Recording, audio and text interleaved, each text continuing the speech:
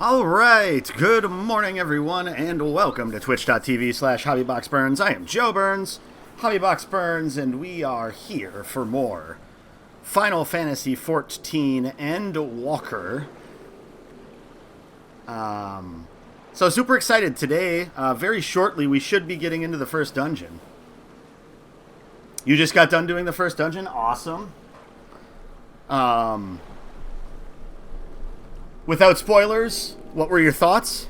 Easy, hard, cool, interesting, fun? Question mark, question mark, question mark. Good morning, Baby Smell, by the way. Or, well, it's almost noontime for you, so. Wah! Can we go swimming here? Oh, of course we can. Woo!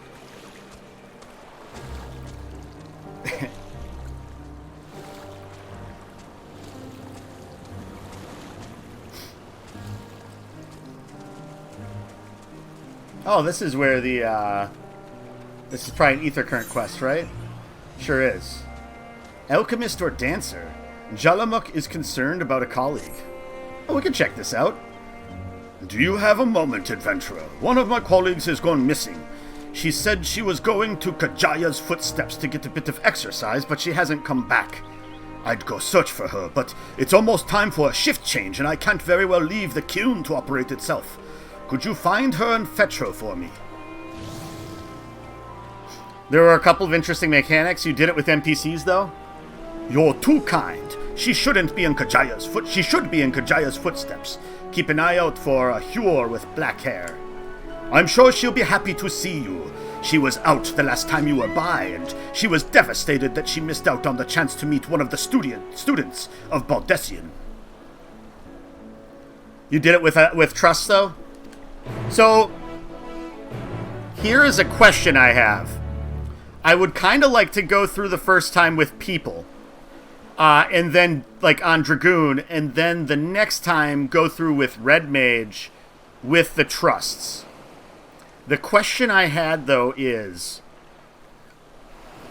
would I be able to do the dungeon with a trust if I haven't leveled them up to 90, or are they automatically 90? Because before, like, I couldn't do any of the trusts after Holminster Switch with anybody other than, in Shadowbringers, with anybody other than, because my trusts weren't leveled up enough. And I wasn't going to run the dungeon that many times to try to level them up. The fights certainly keep you on your toes, particularly with the last boss. Okay. Yeah, that's what I kind of expected. I'd heard that it was, especially for the way the dungeons typically go for a lot of the people that have played Final Fantasy XIV for a while, for a first time it was a little bit more difficult than they expected.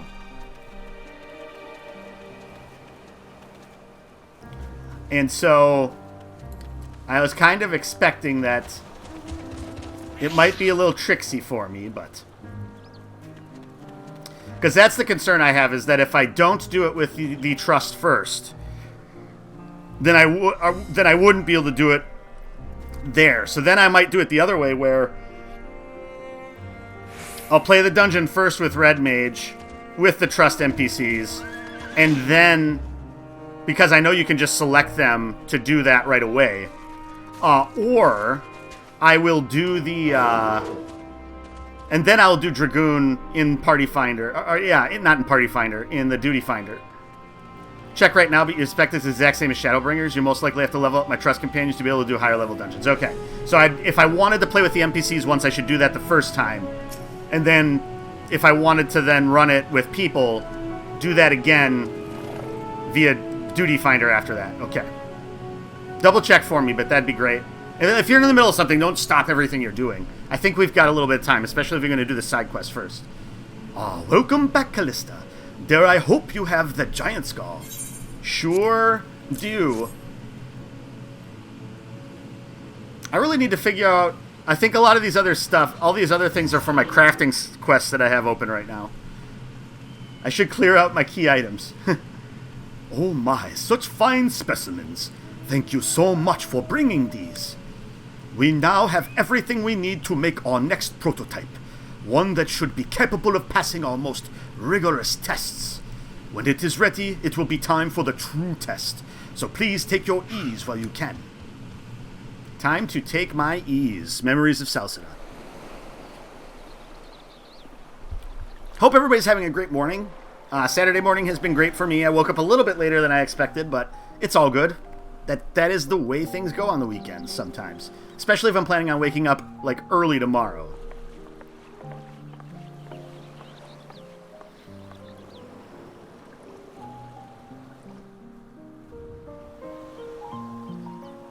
The queue was not as long, but it still took a while because I'm guessing people were logged in and weren't logging out, right?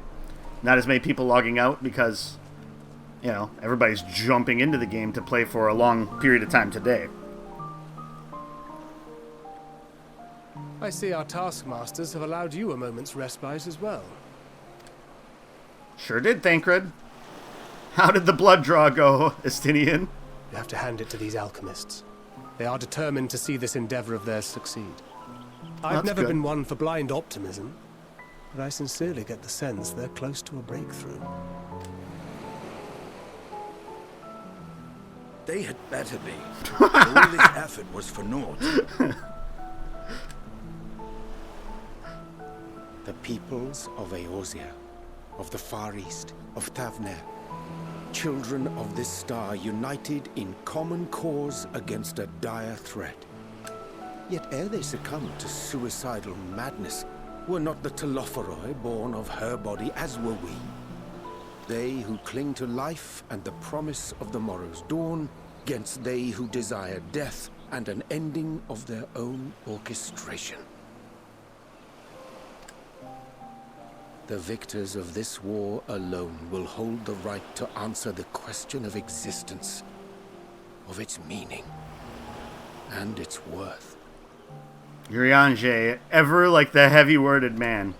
Poetic and ominous to a fault. Thank you, Thancred. If it's an existential debate in nature, then our arguments might not be as persuasive as you'd think. Daniel wants to die and take everyone with him in an orgy of pain and suffering. It's not that simple, I don't think. Vile and unforgivable idea.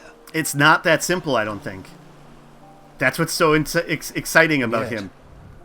And spat upon by fate and wailing in the deepest pit of despair, who among us can say they have not entertained similar thoughts? There are nights black as pitch, bereft of hope, and no words of comfort can reach you. And it's all you can do to grit your teeth and choke back the bile. That was the end of my stream on Monday night. Gritting my teeth and choking back the bile. It wasn't from despair, though. The more you stomach despair. Suffer life's injustices, the more difficult they become to bear. Vengeance is nurtured in similar soil. Though your anger has a broader focus, the sentiment is much the same. A fervent desire to destroy others, to see them drown in torment, as you have. Thancred is that guy at the meeting that makes you shudder when you see he goes off mute? You mean Thancred or Urianger, or both of them? Yeah, Urianger, yeah. So it's, and I'll type it in the chat how it's spelled. Or as Asmongold started calling him, Uber Danger, which I love as a name for him. Uber Danger.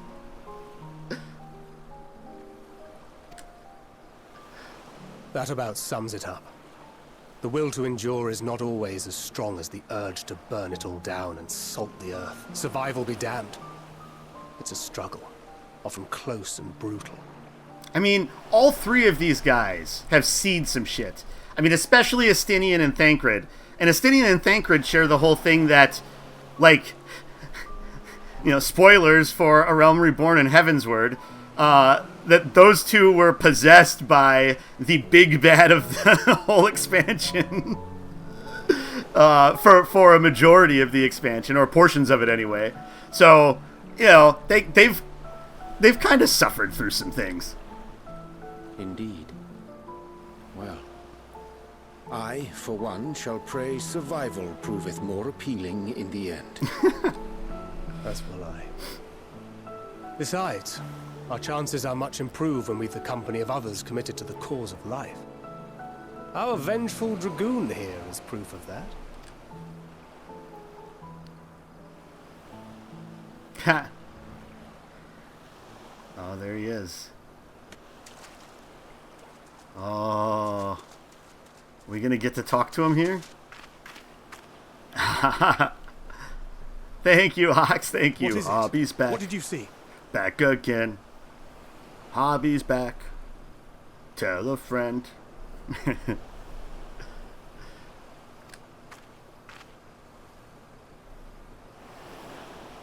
Fandaniel, are you sure?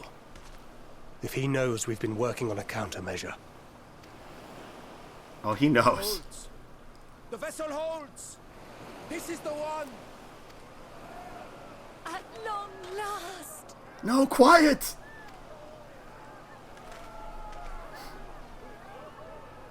I have to say, that bit of dialogue there was phenomenal. And just sort of the emotion and everything that came out of those We have characters. finally created a talisman strong enough to withstand our experiments. We've named it a warding scale for the time being. With this in your possession, your soul should be completely shielded from corruptive ether. Afforded such protection, any one of us may approach the towers without fear. Thou hast mine admiration. 'Tis an invention of historical significance. I thank you for your kind words. But I would prefer you keep them unsaid until we test the talisman's efficacy in the field. It is for the next stage of our plan that we summoned you in the first place, to accompany me to the Tower of Zot. Should the scale prove effective, as I very much hope it will, then you'll have little to do. But should the effect be weaker than anticipated, I must ask that you restrain me, or knock me senseless. I have a feeling we're going to have to do that. Let's hope. Oh, you needn't ask. So that almost sounds like we want to beat her up. Let's hope it doesn't come to that.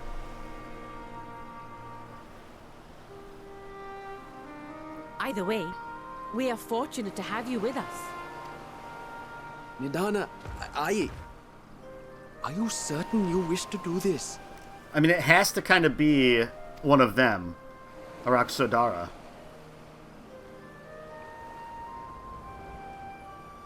If others are to trust our creations, then we must have faith in them first. And as the senior researcher, it falls to me to lead by example.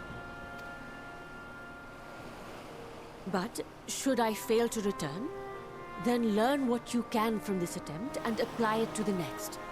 Our work must continue. Is that clear?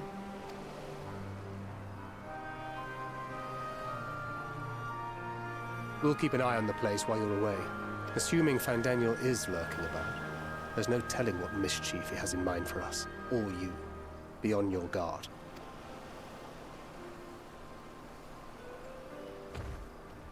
Shall we be on our way? I'll have one of the soldiers at the hatchery prepare us a boat, and we can set out from the northern shore. I'll see you there.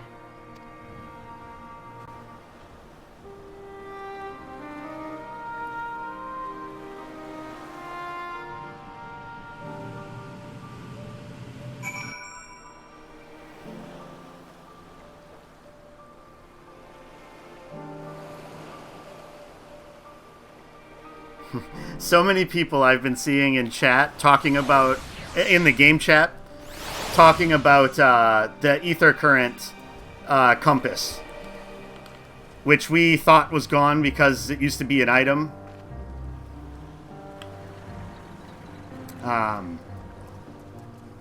Which I don't remember seeing it in any of the patch notes discussions. It could have definitely been there. I just don't remember seeing it. Alright, so... Oh,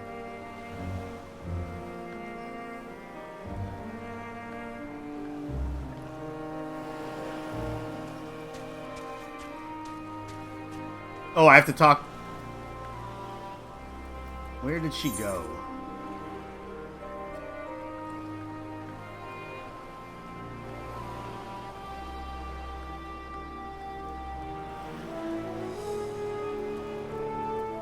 Oh, she's up there. Okay, tipping the scale. Okay.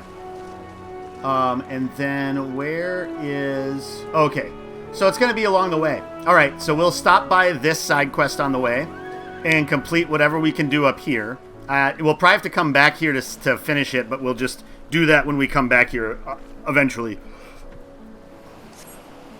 All right.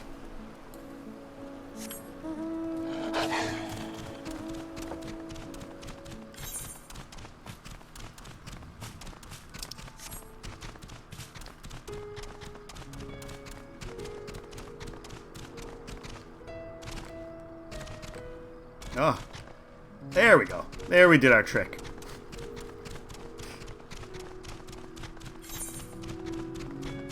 It's the little things, you know, that amuse me so.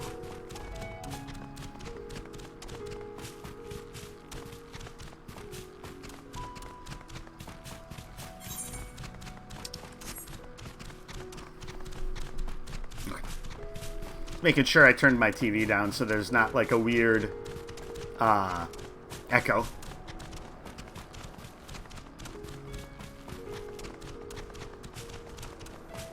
Though I would have to have my TV pretty loud, I think, for that to echo through. Could be wrong, but I would think it would have to be. But if I got headphones on, I don't need my TV volume going. Hello, black-haired Hjor.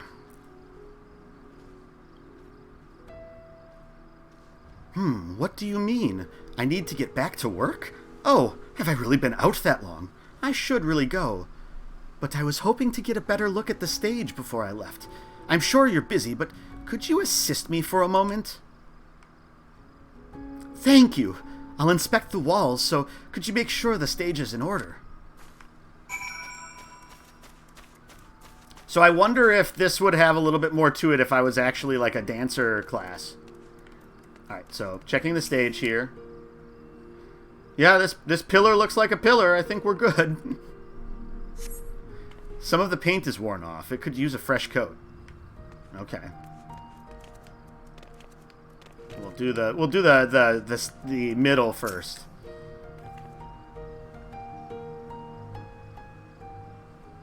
This music's really nice. There's a small hole in the floor. That can't be good. I mean, should you be dancing this close to the edge? I mean, seriously. Rhythm is a dancer. Bum, bum, bum, bum, bum, bum. The cloth wavers exquisitely in the wind. No problems here. It is exquisite. The cloth physics. Developers feeling themselves a little bit there. It's like, these textures, you know, kind of cruddy over here. Could use a coat of paint. Cloth physics, though. Any problems? The floor and the paint. I'll have to fix them the next time I come by. Thank you for checking. You know, it seems odd that I've never met you until now. You wouldn't happen to be the adventurer sent by the students of Baldesion, would you? You are! And here I was delegating you menial tasks. If I had known, I've always admired travelers like you. You see, I was studying to be a dancer under Mistress Nashmira at one time. I wanted to see the realm as I traveled for performances. And maybe I still can. Not as a dancer, of course, but as an alchemist. Oh, but we should hurry back to the great work. I don't want to cause any more trouble than I already have. Okay. So we'll finish that and get the ether current while we're there. I think we already checked for ether current here. Northwest. Okay, that might actually be the direction we're going, so we'll want to pay attention to that.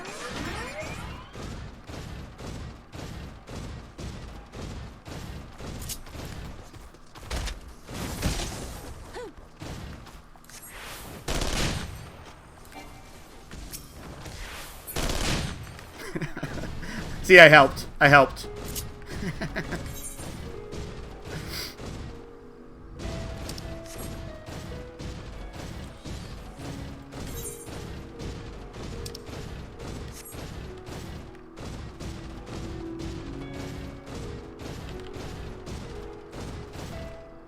Sotormurg. 167 yalms to the north. Okay. Let's see if we can get there. We're going to aggro this one, I feel. Maybe not. If we stay close to the wall. Hug the walls!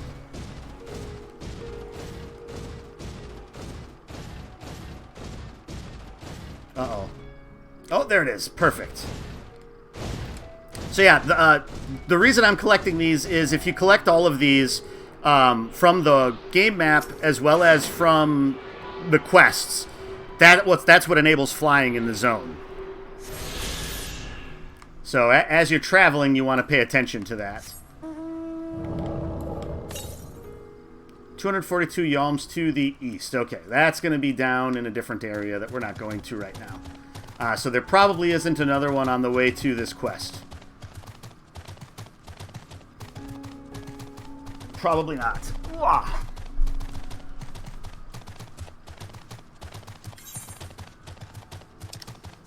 Then again, as we get over here a little bit more, we might unlock something. Fly, Midgardsormr!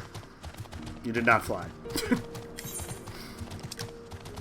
Even the great dragon is beholden to the ether currents.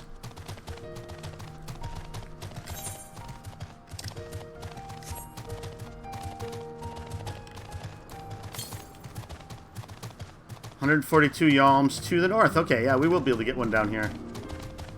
Oh, it was above. I remember that. I think. So I think we went that way. Yeah, let's try over here and see. Whoop, that is not what I was looking for. 64 yalms to the west. Is it going to be right along the cliff here? Or is it... Yep, there it is. It's in this little house.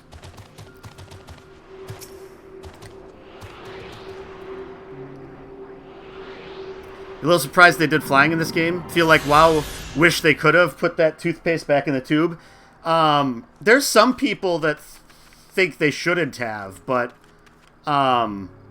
So originally it was only with Heavensward, the first expansion, and then after that, that's where it was instituted in. And so until last summer, not this past summer, but the summer before that, you couldn't fly in any of the opening zones. So anything that was a Realm Reborn content, you couldn't. Now, what they did was it unlocks when you hit level 50 to fly in all those zones. They did that when they redid all of the progression content from 0 to 50 through a Realm Reborn. They stripped out some quests because there were some times where it really lagged. And they added it in there, which surprised people because they thought that it was a similar thing to them. That they would have regretted having it too. And I think I've heard that a lot from Blizzard, is that they kind of regretted adding flying for different reasons. Okay. Let's see here. We'll just jump it. Fall damage!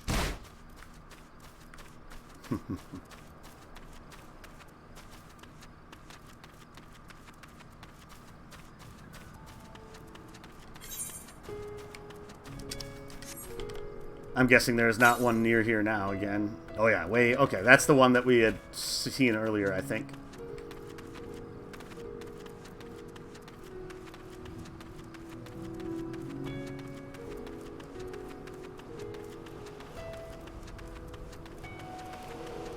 Okay, everybody's hanging out over here.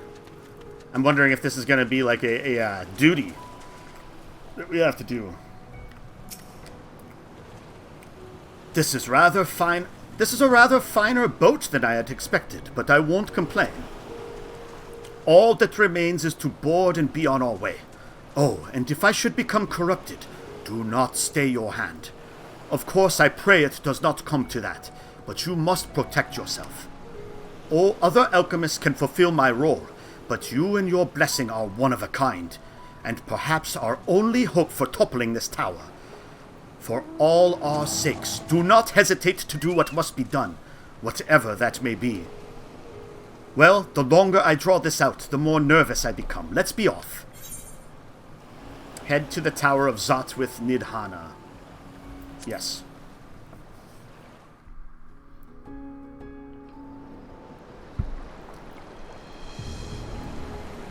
Oh, we got this evil / Garlean theme. We should soon cross the threshold of the tower's influence. There you go. Any moment now. Probably should make it into a necklace, so like if you don't drop it, it's like.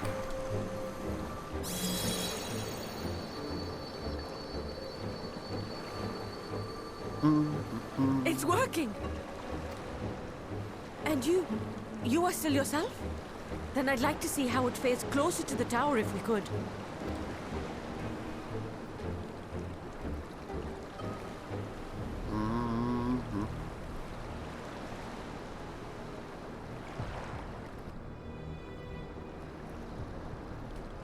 Now, I believe the Tower of Zot is something that was in at least Final Fantasy IV, maybe other Final Fantasies also. So far, so good. The Scale's protection appears to be holding. If we can just make it to the tower's entrance. Or maybe it's like somehow stuck to her. Then I don't feel as bad about this plan. But it's like you just drop it and then you're corrupted. Uh-oh.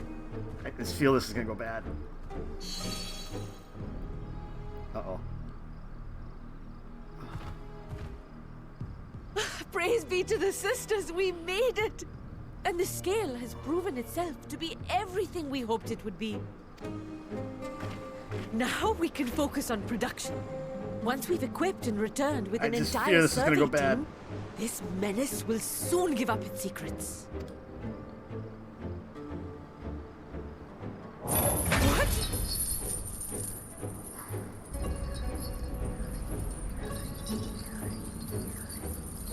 Ah!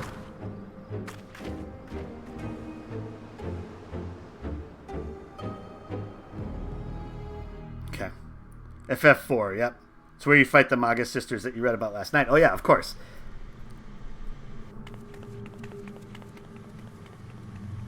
It's been so long since I've done that.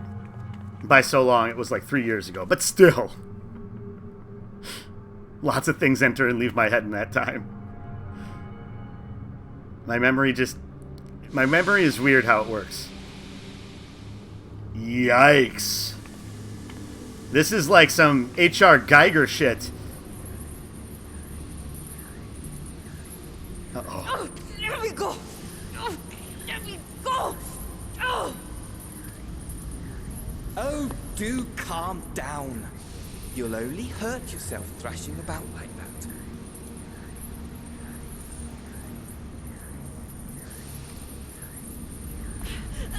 Stop! Sandy, No, right? you Cindy, can't do Mindy, this. Sandy? Please! Or something like that? Because there's Cinderuva, Minderuva, and Sandaruva. Yikes.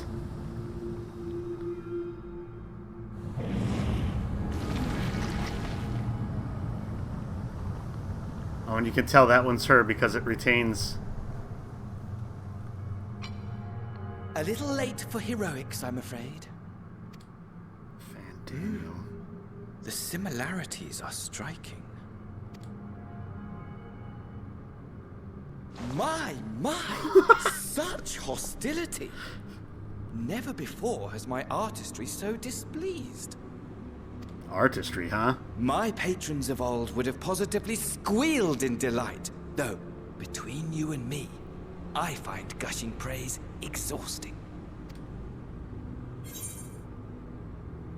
Patrons of old?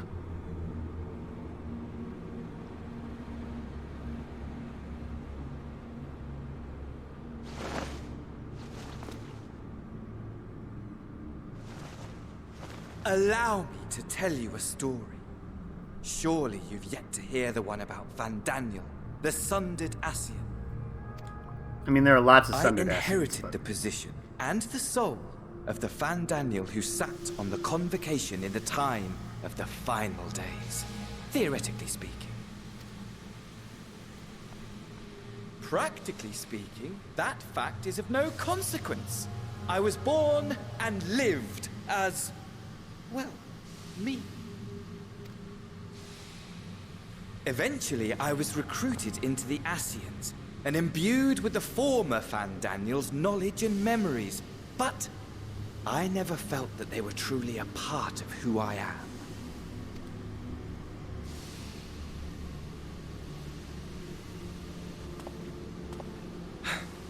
How to explain? Perhaps if I told you who I was before my Ascian embrace, although that chapter too is a past I've long since discarded.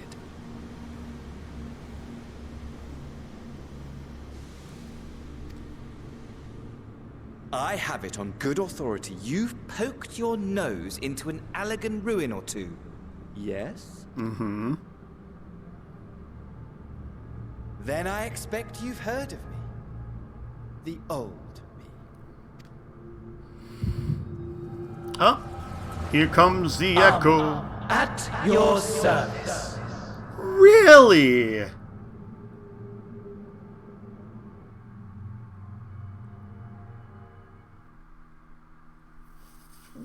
Whoa, okay. Imagine a nation of unbridled prosperity. I have your hat. Every It's need an met. impressive hat. Day after day of unbroken, unshakable peace. Existence. Fulfill. And ripe for decay. You are a genius without peer, Amon. However do you conceive of such delightful experiments? That fool was beside himself with panic when he awoke with the head of a bull. Even his cries for help emerged as so much guttural lowing. Oh, the memory of it. My poor sides. My friends and I were so consumed by laughter we struggled to breathe. No more than entertainment for bored wastrels ignorant of its worth. My all-consuming work. But it was not their only indulgence.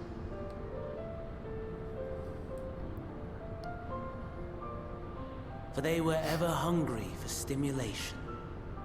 Slaves to the slightest hint that amusement was afoot. Our nation was ailing, but I would see the poison purged. I resurrected a legend, our first and greatest emperor.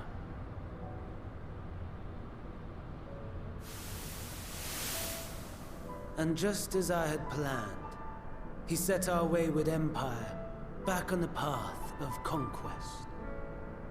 An inexhaustible ambition carried us onwards. Always onwards. Yet, he who delivered to us such glory was not to be satisfied. Heed me, Amon. Emperor Zandi. No matter how vast one's empire, or full one's treasure vault, all is rendered meaningless by death. In the end, all is lost.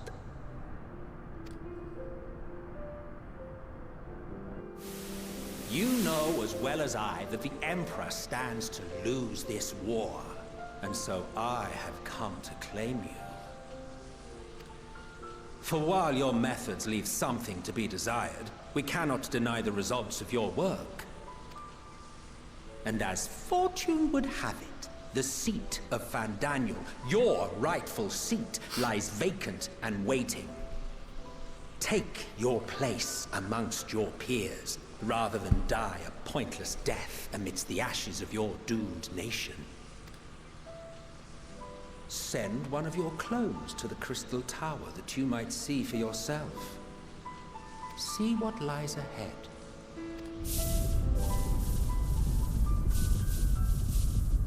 Okay. That's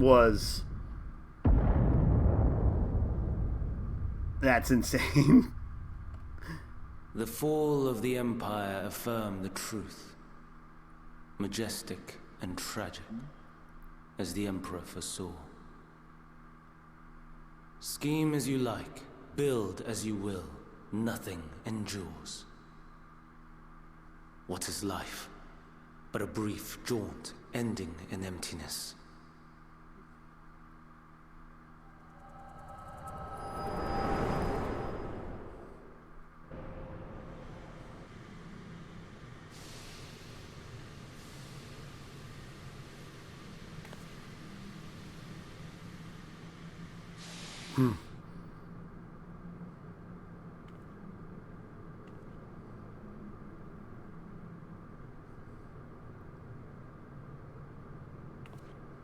So easily distracted. Why, I almost left without saying farewell. As for your friend, you needn't worry. These pawns are far more useful to me alive as fuel for the primals. So I wonder if we put the tower out of commission, they can be released safely, maybe. If you attempt to pull them free, they will die. So, enjoy tackling that conundrum with your comrades. We shall meet again. Not in these minor spires, oh no, but somewhere more suitably grandiose. Your favorite playmate is of course eager to see.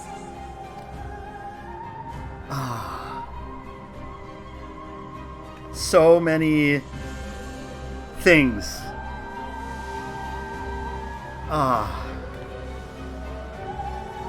And like some of this is starting to like make sense oddly in my mind. Because if before he had brought back Emperor Zandi, is that what he is trying to use Xenos for?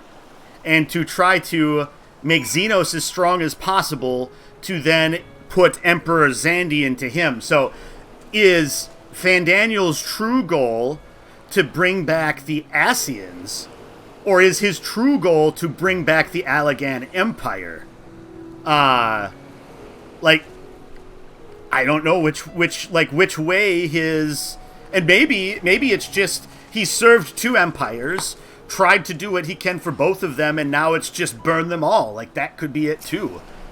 It's just fascinating. You are returned, but where is Mistress Nidhana? Oh, no. Mansuya preserve. Just when we had succeeded in making the talisman. I must report this at once. Meanwhile, please return to the great work. Hush. Okay. Alright. So there is your first, big revelation.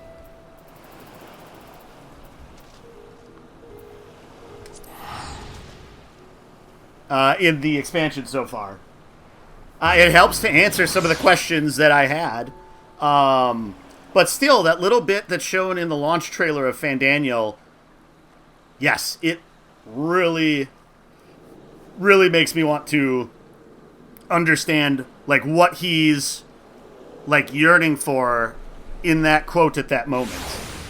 And maybe that's taken from the past. Like, it's an echo thing that we'll see later. And now he's just past that. He's just full gone, like, off his rocker. But, okay. I need to take a quick restroom break. And then I'm also going to try to find one thing quickly that I want to look at and read and see if that informs where we think that might be going with him in a little bit. So, let's get that set to that, and we'll be back momentarily. Okay, sorry about that. We are back, though. It took me a little while to find my Encyclopedia Eorzea. I just wanted to try to look up in here.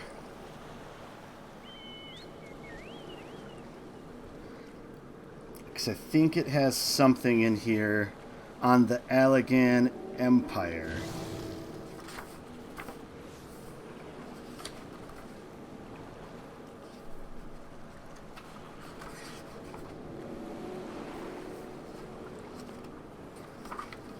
Because I want to, I just want to see some information. Or at least what it says within there. 36.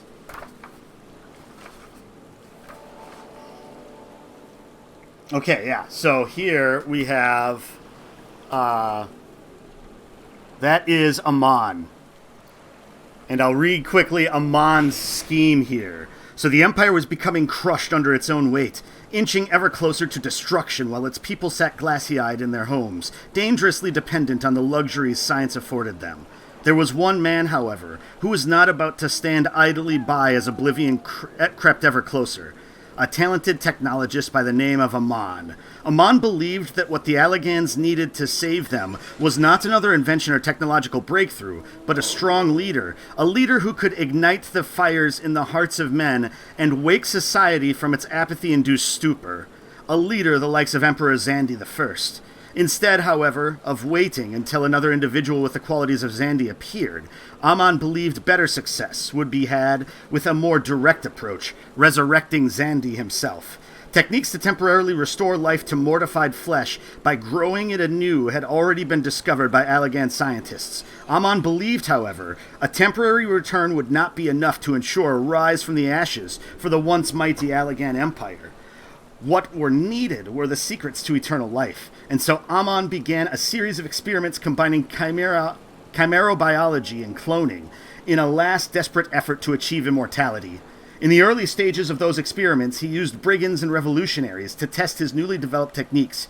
Once his methods had been refined, he moved next to the Emperor's bloodline, and finally to his own self. The results were promising, prompting Amon to move to the second stage of his plan. The unearthing of Zandi's tomb and the resurrection of the Emperor. Utilizing the solar energies collected in the Crystal Tower, combined with his newly perfected vivification techniques, Amon achieved the impossible. Zandi walked Eorzea once again.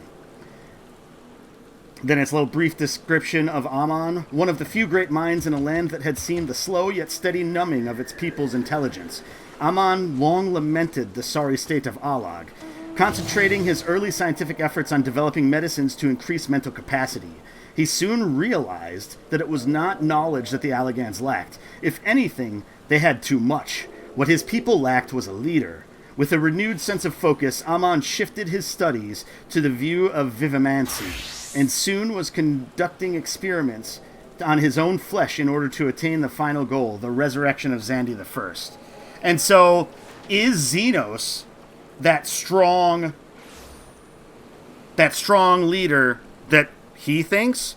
Or is he using him as a personage, a stronger body to try to pull Amon into it? Is Xenos' will too strong for that? This is all just like wild speculation in my mind at this point. So looking through kind of the Fourth Umbral Calamity, and see if it has any mention. It talks about Zandi here, but I don't see anything. Yet, even as the Crystal Tower was sinking, Emperor Zandi's most trusted aide, technologist Amon, invoked powerful magics and halted the flow of time within the structure. The tower and its denizens fell into a deep slumber. I know Xenos doesn't really have an interest in being leader, but if Xenos is replaced, a la how Elidibus did, then Zandi is going to take over his body, right? Which then, Xenos' will is strong enough. Does Xenos end up in the body of another again, like he did in the post-Stormblood stuff, or in Shadowbringers? And then, like, so I know a lot of people were speculating leading up to this, if somehow we ended up fighting alongside, we somehow fought alongside Xenos at some point. That would be a mechanism to set that up. Him in the personage of another, fighting alongside us to try to reclaim his body. I highly doubt, though, that... Right, yeah, I'm probably right that Fandaniel is going to betray Xenos. It's just, to what end? Like, so is he still... Because, like, it doesn't... Like, is he still planning on... who is he serving? Is he serving Alag? Is he serving the Ascians? Or is he serving some other, or is it just chaos? Like, is everything true of what we're seeing about him, and it's just chaos, and he just wants to sow chaos everywhere? I don't know. My mind, as you can tell, probably is racing right now, trying to think of what that could mean. And this all ties into, then, the Crystal Tower raid, where you meet Grahatia for the first time, and go through that, and maybe we're going to get some lore, then, from him, seeing as how he did, hundreds of years of studying in there to talk about that. One other thing I wanted to look at while I have the book up, and then we'll actually start playing again, I apologize, is I want to go to the Ascians in this book. Because I know there's a page with the Ascians, unless that's in the second book. That could very well be in the second book. Icons and long chart, other primals,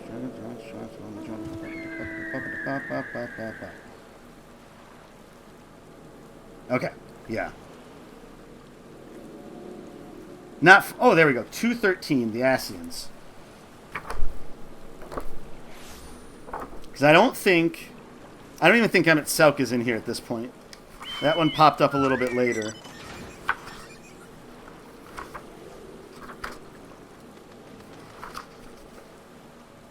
Warriors of Darkness are in here. Yeah, so all they have in here for the Ascians are La Habrea, Elidibus, Nabrialis, and Igiorum.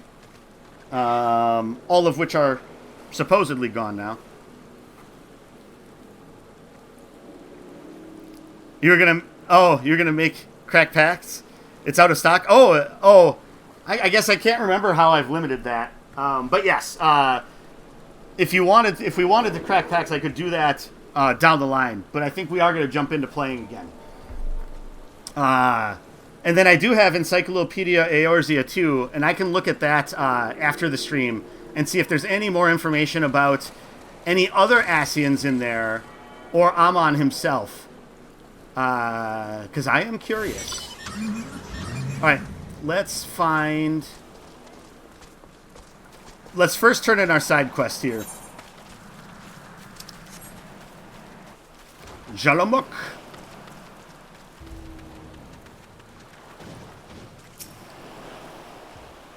Ah, there you are. I heard you helped my colleague with her stage inspection while you were out. It's greatly appreciated. She really looks up to your kind, you know. She lost her chance to become a dancer due to an unfortunate injury, and now she's working to heal the sick and injured as an alchemist. She was so happy to meet you, as am I. Here, a token of our thanks. Ether current. Alright, perfect. Whoops. Okay, so no other things like that. And I do wonder, I guess we'll find out here shortly. Let's talk to Thancred. Something's gone awry, hasn't it? What happened? So it was Fandaniel after all. Damn that bastard. I'm sure you wanted to do more, but you were right to return here first. We must tread warily, lest we endanger Nidhana and the other captives.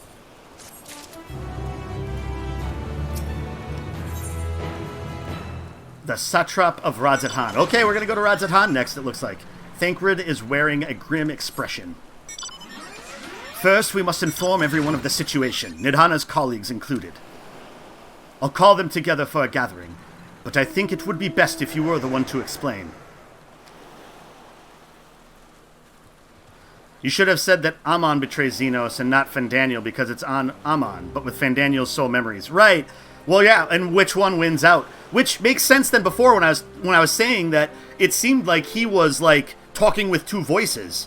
He was. It was the Fandaniel fighting with Amon, which makes sense for someone being as crazed as he is, right? Oh, Nidhana. Can you answer me this? Though Nidhana is trapped in the tower, she's still alive, yes? Mm-hmm.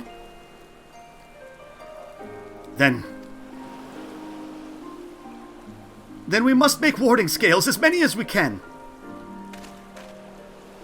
The prototype works perfectly. This Nidhana proved at peril to herself. So let us make more scales, that she and all those who were taken might be saved. I mean, it makes sense. Aye, as alchemists, this is how we will help win the fight.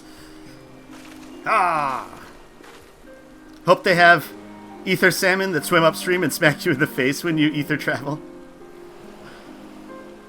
My friends, the satrap has been made aware of the tragedy. He travels fast. He offers his heartfelt condolences and reiterates his pledge to provide you with all that you require. To that end, he bade me give you this link pearl, that he might personally discuss the production of the warding scales with you.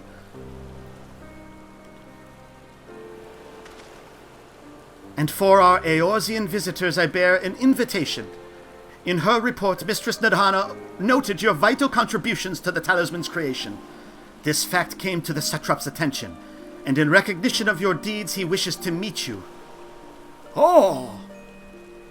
In addition to thanking you in person, he would also discuss further avenues of collaboration. And so, if it is agreeable, will you not accompany me to Radzatan for an audience with His Excellency?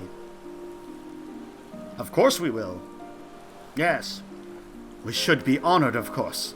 Closer cooperation between our lands can only be to the benefit of all. Then it is settled. Please come to the gates east of Giant Skull grounds, and I will show you into the city. Alright, we get our second city here. Baby Smell, you think from what Amon Fandaniel says in the launch trailer, it might be Fandaniel talking there, right? Perhaps he takes over at some point, right? Maybe there's a way for him to overcome that. Alright, the giants. Okay, so way up here.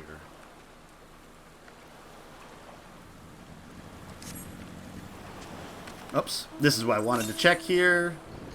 548 yalms to the east. Yeah, so that's the one that's down over here again. And that's the entrance to Radzatan. Okay. Alright, so to Radzatan then. Which mount will we get? Behemoth. The Behemoth doesn't seem fitting right now. Yeah. Things are going badly. We'll ride our fire steed.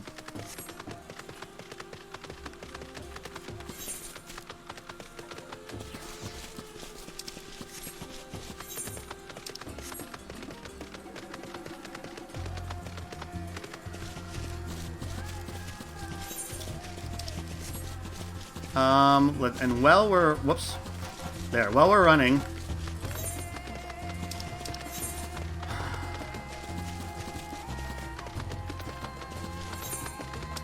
what are we looking for again?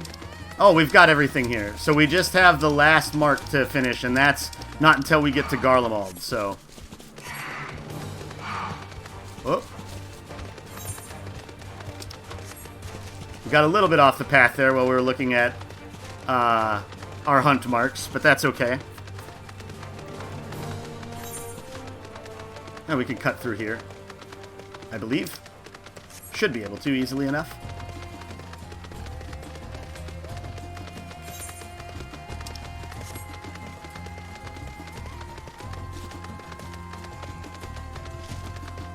Jump! Fat white chocobo, huh?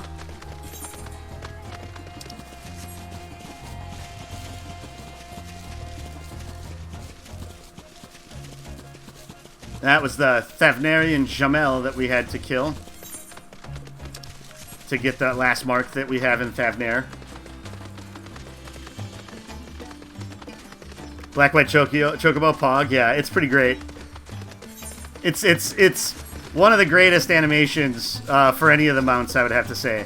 The mechanism of having to you put the Geishal Green in front of it to get it to run, and then it turns into cake to get it to fly is so funny.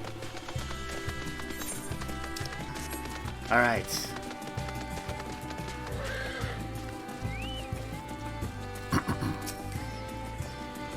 When I last visited, the city was brimming with life. I expect the tower has dampened the mood somewhat. Be it here or in Eorzea, all share in the desire to deliver the captives. Thus united, I pray that we may join in common cause with the satrap. Of the satrap, I only know the common tidbits, that though the position is hereditary, he is not considered a sovereign, and that, despite possessing considerable authority, he wields it sparingly. Given the esteem in which the locals hold him, however, it's safe to assume he's good at his job. We could do far worse for an ally. Oh, gotcha. I got it now. Yeah, it did go way over my head. The joke did, with BWC. All present. Then let us proceed. Owing to the threat of the tower, the city is currently in a state of high alert, and strict restrictions are in place for entry. Though you have been granted special permission, I ask that you remain close to me at all times. Okay, we can do that.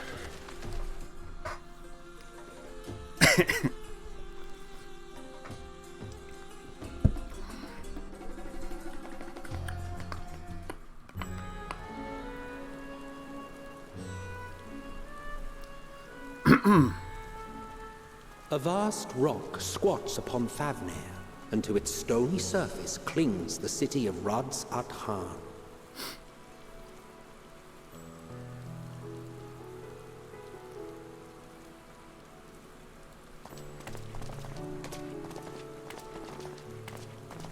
Ye who enter here are subject to the scrutiny of gods, the gate's most watchful eye. The orb which beholdeth the truth of all things.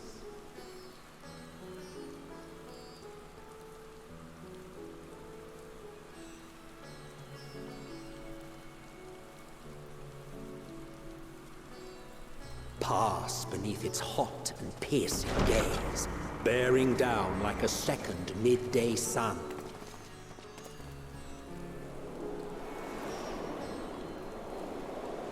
What is this, Tatooine? Oh no, that's moons. 2 moons. My bad.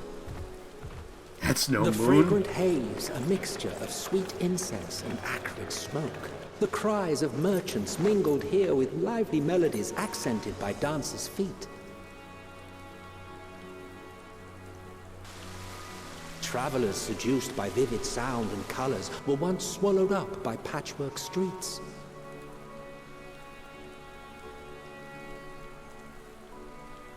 Radz-at-Han.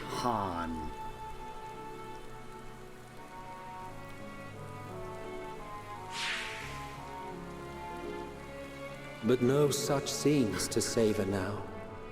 To what somber present does that divine eye bear witness?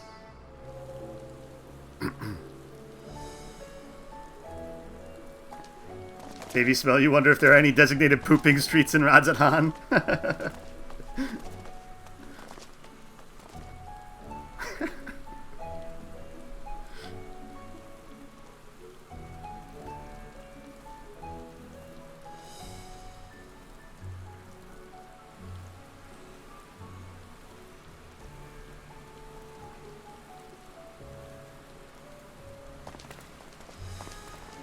Here we are. Megaduta. Megaduta.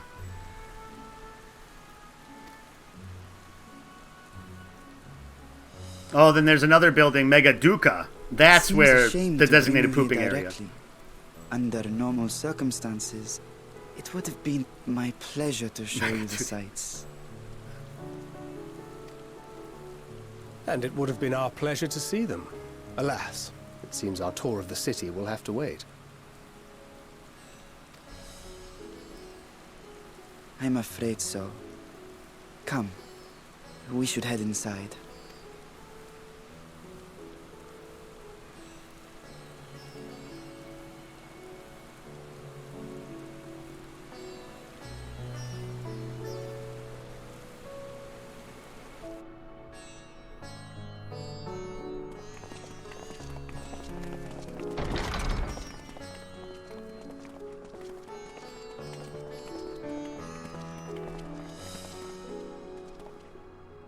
Your Excellency, may I present our honored visitors?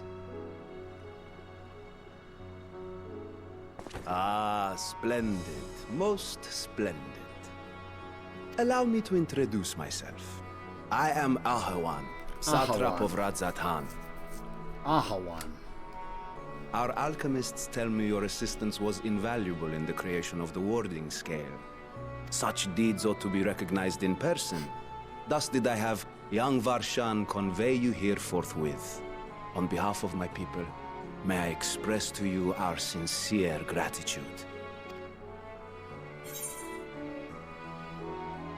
Not everything went to plan.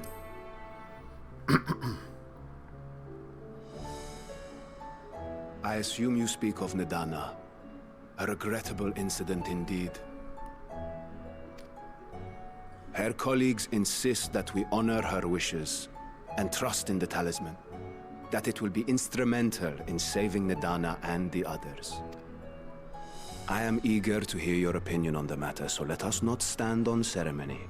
Come, sit. I think not. This charade has gone on long enough. Show yourself. Ah. Funny. Forgive me, but were you expecting musicians, perhaps? There are no performers waiting in the wings at present, but arrangements could be made if you'd prefer. Nay, he hath the right of it.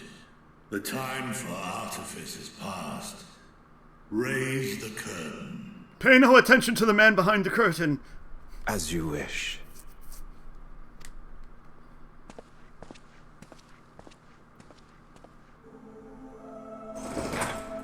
You travel as assistants to the students of Valdesian, but you are known to me. Ah. Even here have we heard of the scions of the Seventh Dawn.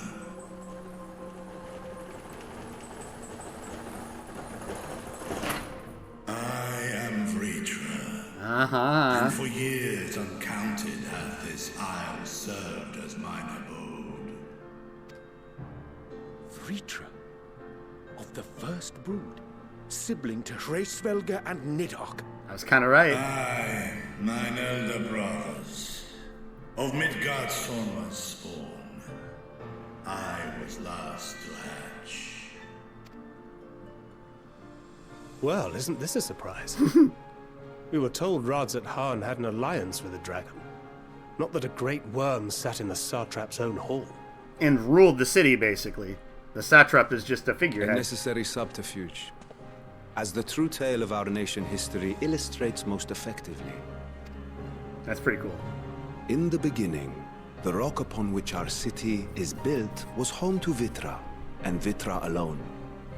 In time, the ancestors of the Matanga came to the island and established a foothold. But never did they dare disturb the worm's lair. Next to arrive were the Aura. Adopting the example of their Akasodra allies, they too treated Vitra with reverence and respect. And for many years, an understanding between our forefathers and the Great Worm endured. Until marauding heroes from the mainland came, threatening to shatter our peace and tranquility. Garlemald, I'm guessing. When it seemed all would be drowned in blood, Vitra himself came forth and quelled the rising conflict. A peaceful accord was reached, and oaths sworn in Vitra's name. Thus began the dragon's governance of the fledgling state, which was to grow into Radzat Khan. But if Vritra is still here, then your position as satrap is just... A charade, yes. And one which my family has performed faithfully for generations. Many envy the great worms their power. Oh, that's right, Baby Smell. They aren't, yeah. And the fire They aren't of war yours. would burn without end. Many envy the great worms their power. Were it known that I ruled here, then the fires of war would burn without end. Okay. I would not be the flame which consumeth my people. Those few who join me in laying our country's foundations were, perforce, sworn to secrecy. Your eye. It was taken. Ah. True.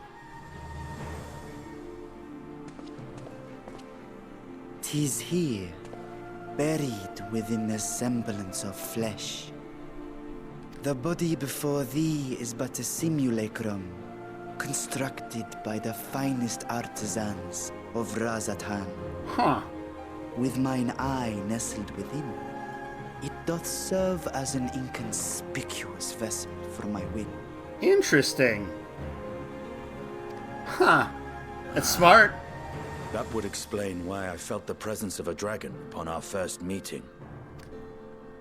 I am woven with words fashioned to deceive such arcane senses. Though 'twas short-lived, it seemeth thy fusion with my brother hath left thee much altered. Estinian warm blood.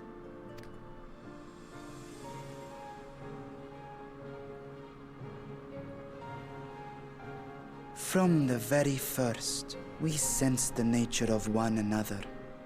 Yet did neither one of us bear his fangs. That is all I need know of thee for now.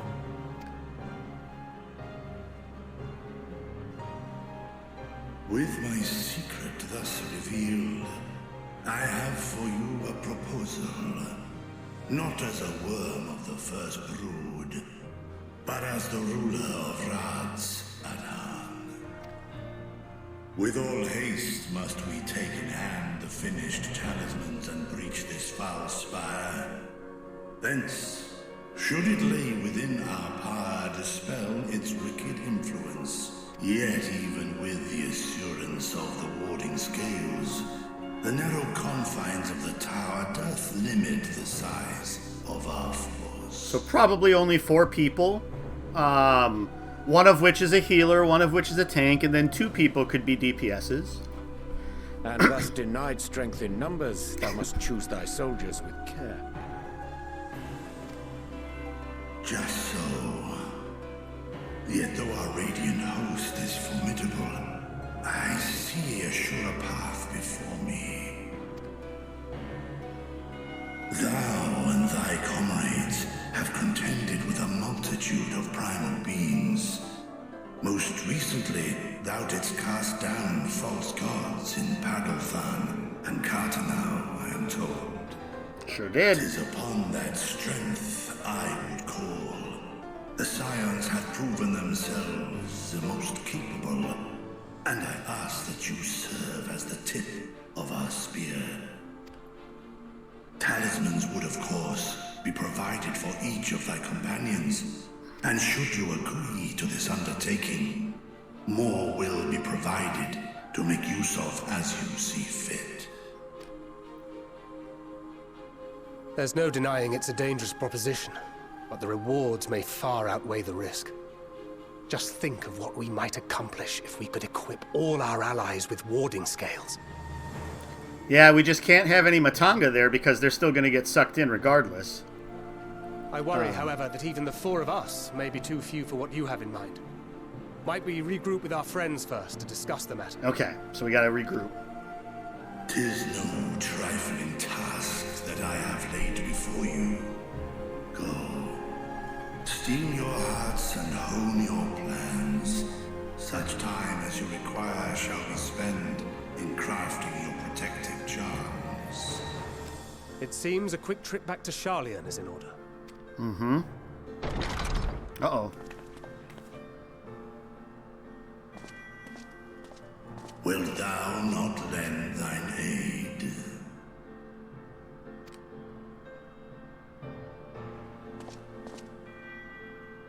Whether your request be made as a great worm or the ruler of Razatan, I see no reason to refuse, nor will I. I am in thy debt.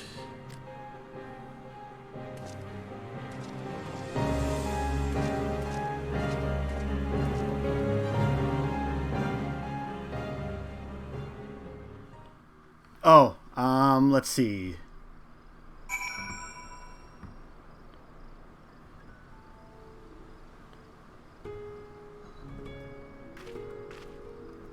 Let's see. There's a scenario option and avatars option. The scenario option restricts your choice of companions to those that were available for when you did it in the story. The avatars have XP requirements, but you can choose any characters. Okay. Okay, thank you for that, Baby Smell. I did miss that before. Through all of the other, like, rampant speculation of things. That we should encounter one of the first brood in such a circumstance. If our course of action is decided, let's not tarry.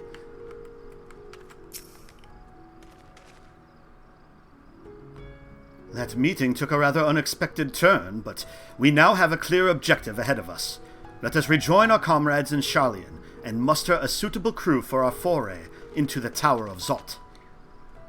Oh, and if you haven't already done so, be sure to attune to the aetheryte here before departing. Unless, of course, you enjoy violent nausea. I mean, I didn't have a chance. I couldn't walk. So let's go do that quick. Oh, we have to talk to him to go in? Wait, how...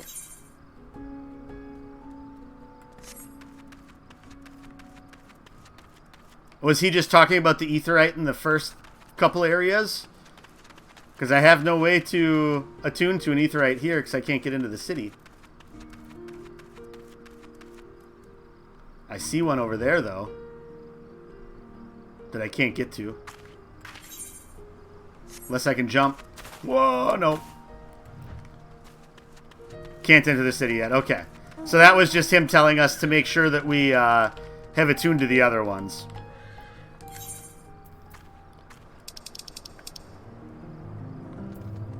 So expensive. Then again, I guess we are teleporting all the way across the world.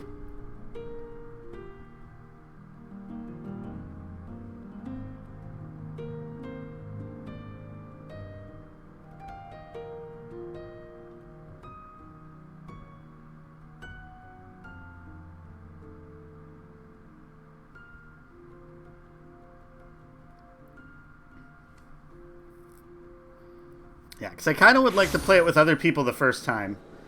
Because there's a...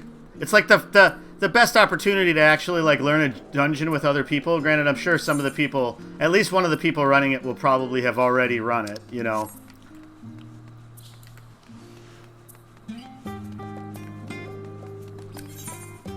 Oh.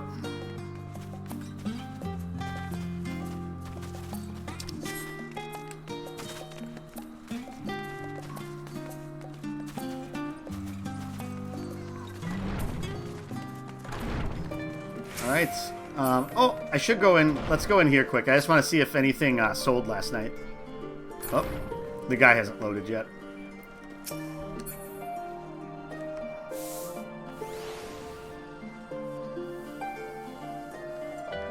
There we go.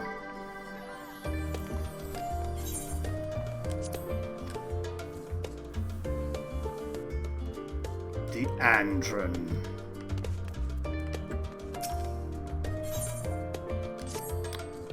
Couple things.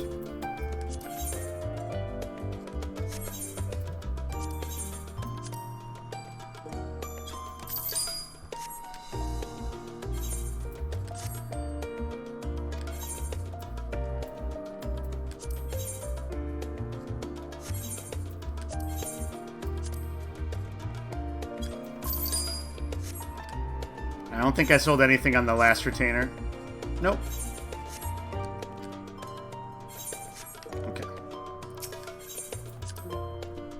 You wish you had the money to just order out every day? Yeah. I don't mind cooking. It's just usually the time to cook is the issue sometimes. And this is coming from somebody that doesn't have, like, major legitimate obligations. You know? Like a family. All that stuff.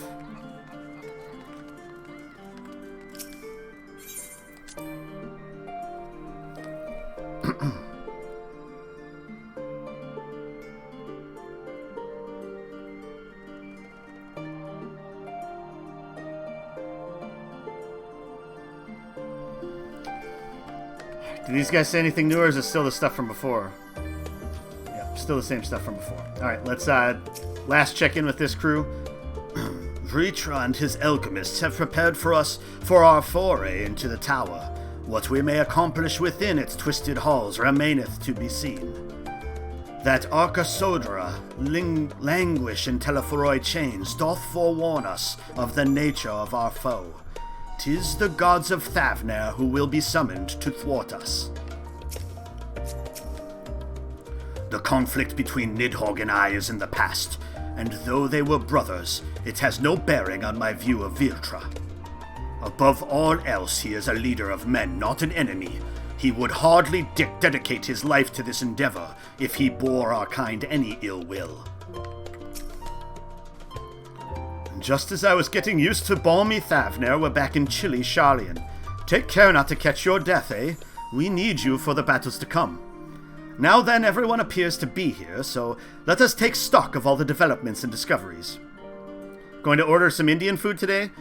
Do I know anything about Indian food? You've only had it a few times.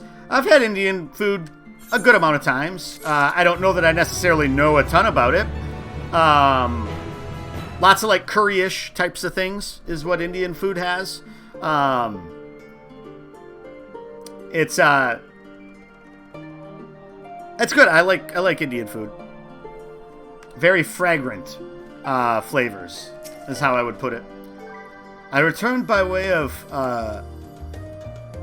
Kitty's experimental aetheryte, yet I must say, it was far less taxing than our first attempt, and apparently we need only ask if we wish to use it again. Now, I'm not terribly eager to repeat the experience, but if you're willing to test your ethereal fortitude for the sake of technological advancement, then who am I to stop you? Oh, that's right, because he can't attune to aetherites because of his lack of ether. Anything I would recommend for you to try? I mean, it's hard to know without knowing, like, what you tend to like from, like, a food standpoint. Like, chicken tikka masala is usually a pretty, like, safe bet. That's, like, a standard Indian dish. Chicken satay is pretty good. It's, like, chicken skewers, grilled chicken skewers with, usually, like, a peanut type of sauce on it. Or at least to dip in, kind of. Or wait, yeah, I think chicken satay is, or is that might be Thai. I might be getting things mixed up. And just be careful if you order, like, spice level, similar to, like, Thai, if you go, like, hot, depending upon the place, it could be, like, American hot, which is a little bit more tamed down, or it could be, like, hot, spicy-wise. But if you go with mild, it should be fine either way. But chicken tikka masala is a pretty typical thing. If you don't want something that's, like, saucy, you could go with, like, tandoori chicken, which is, like, a grilled chicken that'll have, like, I think it's usually, like, a rub on it. So, yeah, those are some good things to look at. Otherwise, lots of it, really just look at what the ingredients are and see what sounds right. They usually do a good job of explaining, like, what kind of sauce it's in. So whether it's, like, a tomato-based sauce or a yogurt-based sauce, if it's a spicy sauce or, like, a more, like, either fragrant or sweet sauce.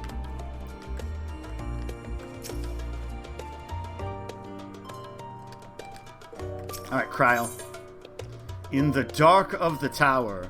You can handle most spicy stuff, but I don't really enjoy stuff that's overly spicy because the spices tend to overpower the food.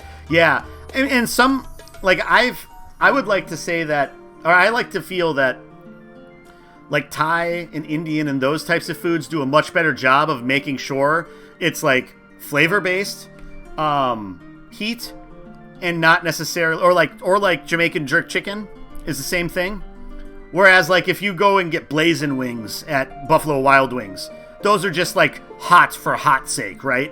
Or, like, the ghost pepper crave, where it's just, like, it's just hot for hot's sake, right? Cryle glances at you with expectant eyes.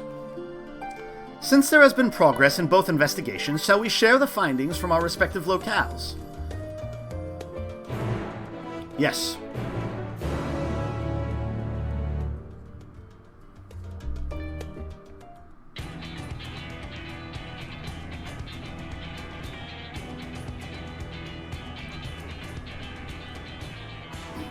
Your time in Thavner has certainly been eventful. In my opinion, carrying out Vitra's request and assaulting the Tower of Zot should be our highest priority. I agree. While I still have questions concerning the Forum and their grand undertaking, we have all but exhausted our avenues of investigation. Simply pressing them any harder on the subject will almost certainly result in our expulsion. Therefore, I suggest we explore the ethereal sea connection by way of a letter to Master Matoya, then make our way to Thavner. I wonder, even with the protection these talismans afford us, what can we hope to achieve once inside the tower? According to Orenvold and Fodola's report, they were unable to free the Emolja. Worse, their attempts triggered the tower's defenses, which led to a summoning of Luna Ifrit. What does it tell us that the Spires even have such defenses? Simply pulling a prisoner from the wall is fatal, thus the direct approach is doomed to failure from the outset. Any further measures to dissuade such actions seem unnecessary. Unless, of course, there is a way to free the prisoners without killing them. Then it stands to reason that any intruders will be met with overwhelming force. The towers appeared throughout the world in but the twinkling of an eye. 'Twas by magical means these structures were raised, I surmise. A spire thus conjured must needs be maintained, and I suspect an arcane catalyst, some manner of core, doth lie hidden within. Destroy the core, and the tower ceaseth to be, thus liberating the captives without harm. Yeah, it's just like Persona 5. Go in, take out the heart, the dungeon goes away. Well, not really, but... So we can hope. And I would prefer to enter the tower with a working theory than with no plan at all. Assuming Ishtola's reasoning is correct, the chances of the defenses remaining dormant are small to none. Any primals will have to be dealt with, and defeating one will likely only lead to the summoning of another. Our every victory will only compound the prisoner's suffering. May we not then divide our forces? Those proficient in healing will focus on sustaining the captives. That duty can be covered by Urianger, Kryl, Yostola, and myself. The remaining scions will proceed with the search for the core. Admittedly, this strategy puts both parties at greater risk, but it should bolster our chances of saving the Arcosodra by a considerable margin. You know, like every good D&D group does, split the party. Are you sure Elfino is in the right group?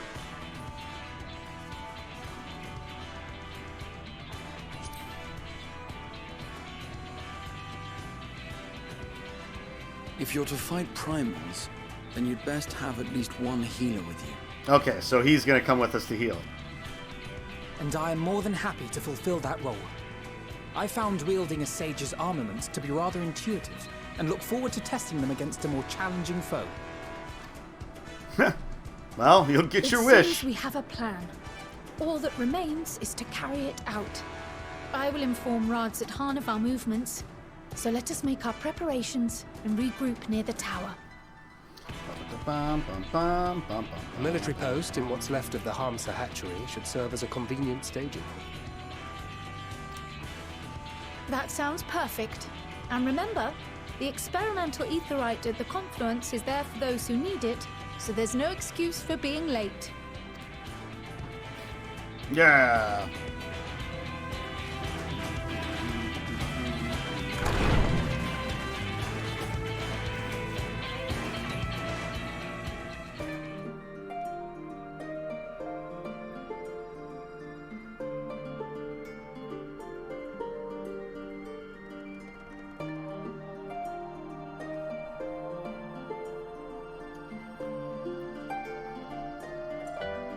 All right, we're just about there then.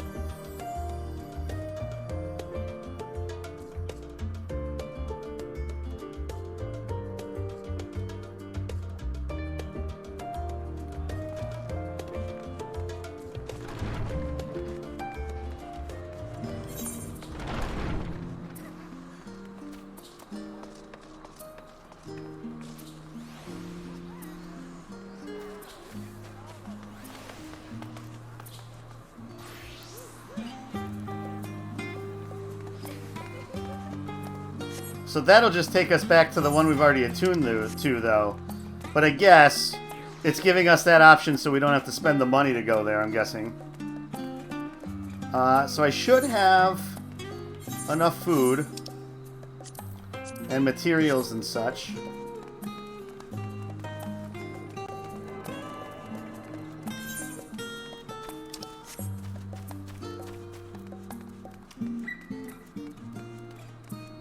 So I don't think we really need to do any shopping here for anything.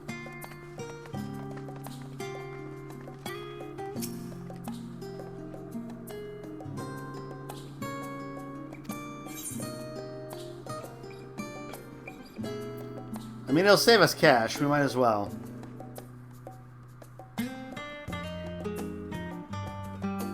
Because then from here, we could teleport to the Great Work and onwards from there.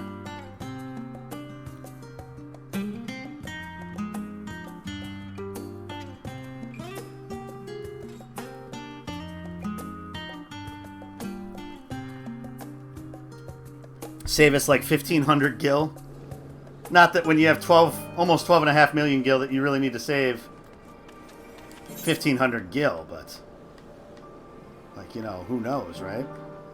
Okay, so we have to go up here.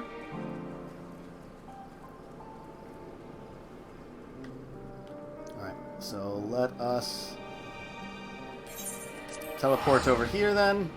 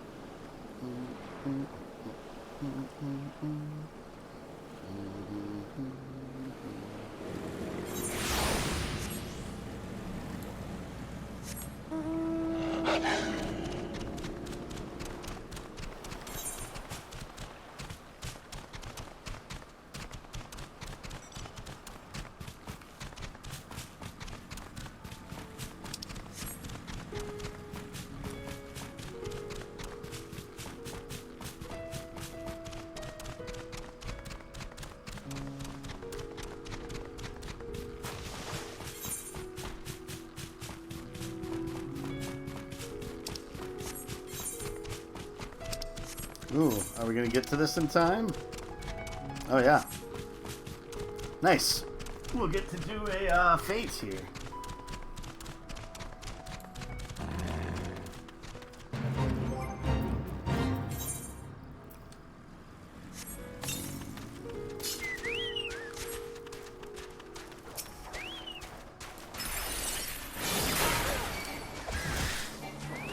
Whoops.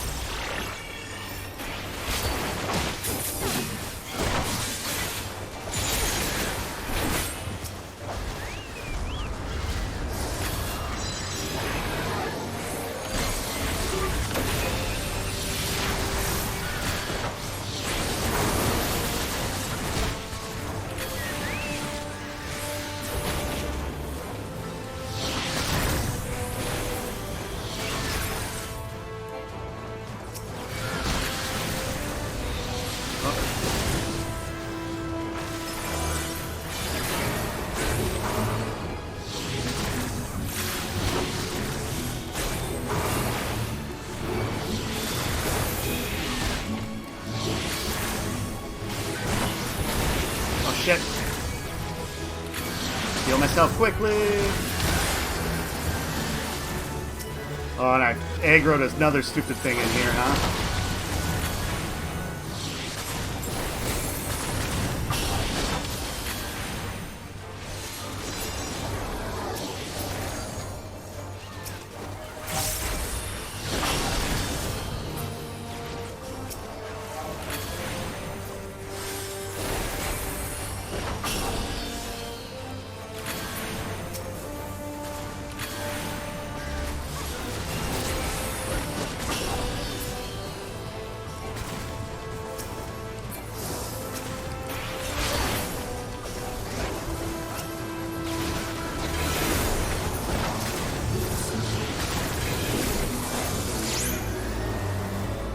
Alright.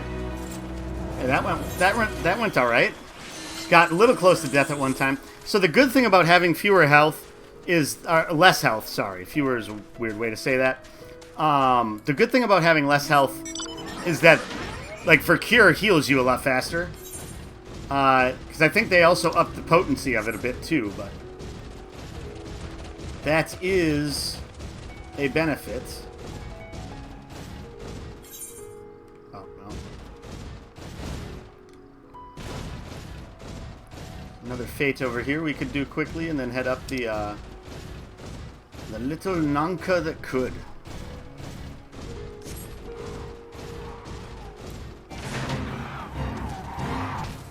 What is the recommended fate level?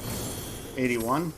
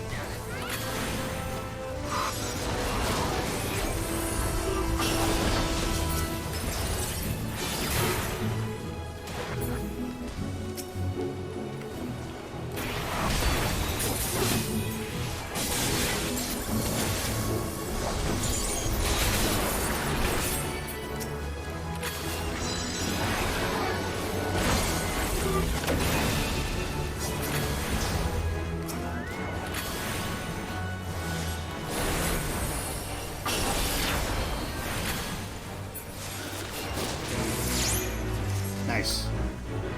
Alright, we're almost to 81 there after a couple of those fates. Nice, nice, nice. Okay. My wee little Nanka has returned to the sea. Oh, it brings a tear to me eye. Thank you, my friends. Hug the walls, hug the walls.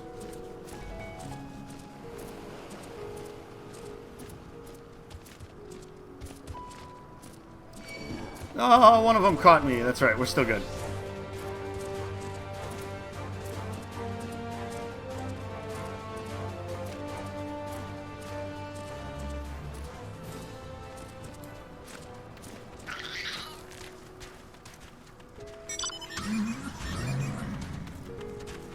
Any reason you're splitting between Dragoon and Red Mage? Yeah, so the way I like to do it when I'm going through the main scenario quest is I like to try to play the quests, like the quest level, at a character that's closest to that level.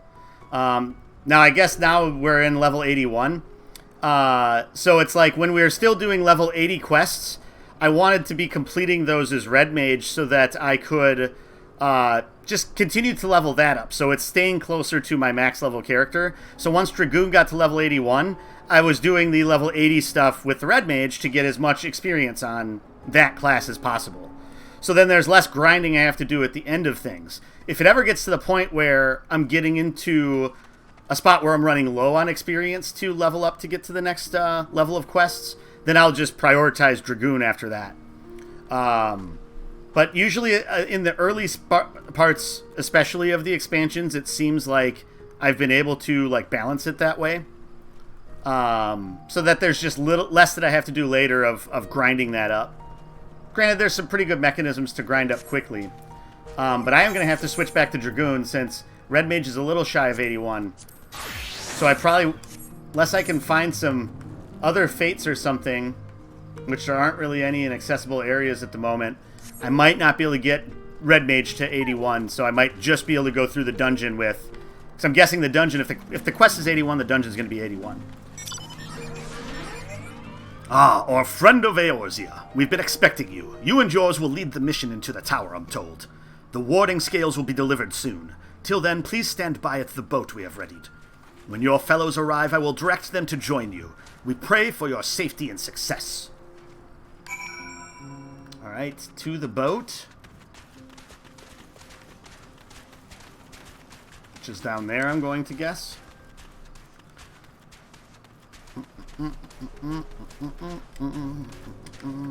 There is the Tower of Zot. Alright, we're going to take another quick break. So, we'll get ready for battle here. And, we'll be right back in a moment.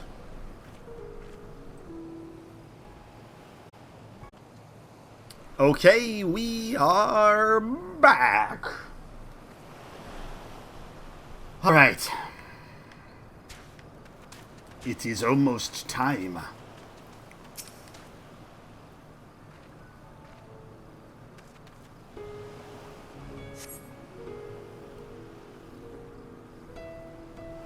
Almost time.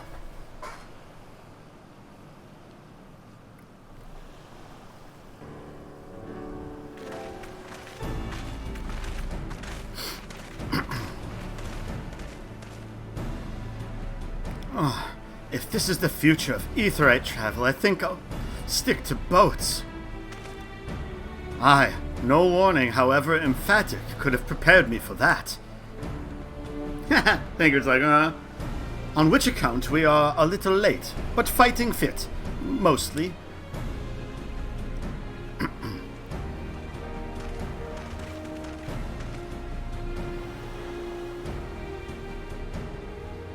My friends, permit me to thank you for accepting this mission. You must be... we should still call you Varshan, I suppose? Indeed, it would not do to confuse our soldiers. Very well, then. For our part, we are humbled that you should see fit to entrust us with your warding scales. Please convey as much to His Excellency.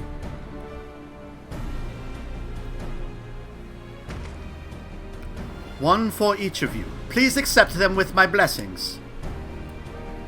Thank you. Oh, thanks. With these, we can go anywhere those with the blessing of light can go. So if you give me one, do I have, like, double protection? Not only for this operation either, but all the ones to come.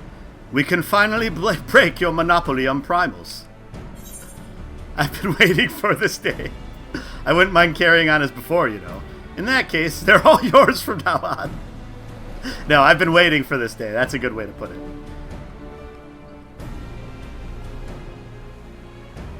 So have we, my friend. So have we. If everyone is amenable to it, let us review the strategy for good measure. As previously agreed, we will divide into two groups. Callista and her band will break through the tower's defenses and locate its core. Meanwhile, the rest of us will tend to prisoners, who will doubtless want for healing due to the duress of repeated summonings. The primals which the tower bringeth forth shall be the deities of Thavnarian myth. As we have no prior experience with such foes, pray exercise the utmost caution when confronting them. We commence the operation at your word, my friend. For the people of Thavner, nay, the entire world, we must prevail.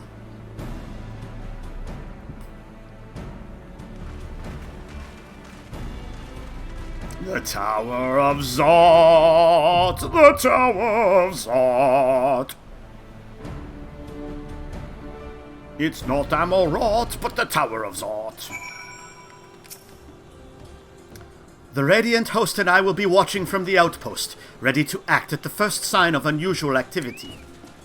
May the scales serve you well, and protect you in lieu of Vritra's fangs and claws. Grahatia.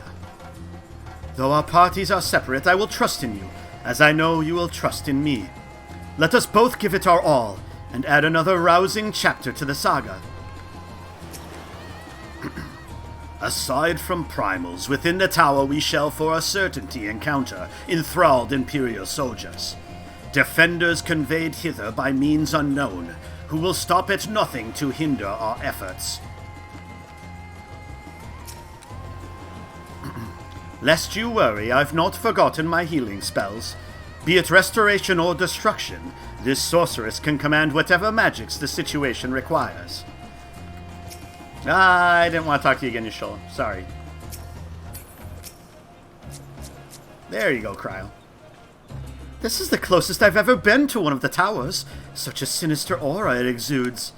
It's been a while since last I took to the field, and I can't help but feel nervous. But with everyone at my side, I'm sure all will be well. Alright. So, we have these 4 to choose from, it looks like.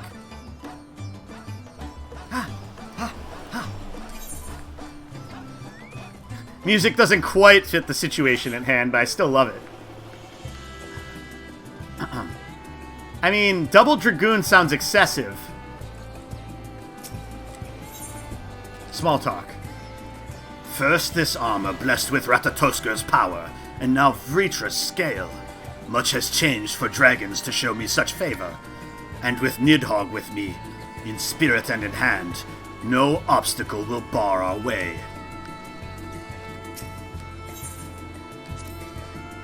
My warding scale is safely tucked away. I'm ready when you are, Callista. I may not be the Azure Dragoon, former or otherwise, but I guarantee that I'll give as good as I get.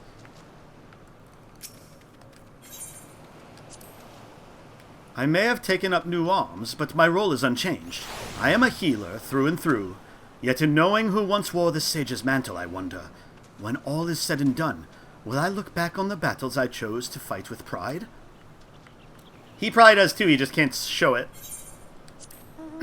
With Y'shtola keeping them company, the other party will be able to hold their own against the enemy if needs be. So we can tackle our own task without worrying over them. Come, let us be about it. You ordered some fish biryani, tikka masala, and gajar halwa, which you've never had, but it's supposed to be some sort of carrot pudding. Okay, cool. Well, hopefully that's all good. I've had tikka masala before. I don't think I've had fish. I really haven't had Indian fish at all, so that sounds interesting. You'll have to let me know how you like it. Be a couple new things for me to try down the line. Did you get like a mint lassi or a mango lassi or anything like that? Seeing as how, the lassi drinks are all the rage in Final Fantasy XIV. Alright, so let's have ourselves a merry little Archon loaf.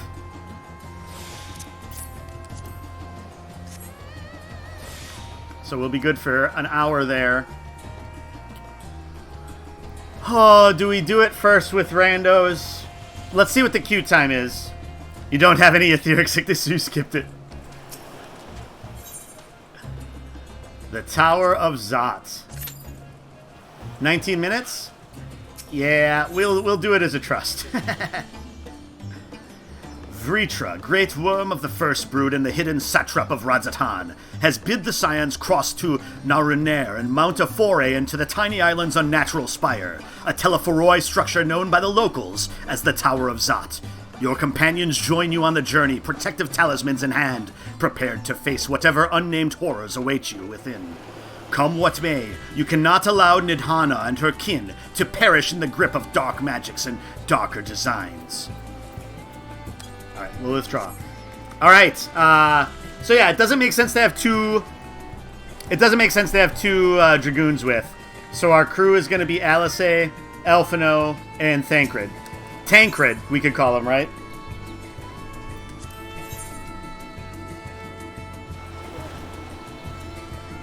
So we have Elfino the Sage, Alice the Red Mage, and Tancred the Gunbreaker.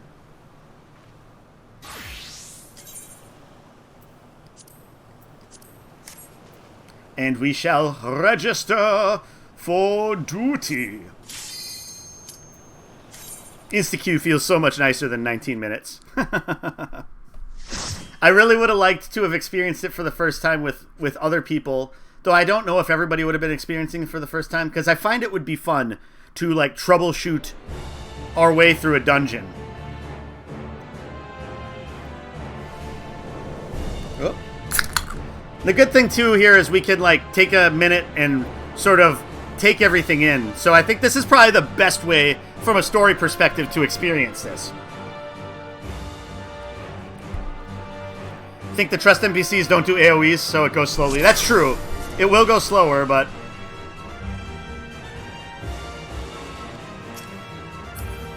A foul place this. Let us proceed with caution. So, if you go through normally, do all the people run through with? Because that's kind of cool if they do.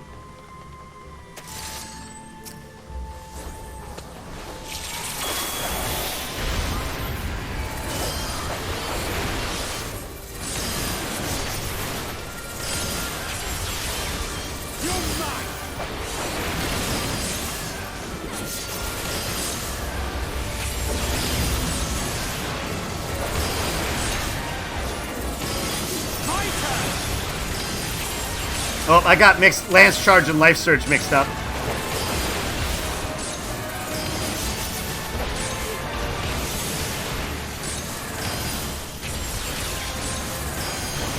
I probably should be building up my gauge a little bit, right?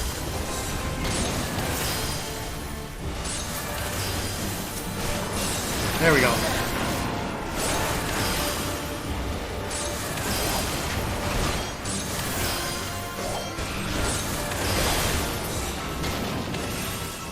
I do have to remember to mix that in. That is true. Slower dungeon equals more of the FF4 banger music. You don't trust the healer area to keep the tank alive if you pull everything. That is true. I ran into that previously. Unless they fixed some of that with the new... Because they did say they upgraded it some.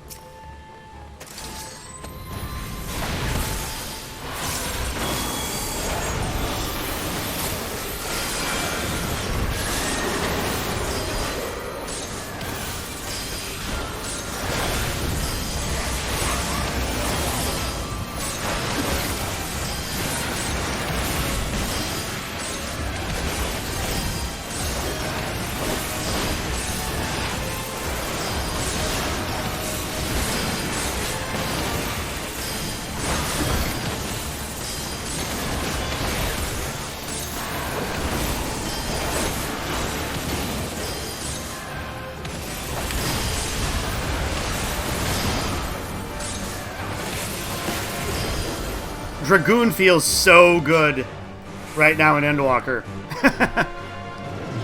I sense a great surge of ether as if a summoning hath begun. Look, those beastly masks. It's the Manusya come to life. We will focus on sustaining the Arkasodra. There we go. That's how it's pronounced. The rest of you must keep going. Onwards and upwards.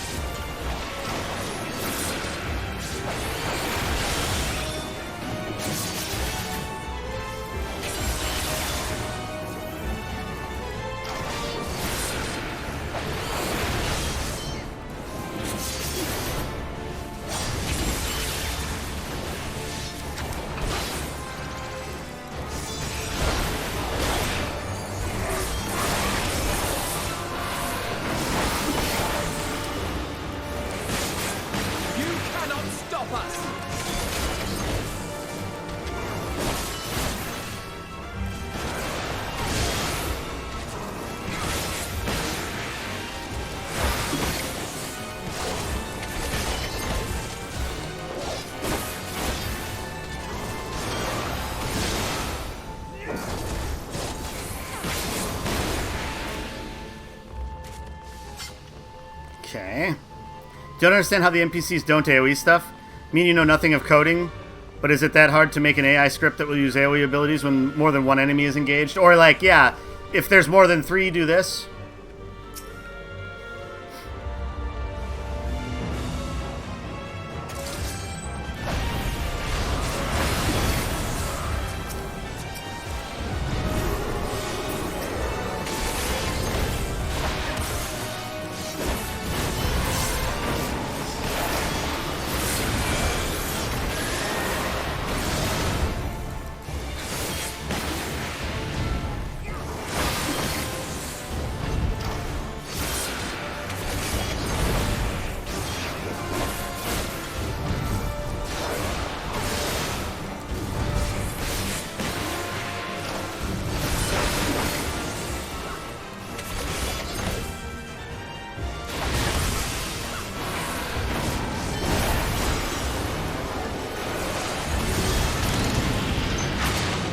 Alright, easy enough.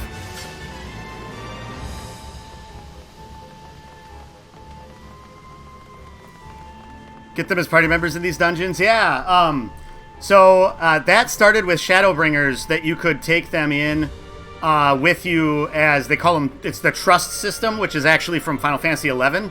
But yeah, you can play with the NPCs to run through dungeons.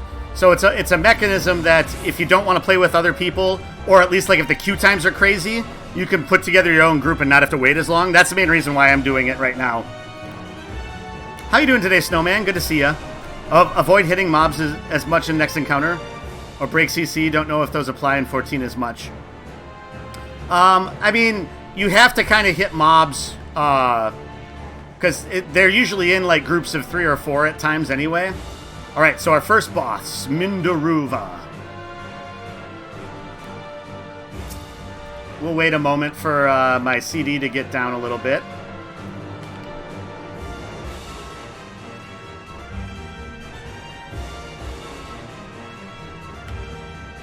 Okay. So let's do that. Come on, Thancred.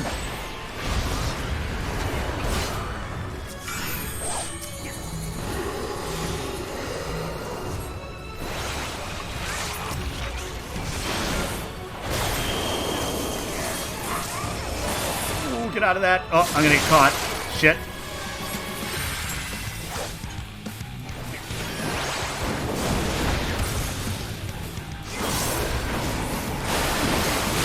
That was weird.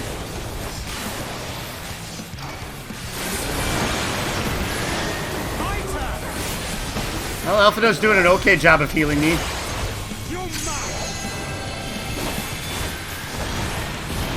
Why do I have aggro?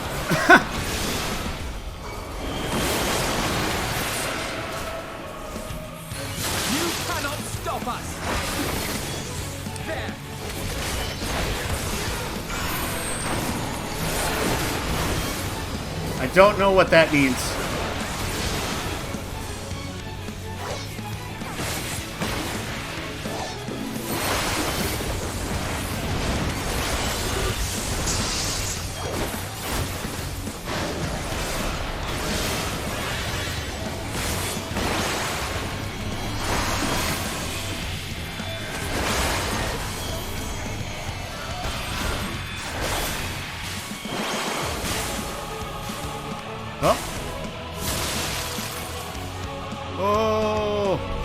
No, too slow. I needed to run, I guess, there.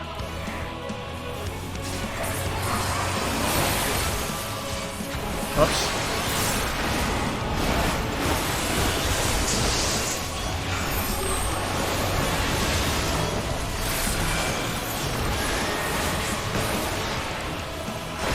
Okay.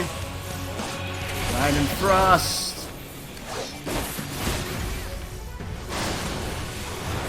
Get my lance charge up.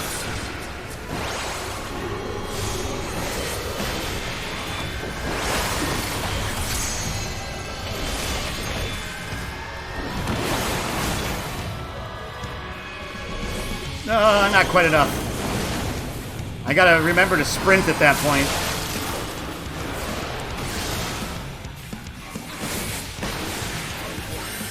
Or use one of my jumps to get me over, teleport me over to where the enemy is. That's the biggest thing. I did have one available too. I think Dragonfire Dive was there.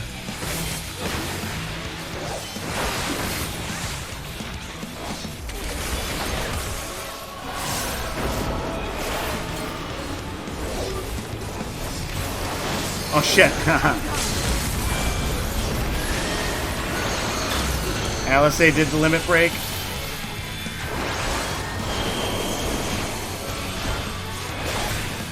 I might have been in it. No, okay, I got just out of it. Oh! I don't think I made it. Holy shit. Thank you, Alphino.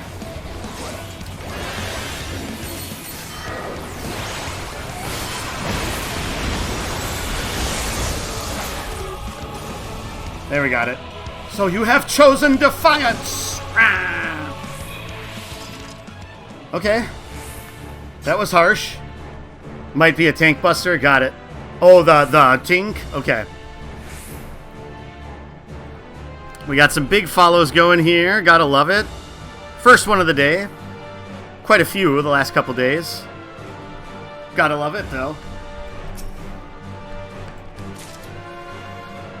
Manusia Mask of Healing. Not going to be able to use that.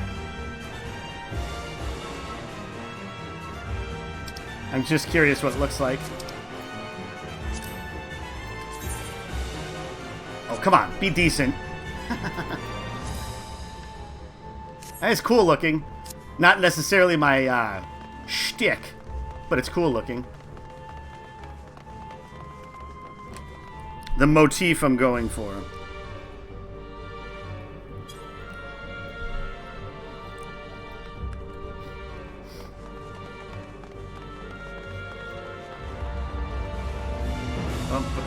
Alright, so yeah, now we have a mob of about 4 people.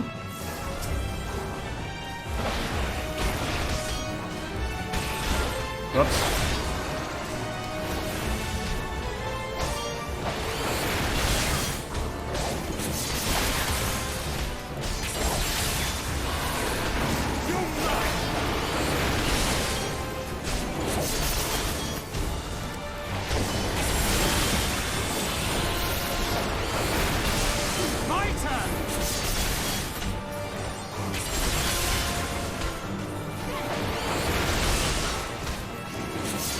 Just going through my AoE combo, of which once we get to 82,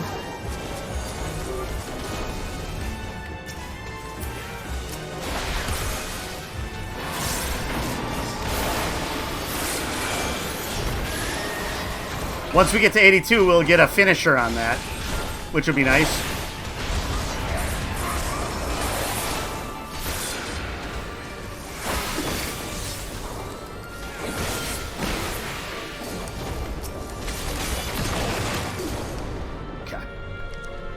Yeah, the rule of thumb usually is,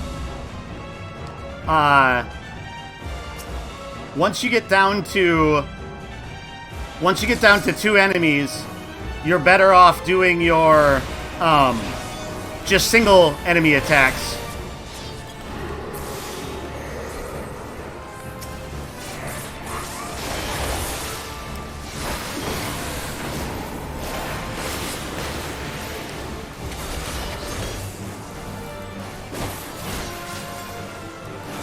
Because the mobs just go down faster once they're down to 2 if you do that.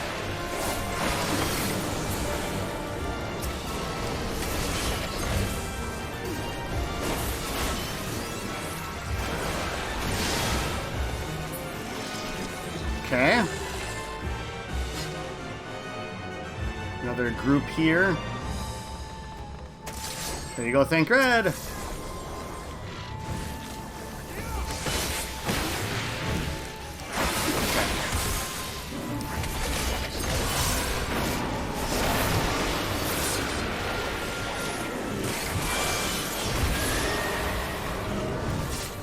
Well, I didn't need that.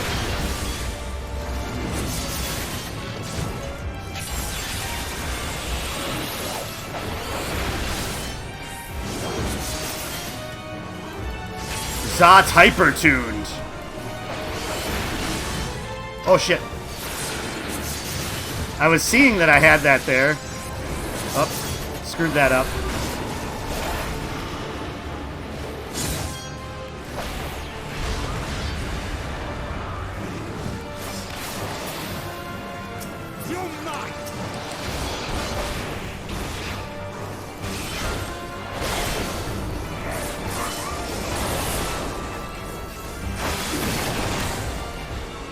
Alright. Ooh, treasure coffer. Give me something good. Ah, that's for tanks. Tanks for nothing but here all weekend. Try the veal.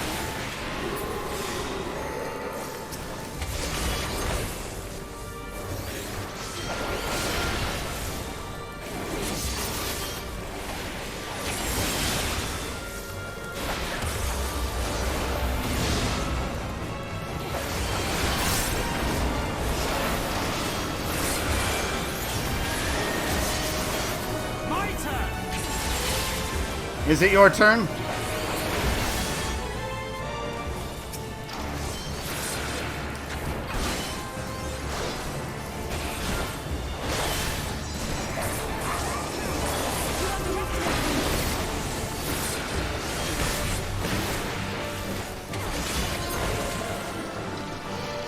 We're making okay time through here, though. Alright, this is quite a bit larger group.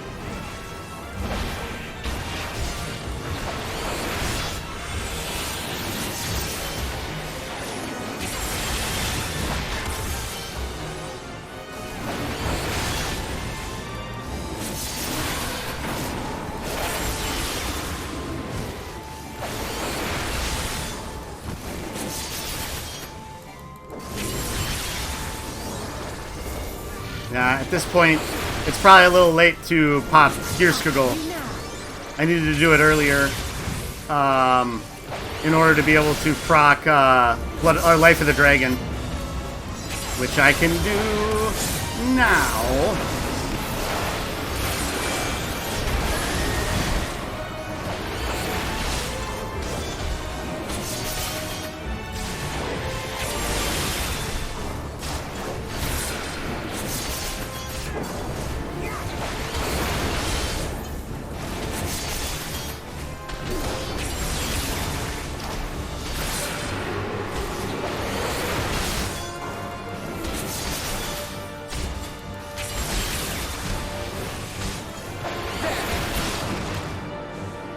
Not too bad. Earrings of aiming. So ranged. What item level are those? 520? Okay. Alright, Sendaruva here.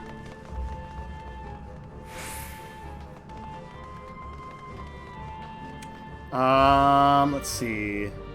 We'll wait a little bit until Battle Litany's cooldown is pretty much there. And then cast that right away as we run in.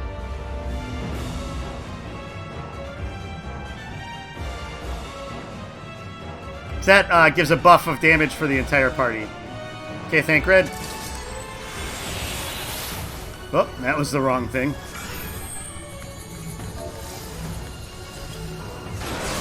Okay, now we've got the boss selected.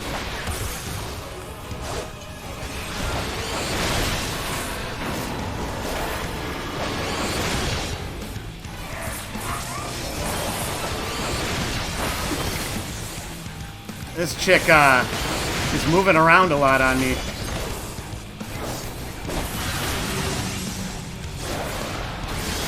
Okay, what's gonna happen with those? They're gonna like blow up around, I'm guessing. Oh yeah. Oh, I think I needed to be faster. Oh, that's bad news.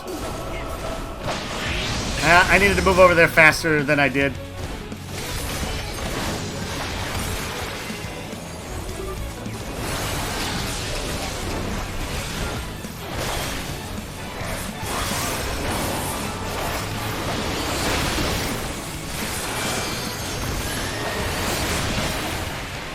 Ah, I keep getting myself frozen.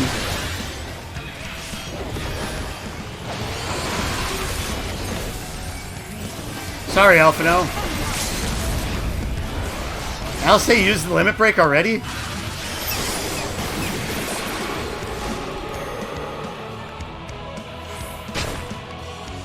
Oh, they all turned into her, too.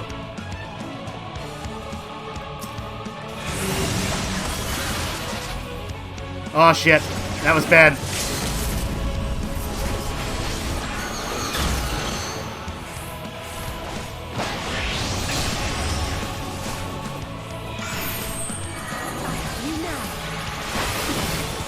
Oh, that was...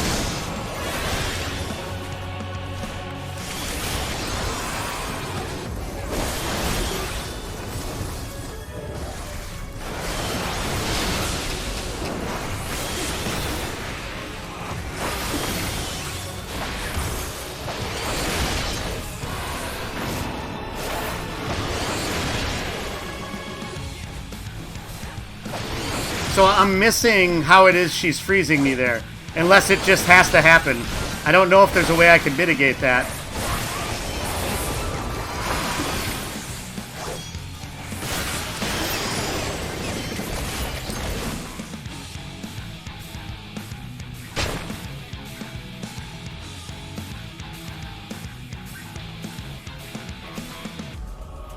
So is it literally that we just pick one there?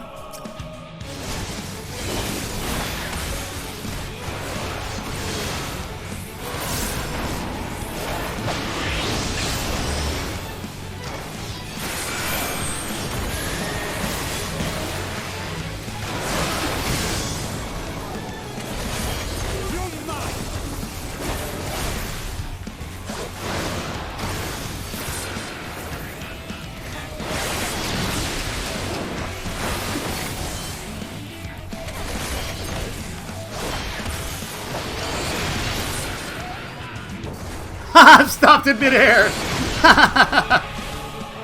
That was good.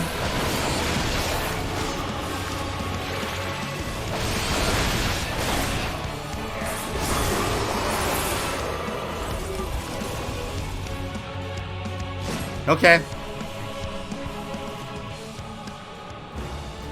Don't believe you can stop that where she freezes you. You're probably meant to spread to avoid hitting other party members. Got it. Which, luckily, we were. Trousers of Fending. Okay, more tank stuff.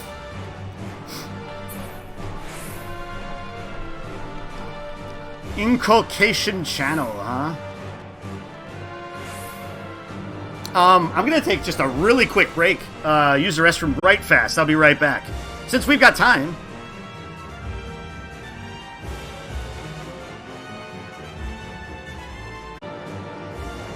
The mid-dungeon bathroom break. These truly are the end of times.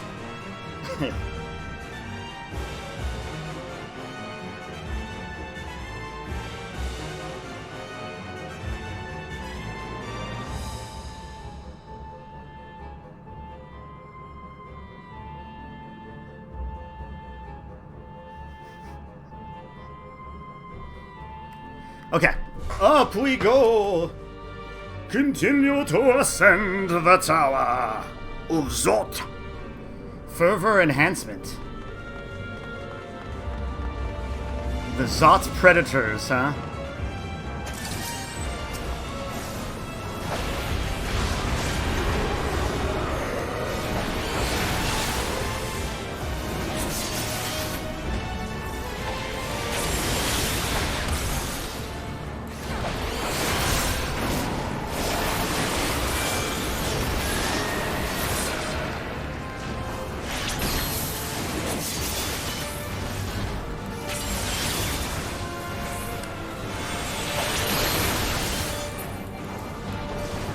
Oh, there we go. My turn.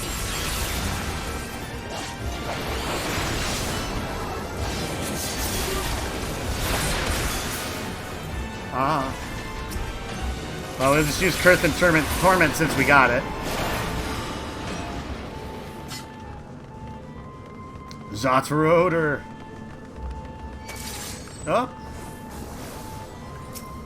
It caught me wanting the treasure coffer there.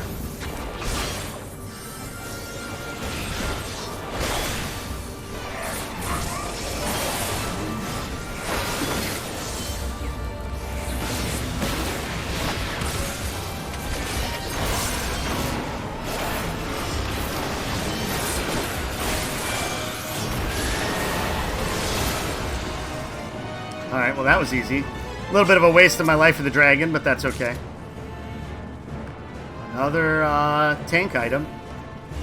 Guess I should have gotten my Dark Knight up 280. And no thank you, Kryle. I don't want a nice clean bed. I prefer my bed to smell of sweat. I want to rest my head on my yellow pillow and sleep peacefully.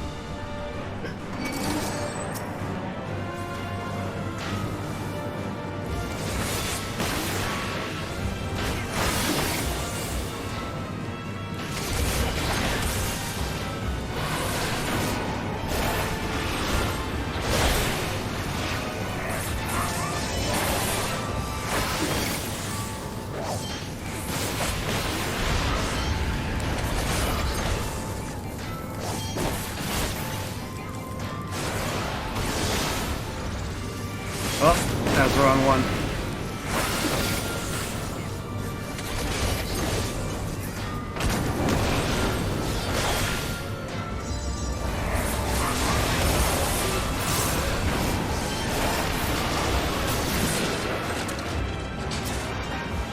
Oh, I definitely wasted that one.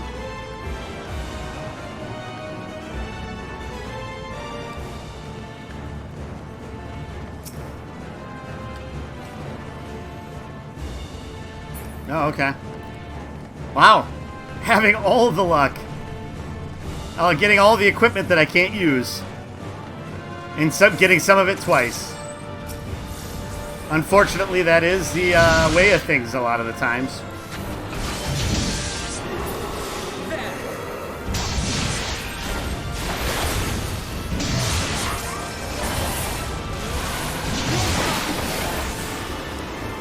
Oh, we got another entrant to the party here.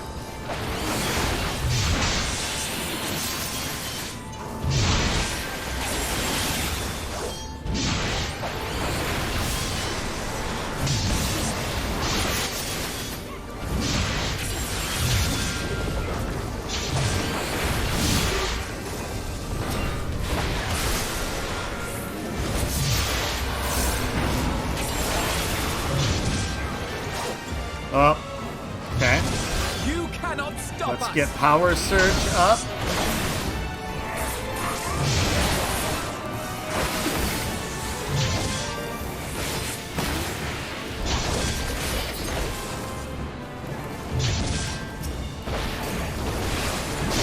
So I think I can hold the Life of the Dragon ready for as long as I need to, which is kind of nice. Before, it used to have a timer and it would run out.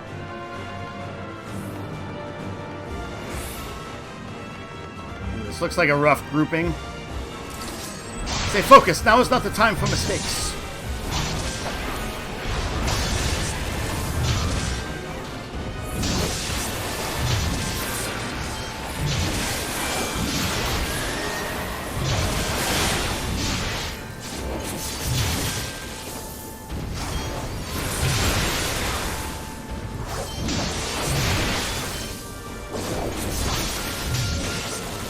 I try to line these guys up better.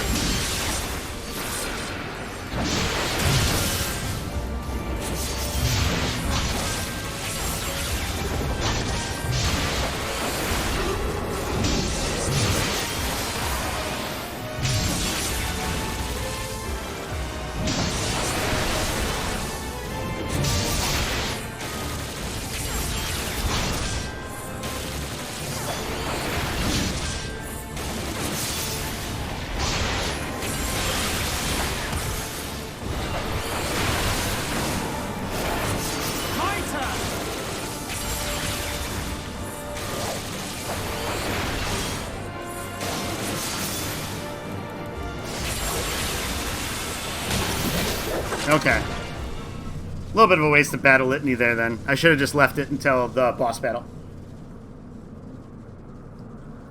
But live and learn. No matter the cost, we must protect the tower!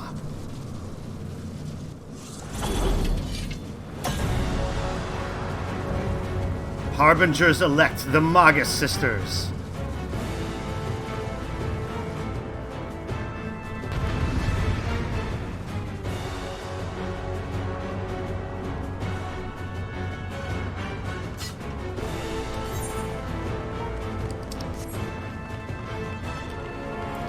Well, at least we have a ways to run to get there. Gives my cooldown some time to catch back up. Everything should be back there except for Battle Litany.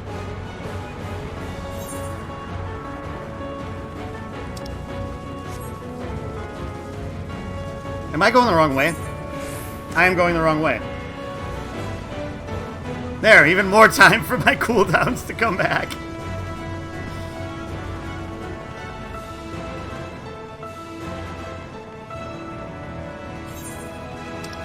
Whoopsies.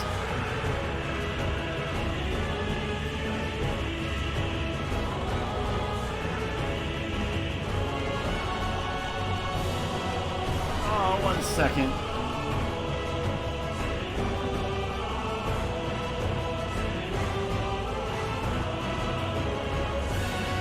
What is that? Oh, I thought those were like arms that were going to attack us. It was just the level design. Right, so now it's all three at the same time. I'm guessing there's going to be some commonalities to the other times we fought the Magus sisters in Final Fantasies. Whether it be 4 or 6. I think they've been in... Were they in 12 or 10 also? They've been all over the place.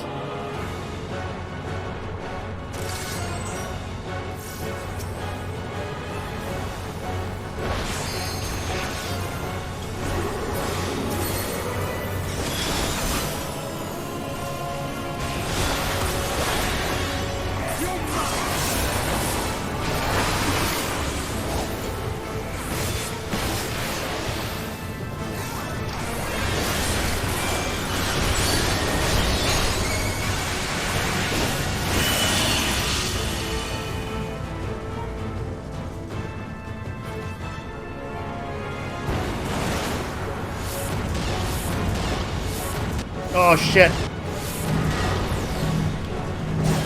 Oh, my God. Oh. That was not good.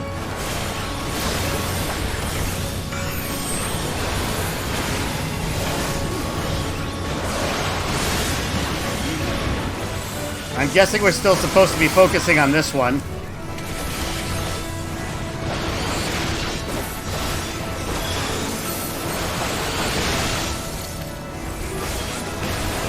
This.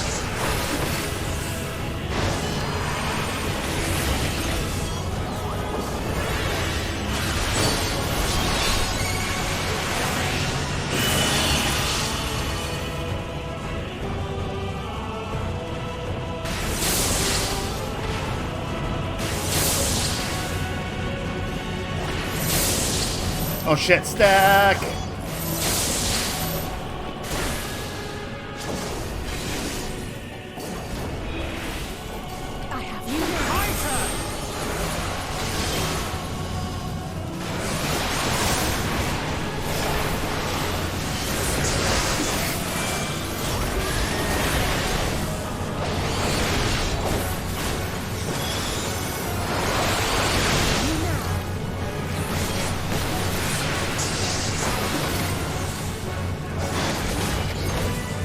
Oh.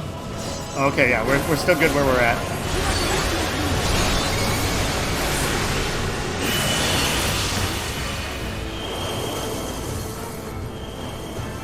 Uh-oh. I am not in the right spot, I don't feel like.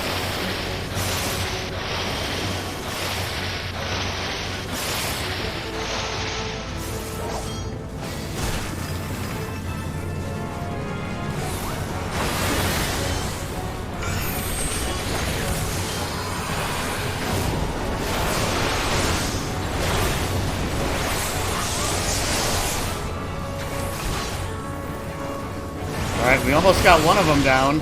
Though if it's like other ones, they'll just come back, right?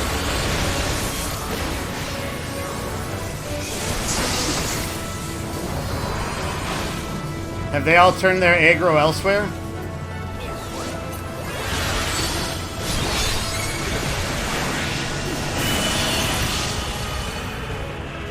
Okay.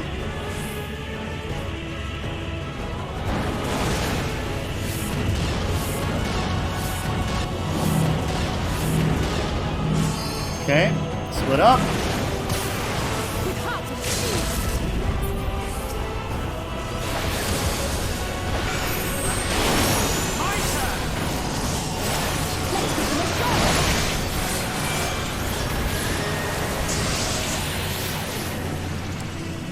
Alright, one's down.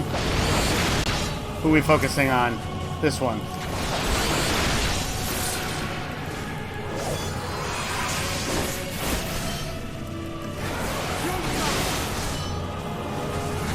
It seems like they're focusing on the other one, maybe?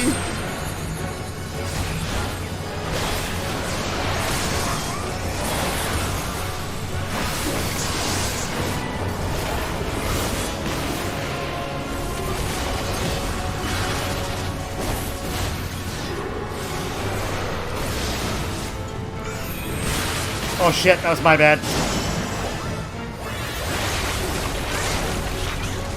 Elfino got me healed, though, at least. When am I free? There I am.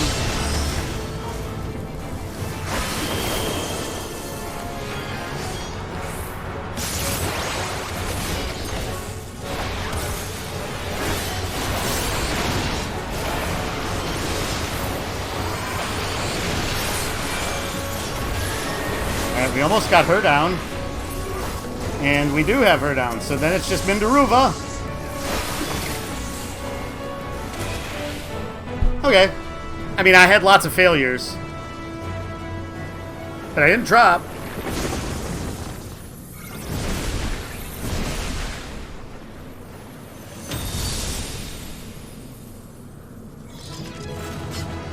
Then I'm guessing a lot of that is how the healing AI is focused. To try to make sure you don't drop, as opposed to what, like, a player healer does, you know?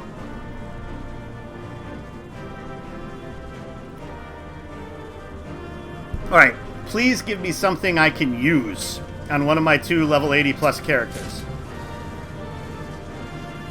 Nope. We got a Reaper arm.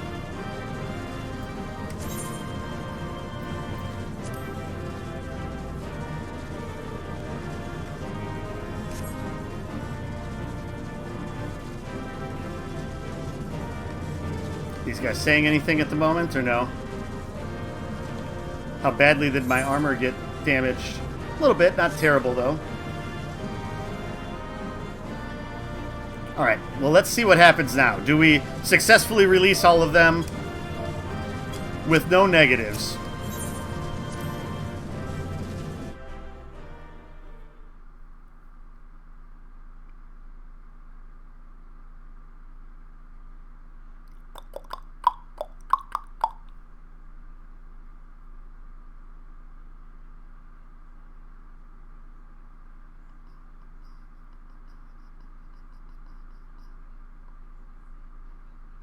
It is a bummer that we did not get anything that I could equip.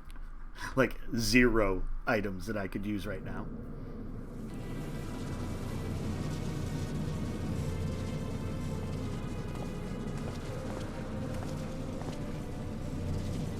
Is everyone all right? For now. We fortified the captives with what magics we could. Have the defenses been disabled? All appears quiet for the moment. The lower floors were disturbing enough, but this place feels wrong. The ether is heavy and thick, like wading through a quagmire.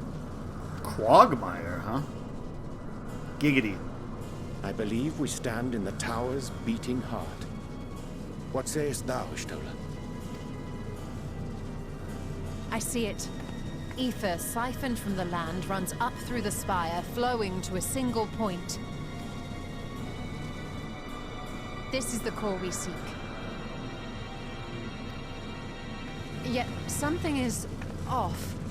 As large as this structure is, It siphons far more ether than is required to sustain it. 'Tis as if the core is feeding on the energy, consuming it. I need to take a closer look.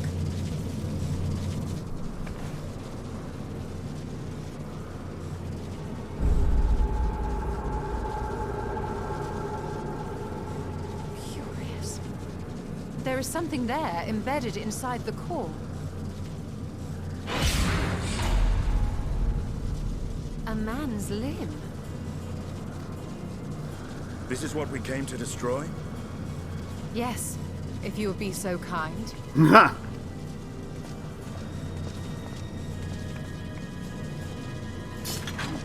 Which man's limb?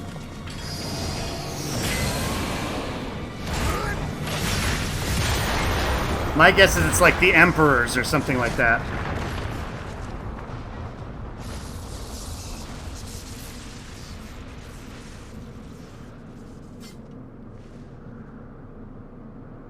And that should be the end of it. I was gonna say, or this is what they wanted and even worse stuff happens. What now? Or is it just crumbling and we have to get out? My theory that the tower might come crashing down following the core's destruction doth appear to be correct. Bully for you! And how are we supposed to survive the fall?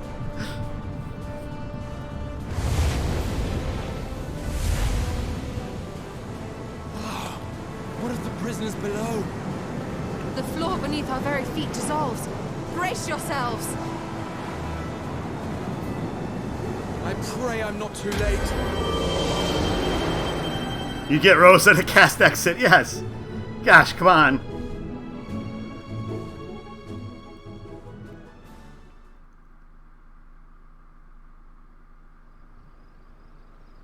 Oh, it looks like that's maybe what Graha did.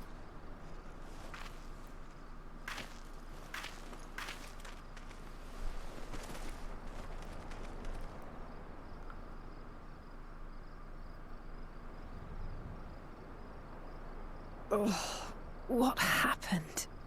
Where are we? Where the tower used to be, it looks like.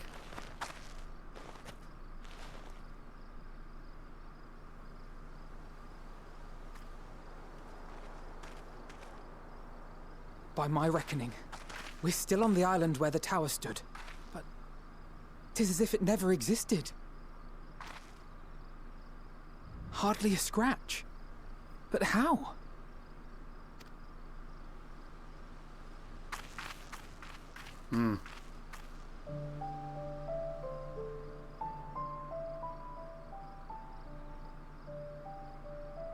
Graha wove a levitation spell at the last moment.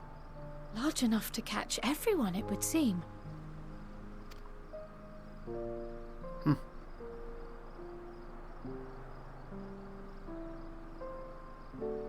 That explains the lack of obvious injuries.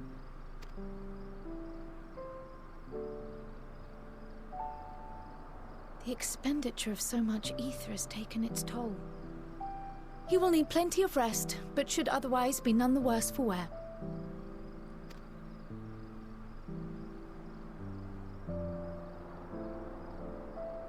Then the immediate problem is what to do with our new friends here. They'll be much changed for their time in the tower. Even if their bodies are intact, I doubt we could say the same for their minds.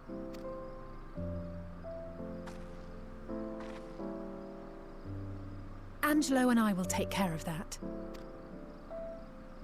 I have every faith in you, Alize, but there are just too many for you to treat alone. Time to make more porksies, I guess. We'll send at once to Eorzea for more porksies, and call on the local mages to lend a hand. Hail, Scions! We were watching the tower when it simply disappeared. What happened here? The threat is banished, and thy people delivered. They are, however, in need of treatment, and we of a secure locale and helping hands to assist us in its provision.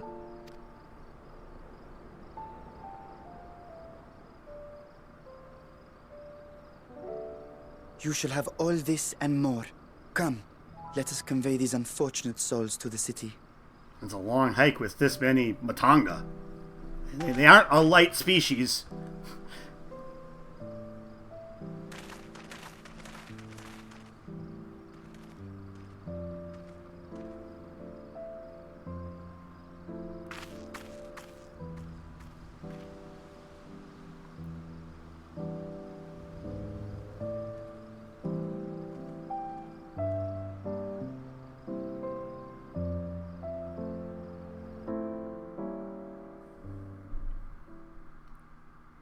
Alright, so no, at least as far as we know now, no negatives from our excursion there.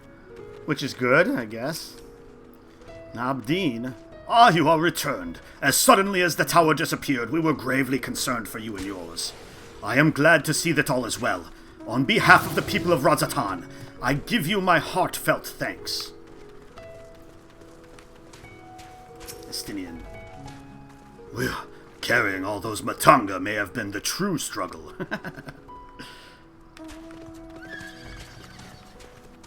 He speaks the truth. Looks like that's all we have is him and Thancred here. Everybody else must be at Razatan already. The liberated prisoners are being transported to Razatan for treatment. Alisei and Y'shtola will oversee the administration of the tempering treatment, with support from those who know a healing spell or two. We'll go and join them in the city once you've had a moment to catch your breath.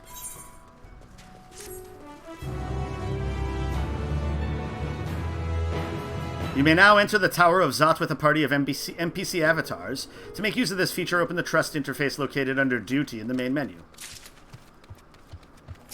See, now we're almost to 82 already with Dragoon after that dungeon. The Jewel of Thavnair. Thancred is rested and ready to set out.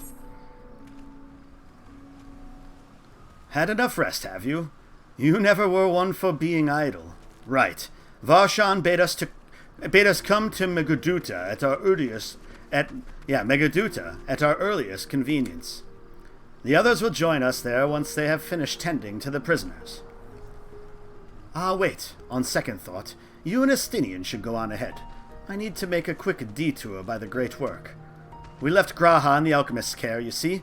Best to fetch him before he's crammed into a specimen jar. Hey, Martha, how you doing today? Just you and me, then. The guardsmen at the gate should wave us through. Streaming long? We've been up for almost 3 hours now. Stream has been up for about 3 hours. And we got another couple hours. Wonder how much Matanga weighs? Expect they weigh no more than the average American. Could be true. When we delivered Graha to the alchemists, they were not a little excited. Perhaps it was Nidana's rescue that brought them joy, but given their fascination with Estinian, I'm not quite sure.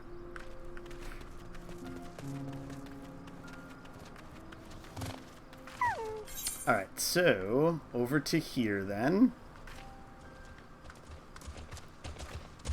That's pretty far away for me to get there in order to do that. Hopefully a fate pops up on the way there. How are you doing today, Martha? Hope you're having a good Saturday evening there.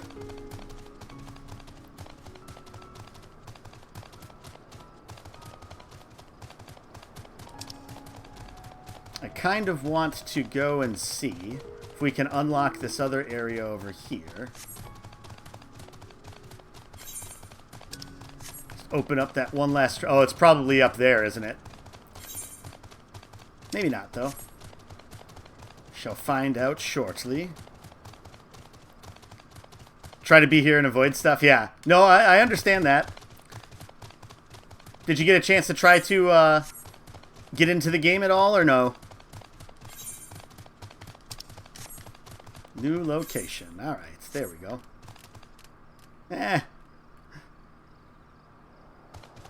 Little one. Yalms to the southeast. Okay, so that's down here, I'm guessing.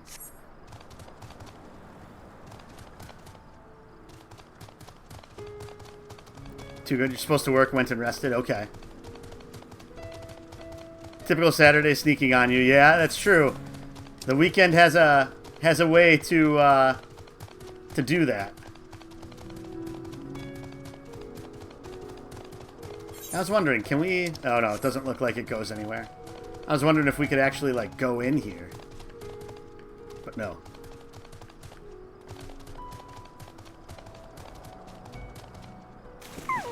Oh, no!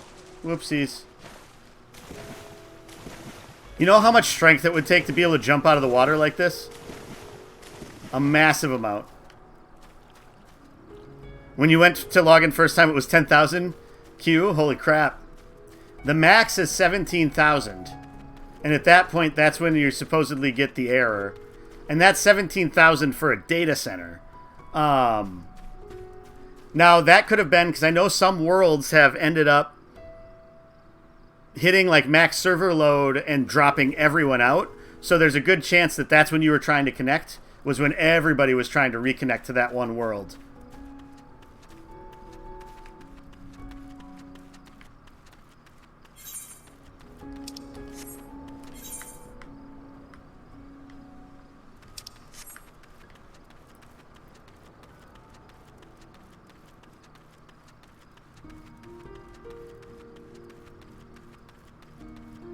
There's Estinian. With the tower gone, I expect that the state of alert will be lifted. Hey, we can explore now. When you got in, realized you didn't register the game code, so you had to log out. Oh no!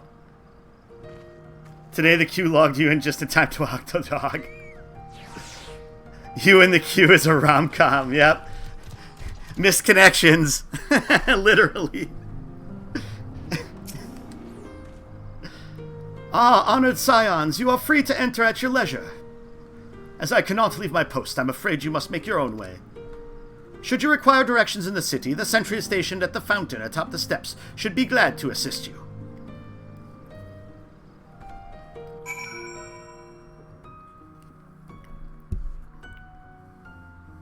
Tried the sage, didn't get it, but you will. Yeah, it's I saw some people talking in like the free company chat that I'm in, some sages that they had run like dungeons or maybe did PvP with were pretty bad. It's a learning curve. Any new class is a learning curve, that's for sure. Kind of like one of the streamers I follow, Pandoish, she was finishing up Shadowbringers last night, 5.0, after I got done streaming.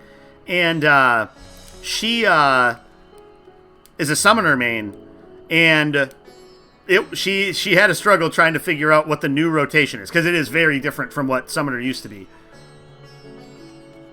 I did not unlock any new jobs, so I've mostly just been playing as Dragoon and Red Mage. So I have Dragoon almost to 82 now, and then Red Mage is just about to 81. And that's basically just been from a little bit of Fates, but the Fates haven't been as prevalent recently. And it's mostly just been from MSQ stuff. It's confusing a bit, yeah. Well, because a lot of it also is that you put a buff on like the tank or another person, and then when you do damage, you heal them. And then I heard it's also a lot of like AoE heals, and so knowing how to handle that can be a little rough. Though I have been to Radzathan before, this place is a veritable maze. Rather than risk getting lost, we had best ask for directions from the sentry at the fountain. Lead the way, and don't expect me to act as your tour guide like certain others. Alright, Estinian's gonna follow along with us now. This new mechanic is quite a trip. I enjoy it a lot. Reaper will be a breeze since it's similar to Dragoon. Yeah, probably. You know, having it be like a maiming class, sharing the same gear. I'll probably pick it up at some point. Because really, I don't have any other... Other than Ninja, which I picked up randomly, I don't have any other melee DPSs. So it's possible maybe once I get Bard up to 80, I could maybe go around and mess around with using Reaper and Boja. Level it from 71 to 80 in Boja, and then other things. Attentive Radiant. Ah, Mistress Callista, I presume. I understand you are here for an audience with the Satrap. If you require directions to Megaduta, I should be glad to provide them. The Satrap's residence is situated in Dharma, the highest part of Radzatan. To get there, I would ordinarily recommend a route that takes you by the bazaars in the city's north. Due to the state of alert, however, most businesses are currently closed, and the Aetherite disabled. Oh no.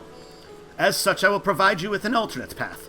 First, please ascend the steps next to this fountain, then continue left. There will be more steps, and upon ascending them, you will emerge on Paxa's path. Proceed through the large door to the right, and you will arrive at Ruveda Fibers. Within you will find another sentry who will give you further guidance. In other words, we head up. Sounds straightforward enough.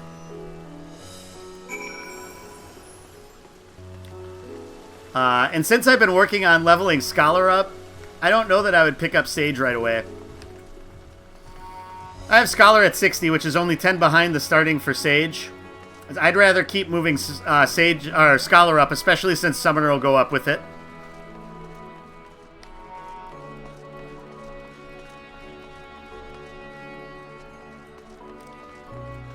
I'm 5. Oh no, I'm 5. Infie. Now that foreign vessels have stopped visiting ports, our skills and other specialties have begun piling up. It's a proper surplus of riches. Well, that's good.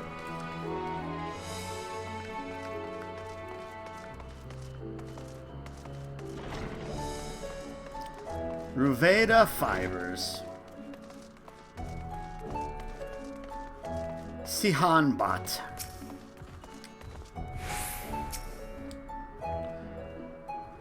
What with the shipping routes all closed, our storehouses are practically overflowing. We'll probably need to halt production at some point, but it pains me to deprive our weavers of their work.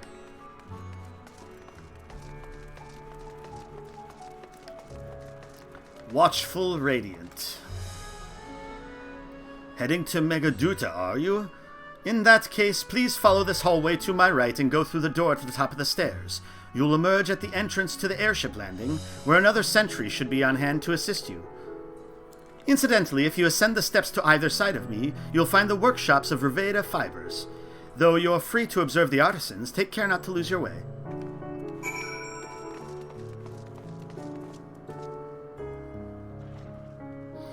Did I enjoy the 60 duty? You had a hard time targeting your NPC, the same with this new job duty?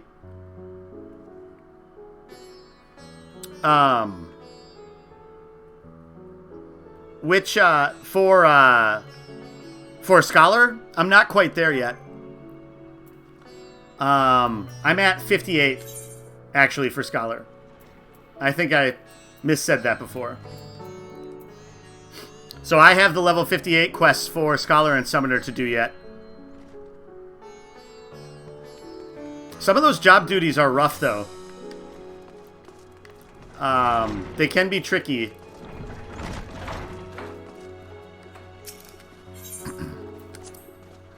Quite an ordeal to get to the Satrap's residence.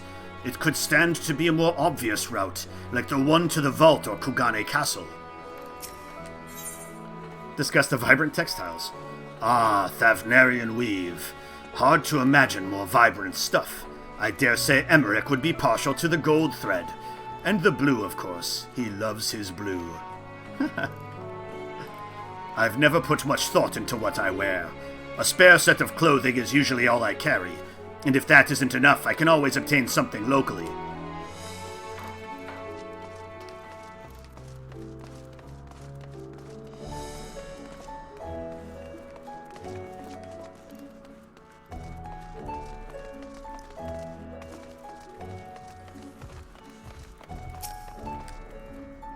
Yes, I can help you. This is the storehouse for our silks and not meant for customers' eyes. So if you wouldn't mind... Get away!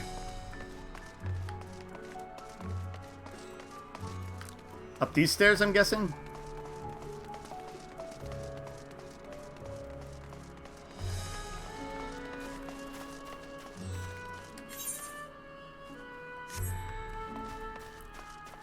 Just think that you're not good because you're a simple person. You attack or heal, it's hard doing both. It is hard to switch between both mindsets. Especially Especially since it's hard. It's harder to target NPC characters. It feels like. What is which bubble icon?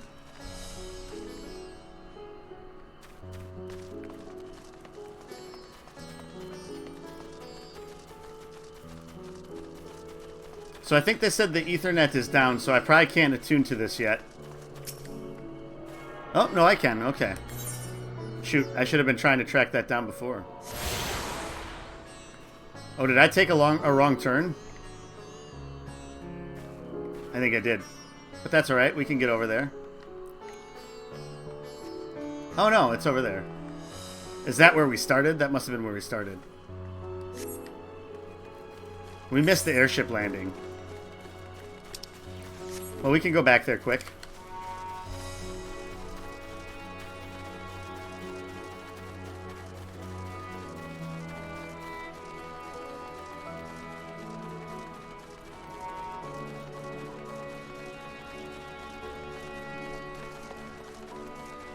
I think I did take a wrong turn. Yep. I was supposed to go left, not right.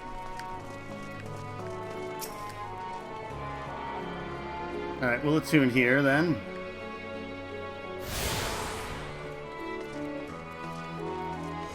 So let's go see where we made our wrong turn. I'm just curious at this point. Oh. He said to go to the left. Oh, okay. I'm going to talk to him again. I thought he said go to the right. This hallway to my right and go through the door at the top of the stairs. Oh, his right.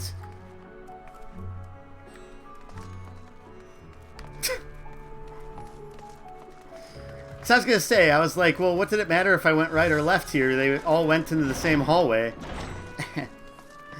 I'm an idiot. That's funny. Alright, well, we better go talk to that other guy, otherwise we probably can't get into Megaduta. So.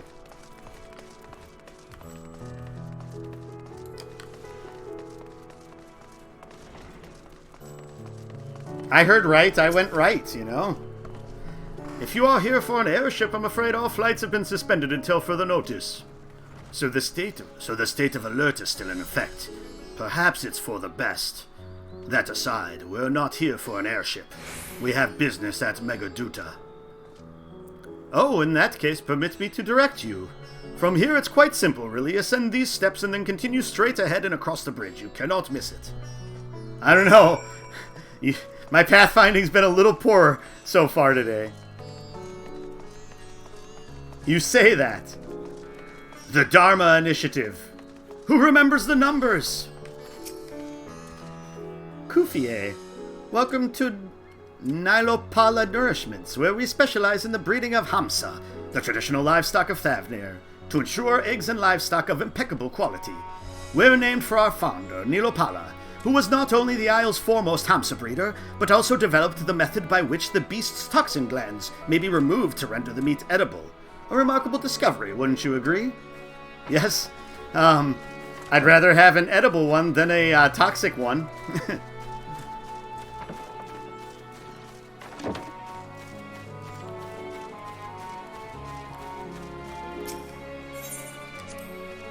Confusing as it is, you'd think they'd intend to make a maze out of Radzatan.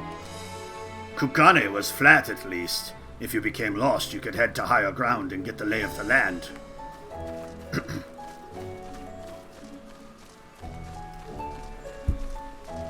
That is true. Kugane at first was a little confusing, but it made sense after a while.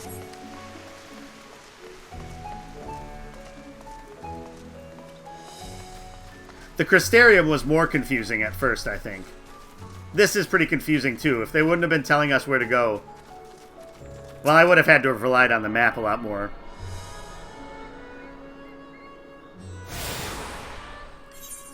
So we didn't. So we have Hall of the Radiant Host. Oh, this is our vendor area, it looks like. And then the main aetherite there. I don't think we attuned to that one, even though that's where we came in. Because I'm smart. But we'll end up back that direction again at some point, I'm sure. Magi bonds. I think this might be where the quest is. Are you taking Estinian to a mini zoo tour? Yeah. No, so this is one of the new systems they added with Endwalker, in that you have different points in the story where the NPCs, some of the NPCs follow you around, and then you can talk to them and you can go to points of interest where they'll say specific things about those areas. It's neat. They're trying to make it a little bit more like some of like the single player RPGs a bit, and give you more chances to connect with the characters. Greetings and welcome to Megaduta. May I inquire after your business? We are members of the Scions of the Seventh Dawn, come at the invitation of His Excellency. Ah, of course, we have been expecting you. I will show you into the audience chamber, if you would please follow me. Alright, so there might be a spoiler coming up here for one of the reveals for this cutscene.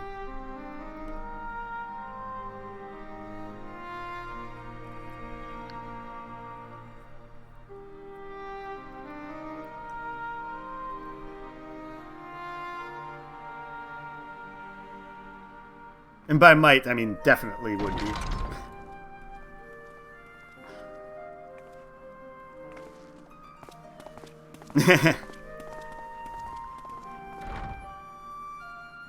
Are we the last to arrive? I hope we've not kept you waiting. Not at all. Your comrade is feeling better, I trust. Much better, thank you. Harnish remedies are certainly potent in more ways than one. One becomes accustomed to the taste, although I hope you never have cause to do so. Pray, take your ease. It's not like some of the cough medicine that people really like the taste of. Okay, thanks, Martha. Full glad I am to see you all unharmed.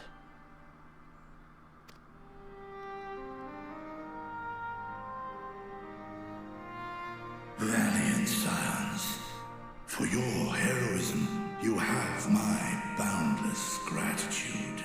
You cast down that dire tower and set free its hapless captives. You cleanse their souls of its corrupting influence.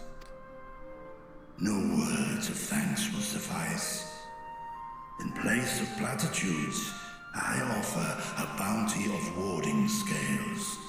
Pray accept your due reward, along with the goodwill of Radzatan.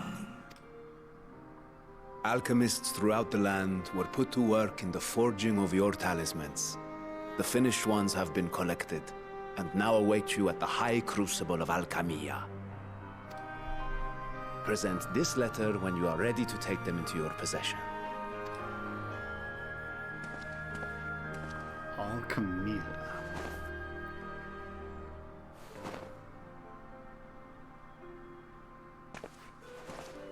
We are humbled by your generosity. Know that the inventive wisdom of Radzat Han will be vital in restoring serenity to our star. I do like that they're adding in more, like, items instead of just, like, having them hand over air to them. It just helps with the immersion a little bit, you know? Every single one of those scales came from you, didn't they? You must still be in such pain. Ooh, yeah, it looks a little raw. 'Tis of no moment. A mere annoyance compared to the dreadful suffering inflicted upon this land and its people.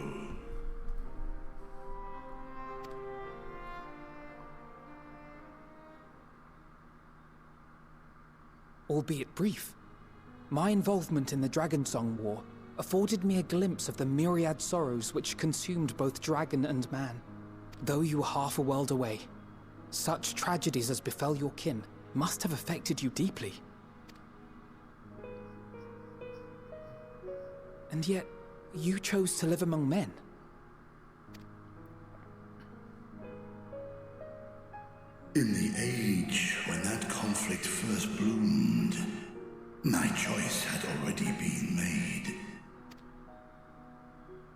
In some distant place, man slew dragon, and dragon slaughtered man.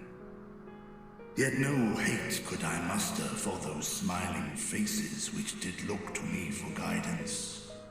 Not even my brother's righteous rage could rally me to his cause.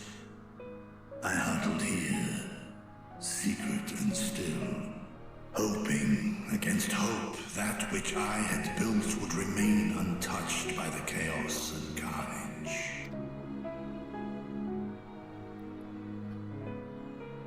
'Twould seem we share the same desire for peace, great Vritra. To that end, I wonder if we might trouble you with another question. No, be gone. The Telophoroi are intent on recreating the final days, an apocalyptic event which we know to predate the sundering of the star. As the longest lived among us, know you aught of this terrible cataclysm?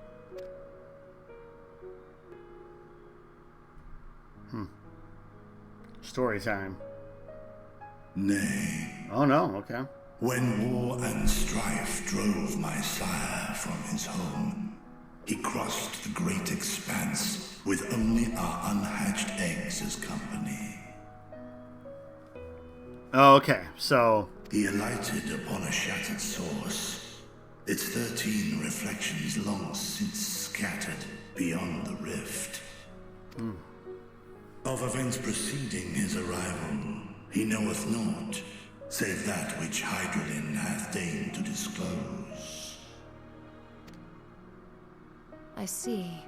So again, 'tis the inscrutable Hydralin to whom you must look for answers. Alright, who's gonna get possessed this time, then? Seek you to divine the will of this star? If so, I have a tale which may afford you some small comfort. 'Tis a story from my youth, many, many years ago. To my sire, I once posed the question, of all the stars in the sky, why didst thou settle upon this one? To which Midgardsummer did reply, 'twas the last bastion of hope. He believed so long as Hydralin endured, so too might dragonkind. Solemn and portentous were his words. What deeper meaning they held, I could not, dared not pursue. 'Tis a stone I've left unturned ever since. Yet take you solace in the knowledge that whatsoever Hydralin does strive towards, 'tis an ideal which hath earned my sire's conviction.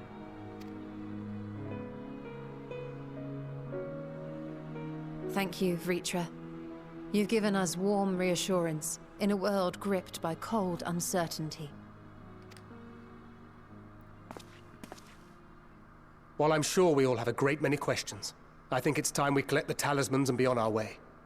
Our fight against the Telophoroi is far from finished. I was going to say, if each of those towers is a dungeon, we don't have... There's not that many dungeons in the expansion. How do we do this? We must take our leave, but please do inform us if we can provide any further assistance.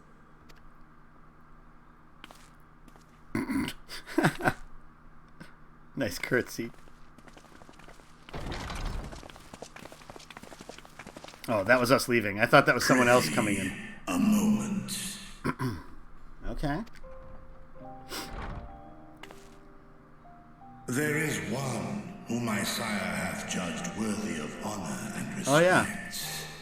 The one known to men as Eorzea's champion. This hero of renown and rumor. 'Tis thee. Mm-hmm. I have not spoken to your father, with your father in some time. I was thinking about that. I was like, can we still somehow speak to him? Or bring him up to speak to his child here?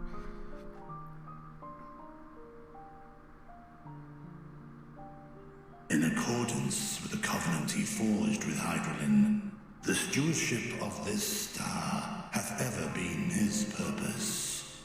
Silence in the face of thine actions is the greatest sign of his approval.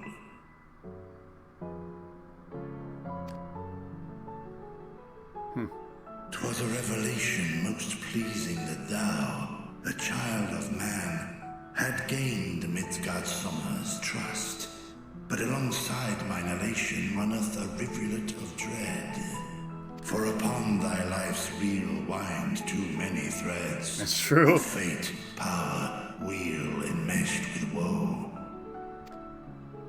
Amidst this tangled knot, thou shalt know no rest.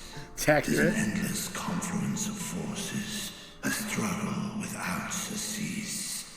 That's alright. Yoshi P said we're getting an island sanctuary sometime soon, so that'll help me relax. More terrible still is the attrition wrought upon thy companions, as they are swept up in the storm of thine existence.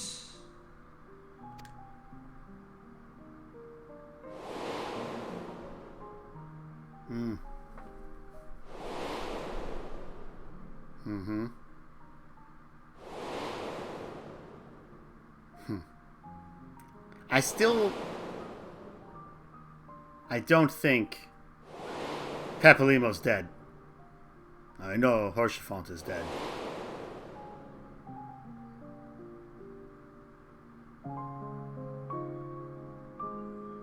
Take heart and protect them well. They will be your strength and your salvation. The hope thou wilt need come the end. Even cowering behind my curtain, I know the suffering of the powerful. I have watched my siblings driven mad by loss. Thus do I exhort thee to spare no effort to keep thy loved ones safe. Are you coming? We've been waiting out there for minutes. Apologies. We hadn't meant to interrupt. It's just that we do have a history of suddenly chaos. When you didn't follow us out. It's true. 'Tis I who must apologize. I have detained your champion overlong with idle chatter. I wouldn't say it was Go. idle. At war's end, I pray I welcome thee back into my hall, where together with thy joyful comrades, you may toast your triumph. I'll hold you to that.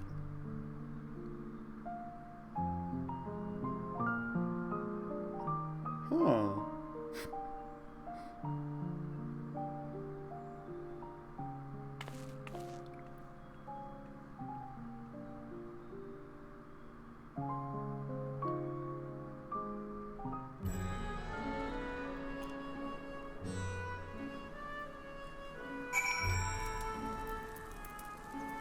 Alright, now we're probably going to be able to wander around Thavnair a bit here.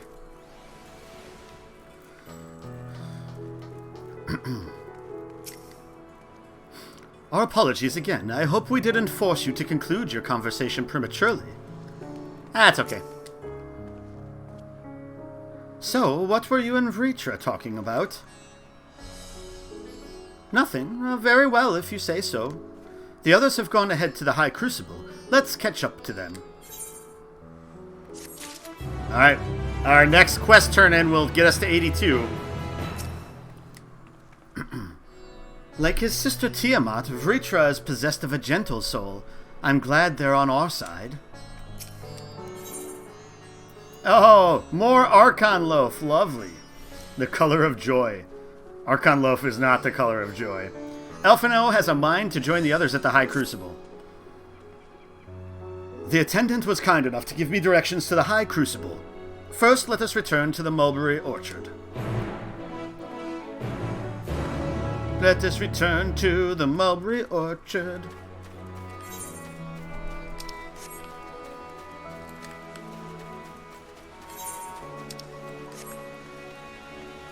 I was gonna say, I haven't seen many, like, sightseeing points. Though they've gotten better to hide them from time to time.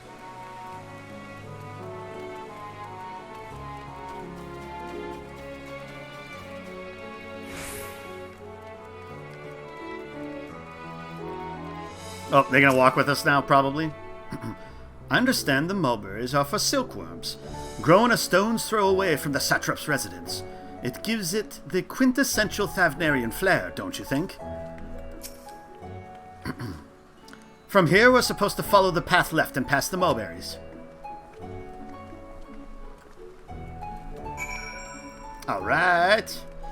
Alright, alright. Huge! This area does not look huge.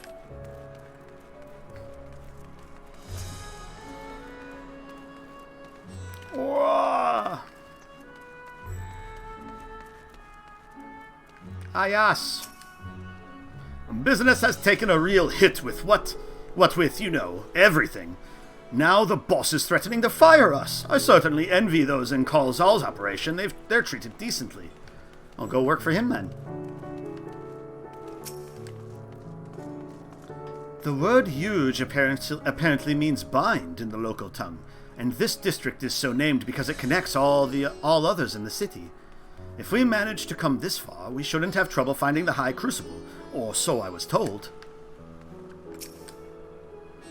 Where the street turns, enter the door straight ahead, then descend the steps. I thought huge meant big. Yeah, me too, me too. I thought the Crystarium was confusing, but it doesn't compare to Radzatan. The architecture and decorations make it even harder to get your bearings. Anyway, let's see where this door takes us.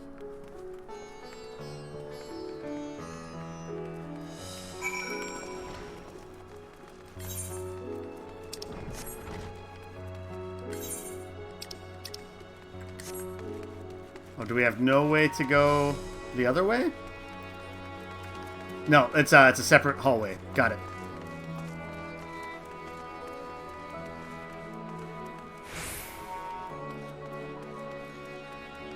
Ah, the main aetherite. Perfect.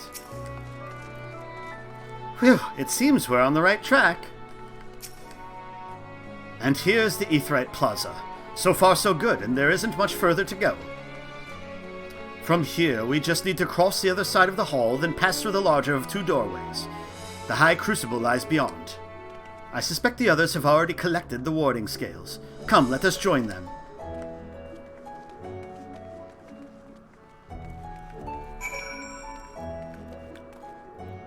Alright. We will... According to the message on the base, this aetherite has been temporarily disabled. Ah, that's right, that's right. Bah! Boo!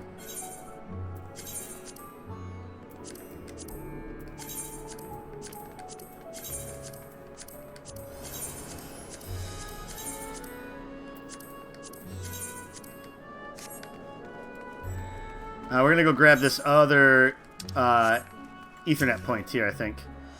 You're a guest of the Satraps, yes? Through here lies the Hall of the Radiant Host, home of Radzat-Han's mighty protectors.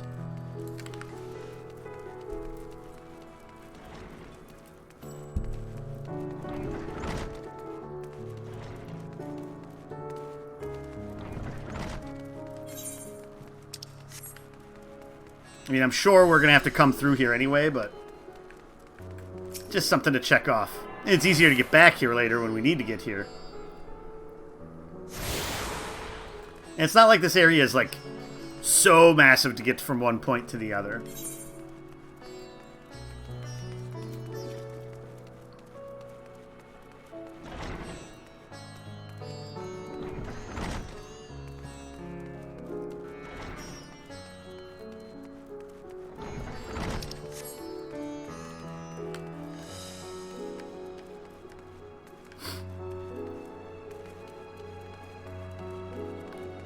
Summoning bells. So that's one thing they've done is they've put the summoning bells right next to the aetherites, just to make it easier for people to get access to them, I'm guessing. Do you have business with one of the Satrap's alchemists at the High Crucible? Visit if you must, but you would do well to hold your nose if pungent chemical odors are not to your liking. Hey, Oriange and Thancred. You took your time, got turned around, I take it. Though this land hath been afforded a respite, in turmoil do many others languish still. Our work is far from finished. Or would it be far from finished? Put some extra syllables on there to make it really Oriange. As I heard it, after you defeated Nidhogg, his scales found their way into the hands of the Firmament's artisans. Steeped in power as they are, it's no surprise that they were coveted. Still, it is a strange legacy for the vengeful worm. You were thinking about how young people in Western countries, particularly those in the Anglosphere, show so much disrespect to their elders. The generational hostility, sometimes bordering on just downright hate. It's a really sad thing to see. Yeah, I mean, it goes both ways, too, to an extent, though.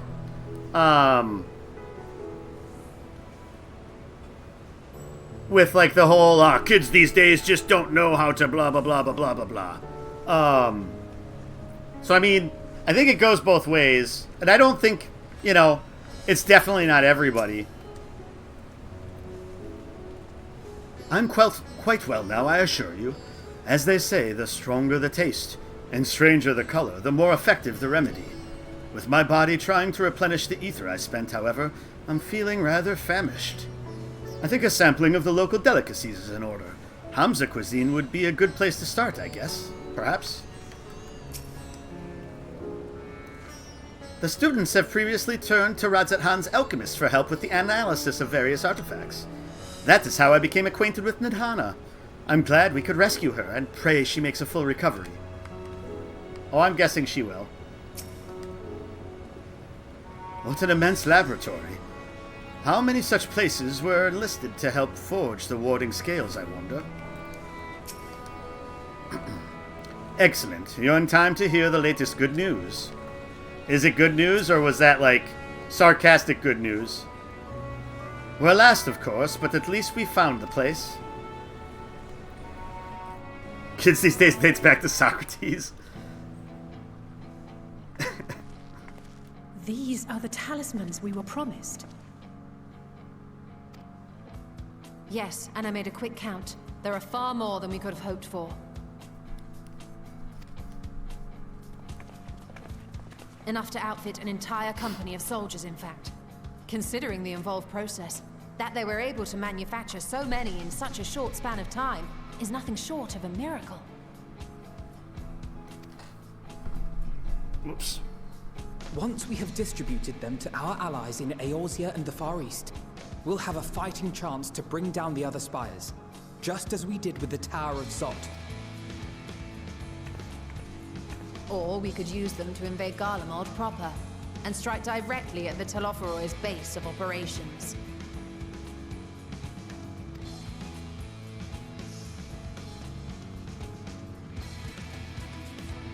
Of course, we would need to consult with various Alliance leaders before such a drastic measure could even be contemplated. To which end, I could set out forthwith and present the idea to each of our allies in person. That works. Pray allow me to undertake some few of those journeys. I find myself restless and in need of purposeful duties. I can head eastward. Bosnia and Dalmasca are just a short hop from here. And Doma's shinobi network should come in handy for passing on the word. We shall share the burden then. Meanwhile, I think it best that you and the others take the talismans back to the Baldessian Annex. We must keep them safe and secure until we've decided upon a course of action. Please, I must speak with you. Hey, Nidhana.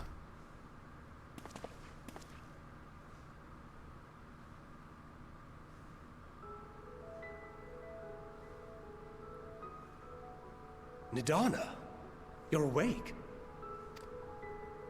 Yes. When I spoke with the carer at my bedside, she told me that one of the scions, a young woman, had cleansed me of the tower's corruption. It seems I'd been asleep ever since the treatment. But when I awoke and learned you were all still here, I knew I had to come.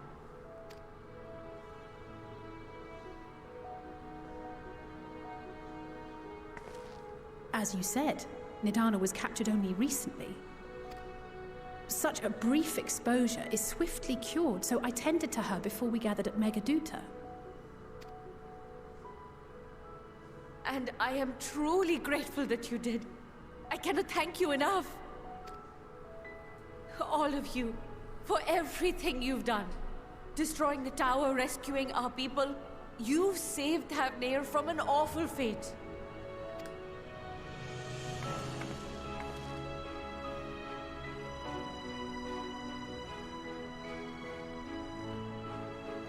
Yet who has truly saved whom? It's true. Due in no small part to thine inspirational courage, the alchemists were successful in reproducing warding scales of proven efficacy. Replications of thy work now stand ready to travel across the seas, unto the hands of those who might wield them against this rising evil. The talisman? Is this true? Mm-hmm.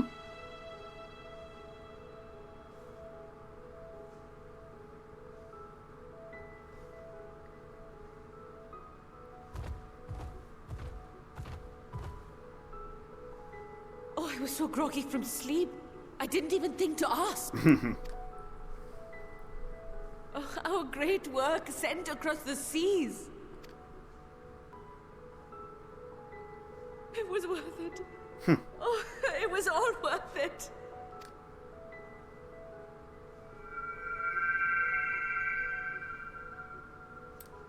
Oh, is that the flower? Look at that! Its color is completely changed.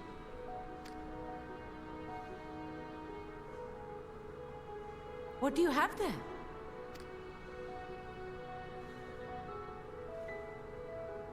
How unusual. I wonder if the effect is a reaction to Akasha. I'm afraid I'm not familiar with that term. Akasha? It is one of the unseen energies defined by Harnish alchemical theory. Though a gross oversimplification, some describe it as an essence influenced by feelings. You imply that it is distinct from ether? As foreign scholars often conflate the two, but we see them as separate concepts. Okay. Ether is an energy which permeates the land. It exists within animals, objects, even the air we breathe, affecting all through which it flows. Akasha, on the other hand, exists in a domain beyond our reach. A gift bestowed from on high, or torn from the heavens in some traditions. Akasha can neither be created nor destroyed.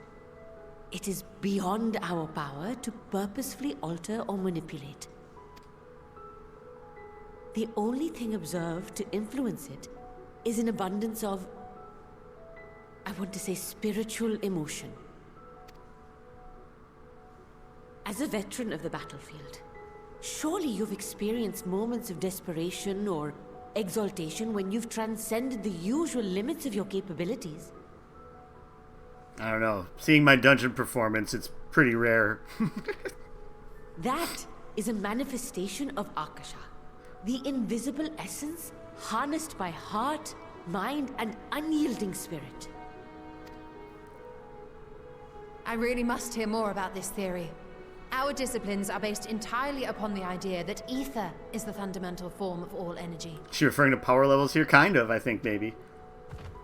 I'm glad my haphazard explanation has piqued your interest.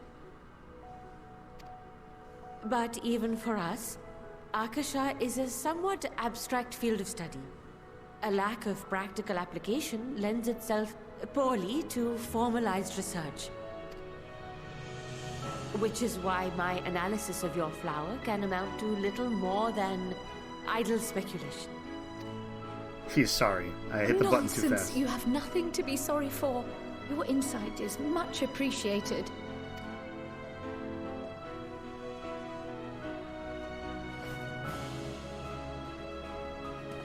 Shall we depart for Charlian then?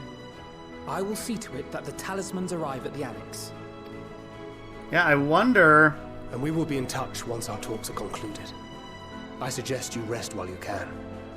From here onward, sleep is bound to be in short supply. Because I wonder how, like, our revelations that we found here with the tower and everything like that is going to change how the Forum feels.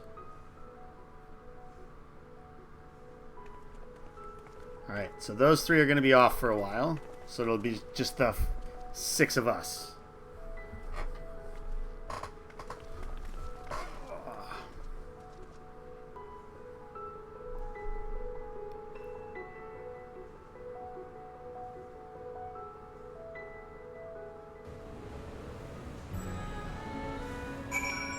Alright.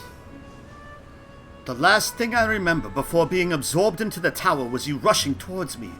I can only imagine the hardships you and yours must have had to overcome to rescue us. No amount of words will suffice to express my gratitude, but I hope the flower's radiant glow says everything I cannot. Okay, so now it's just back to where we were. So let's see here.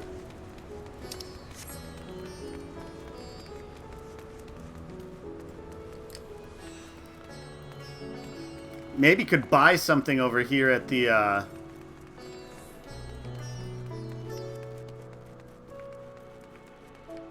market here. The bazaar.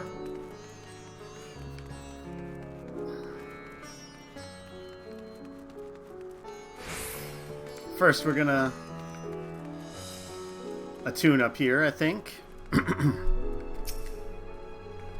You're an adventurer. Don't see many of your kind coming through Balshan Bazaar. Well, do stay a while. You'll find all manner of wares here. Though not at the moment. Supplies are a little lackluster these days, what with all that's going on. Place won't last long at this rate. We're trying to change that. Slowly but surely.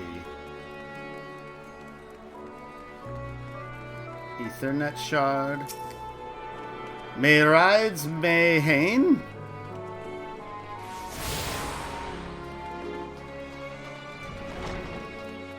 Oh, this is like a bar? Welcome to my humble mehane.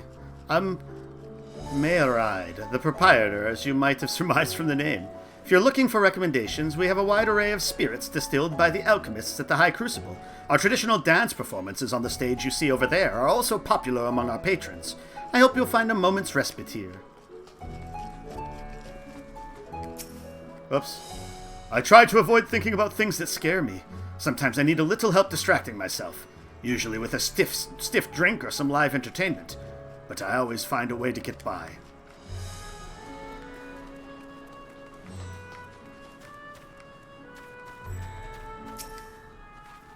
Come in, please feel free to take a seat anywhere you like. We certainly don't stand on ceremony here.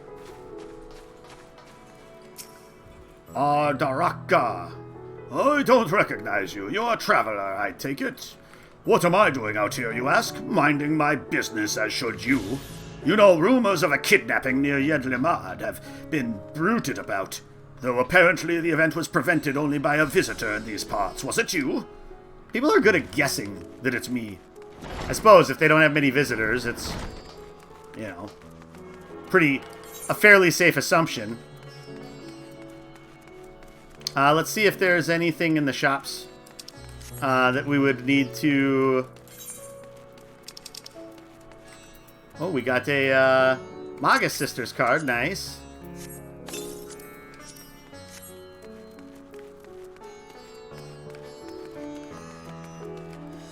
So, materia here. Business isn't exactly booming. It's barely making a peep, in fact. Any customers I do get leave before they even so much as look at my wares. At this rate, I'll be forced to close up shop. That's unfortunate. Script exchange. I'm guessing some of these aren't open yet. Business would be really booming if I had an expert artisan around. Collectible appraiser. Okay, here's a merchant.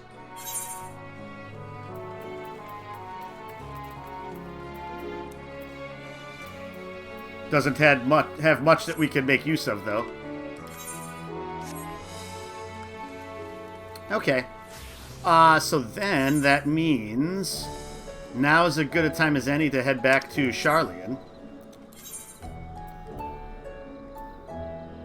Old Charlian, mind you. Whoa.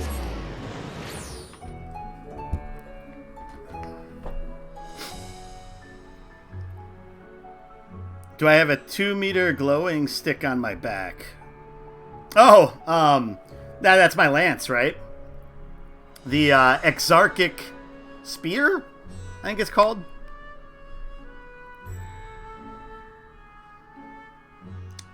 It's like the best thing you could buy for a Dragoon prior to this expansion.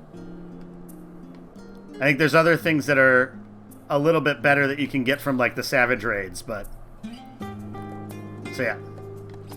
Crystarium inspired is that. Yeah.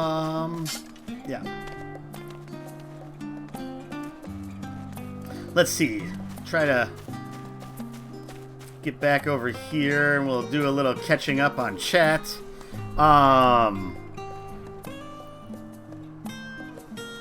Elders generally know better than young people because of their experience. As you've grown older, you see how right they were about most things. I mean, that's true, Baby Smell. Like, experience goes for a lot.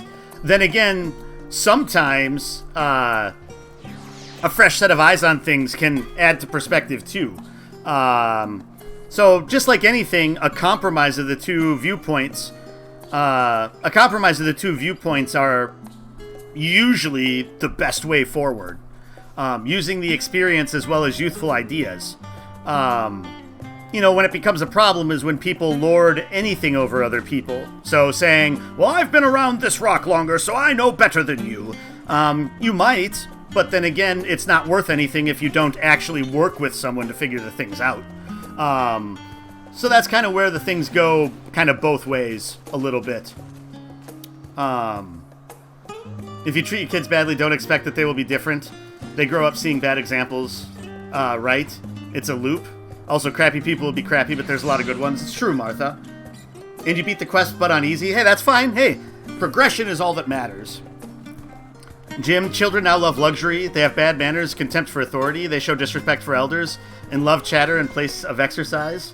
Children are now tyrants, not the servants of their households. They no longer rise when elders enter the room. They contradict their parents, chatter before company, gobble up dainties at the table, cross their legs, and tyrannize their teachers. Socrates. That is something from Socrates, huh, Jim? Which isn't surprising. It's a loop. It's one of those things where I've noticed anyway, or what it seems like, is that when people have parents that aren't very strict, they actually end up being more strict of their kids. And then if parents are too strict on their kids, the kids end up being more lenient to their kids. So it kind of is like this cycle. It's balance, right? Things to tip the scales go one way, then it starts to balance the other way. To liken it to Final Fantasy XIV, it's the balance of astral and umbral, you know? Everything kind of seems to bounce back and forth when it comes to some of those things, I think. Did I do Savage? No. I actually fell short of finishing even the normal version of the raids. I have never done a Savage raid, and I've only done some of like the ARR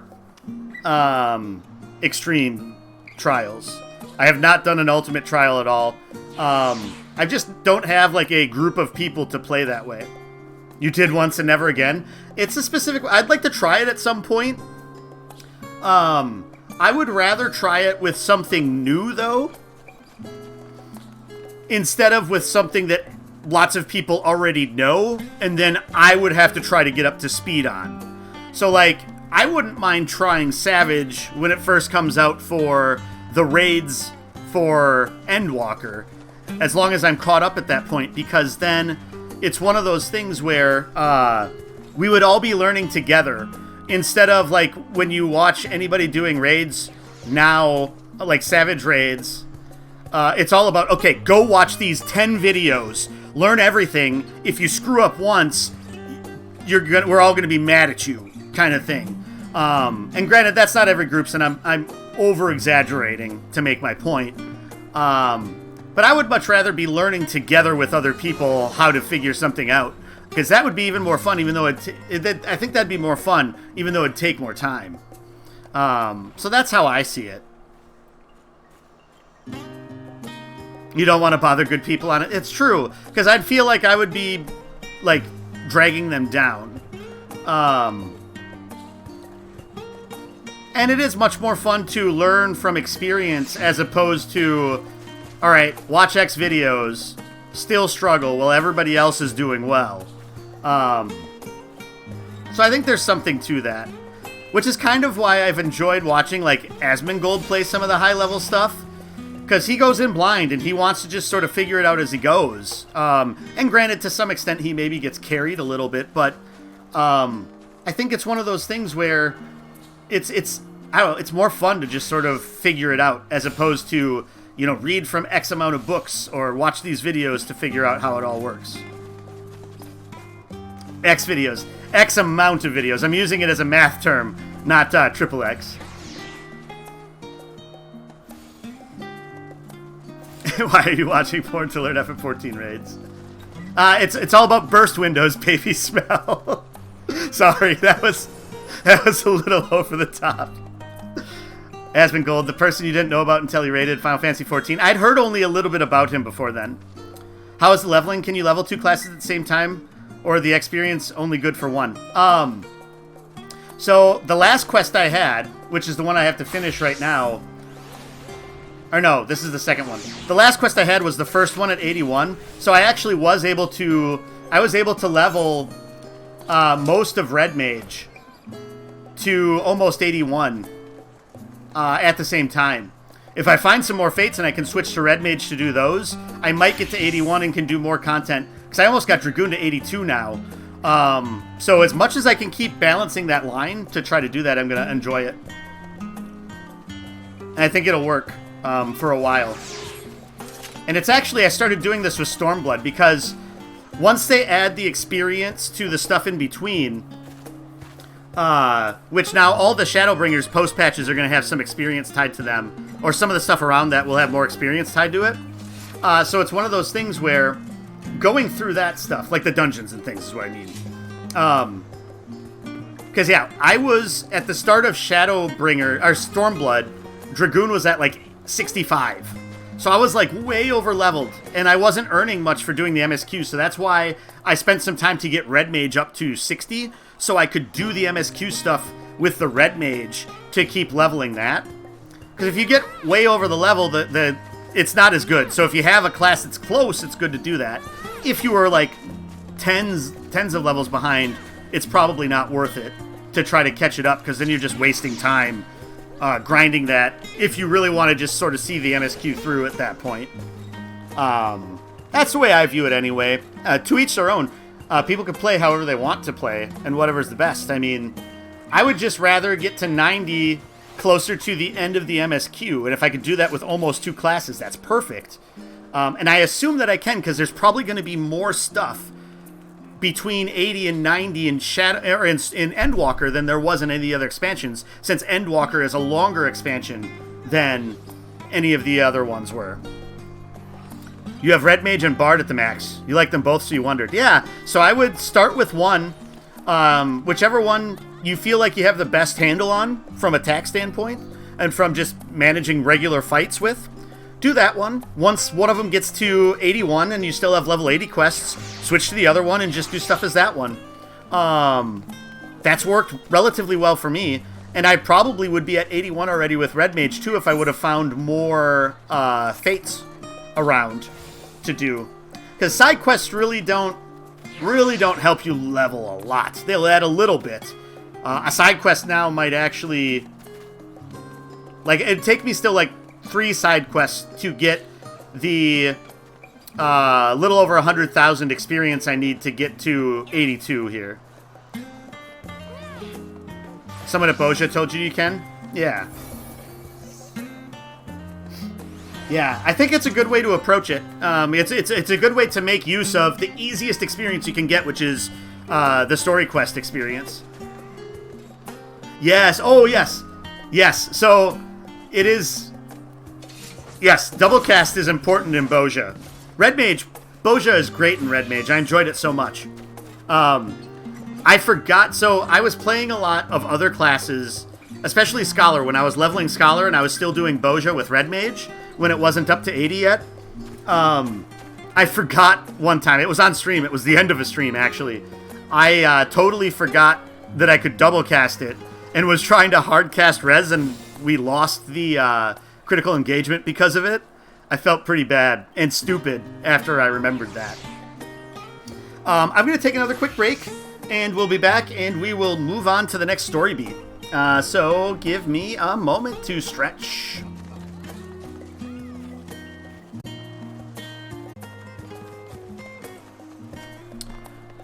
We're back.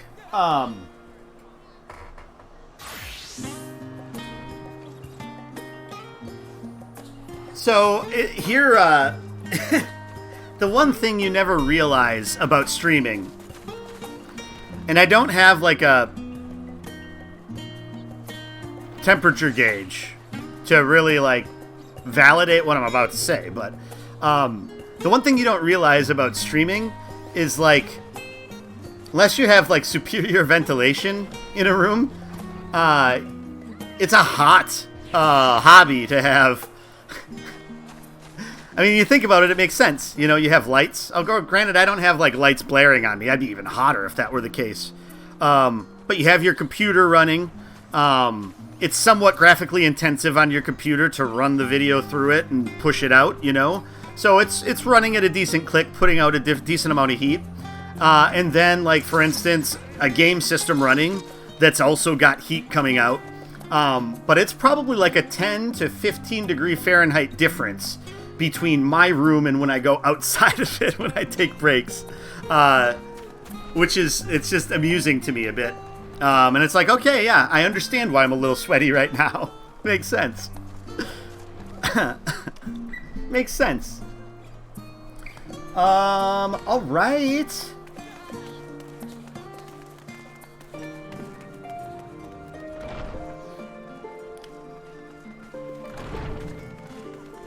Oh, there she is. Okay, I was going to say, Kryle's in here somewhere.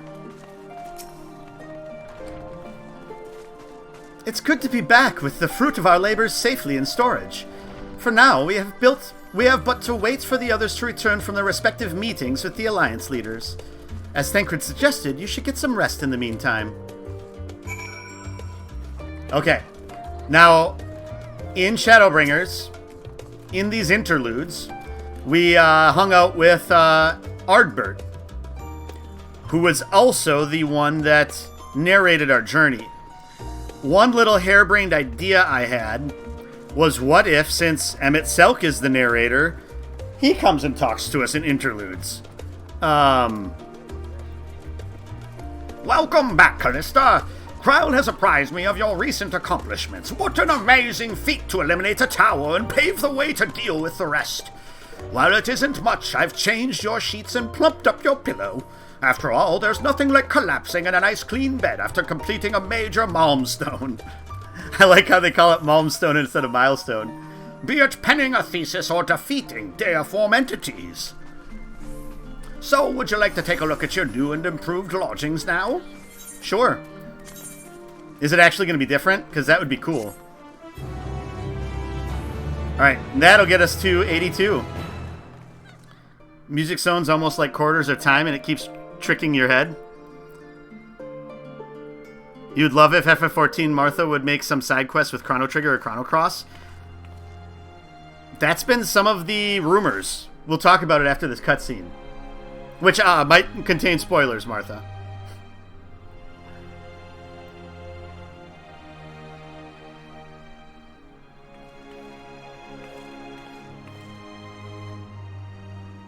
Take heart and protect them well. Okay.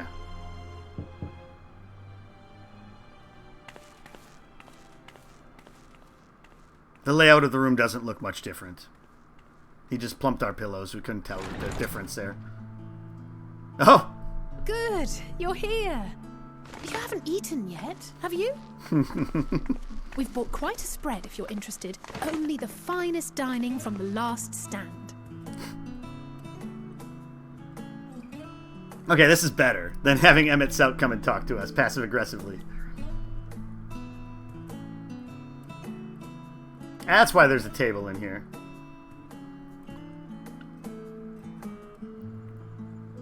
Oh, he's finally getting to eat the burger that he talked about.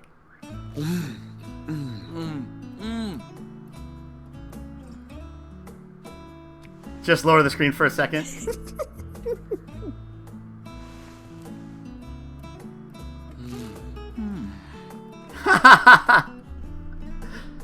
That's awesome.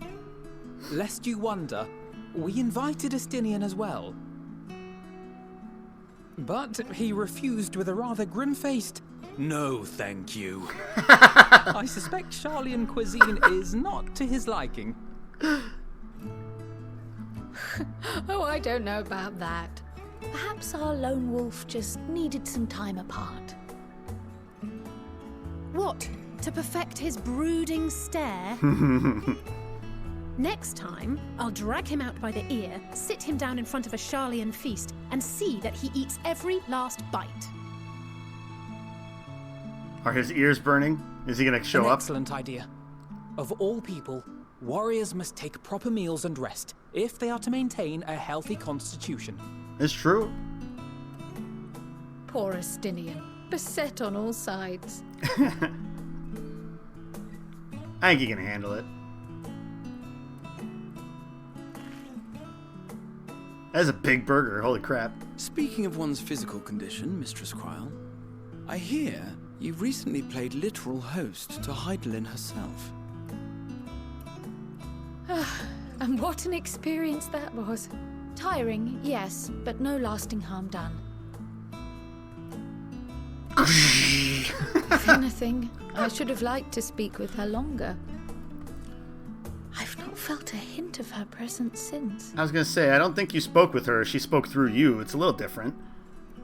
Heidelin instructed you to carry that flower, yes?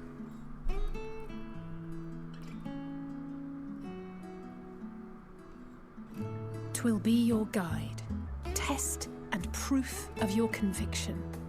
And then something about seeking joy in darkness, was it? Come to think of it, isn't that what happened with Nidana back in Radzat Han? The flower did seem to radiate a joyful glow, as if reflecting the elation we all felt, the relief of a people with renewed hope. Indeed, and in turn, I felt buoyed by that radiance. 'Twas akin to spotting a beacon and knowing we were on the right path. I know we've not yet triumphed over the Telophoroi, or learned the full breadth of the Forum's plans. But even within the midst of our struggles, we find small moments of joy to sustain us. Rare and hard-won perhaps, but it is this pursuit of happiness that gives us the strength to carry on day after day. We haven't touched our food yet. Come on. Elfino has pizza. Hey, that's mine. To the swift the spoils. Though I recall that levitation spell of yours was quick enough. Only barely. And even at my best, I'm still too slow to wield it effectively in battle. Mayhap I simply require more practice with this new magic. Practice makes perfect. You unearthed it from the depths of Numenon, I presume? Aye, and from a veritable mountain of arcane tomes at that. 'Twas necessary to facilitate my solitary explorations. To put it simply, you used it to sneak around the Forbidden Archives. Yes. Well, after a fashion. He's gonna steal it from her, right? Oh, he had the chance. Or is she offering it to him?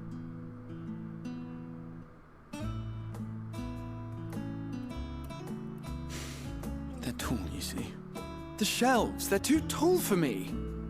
And I could hardly move the library's platforms without attracting attention now, could I? Huh. So he used the levitation spell to get to the higher stacks.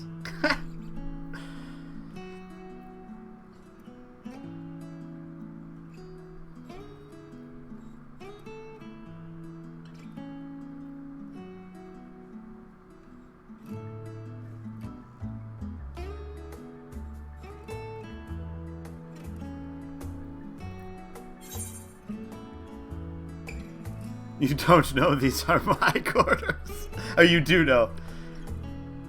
Are we pushing on until dawn? Let's get some ale in here. Woo! I'm not that ambitious. But 'tis pleasant to idle away the hours every once in a while. It's true. A little bit of a respite.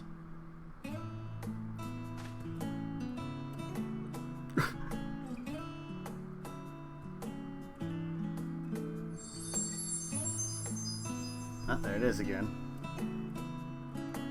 Let's get some beer, which is in here, yep. Woo! Turn this into a party. Bun boys for the ladies. Ah, there's the man, the myth, the legend.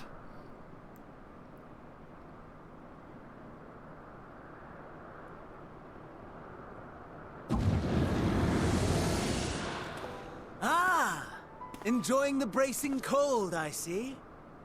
Do you not own a warm coat or a cloak? Something in It's the other voice. Or fashioned from the skins of your enemies? Or... well, never mind that. It's the other voice. I come to you once more as the bearer of bad news. Our tower in Thavner has been toppled. And I need not tell you by whom. Given how many we have at our disposal, the loss of a single spire is hardly fatal to our plans. It does, however, slow the rate at which we siphon ether.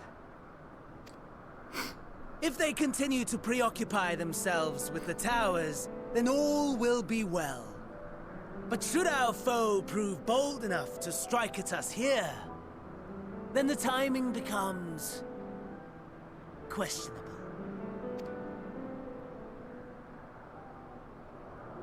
Our foe is bold enough. Of that, I can assure you.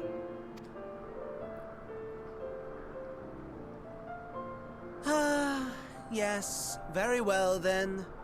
I suppose I must prepare a proper welcome. Honestly, talk of your nemesis is the only thing you seem to enjoy. Does nothing else spark your interest?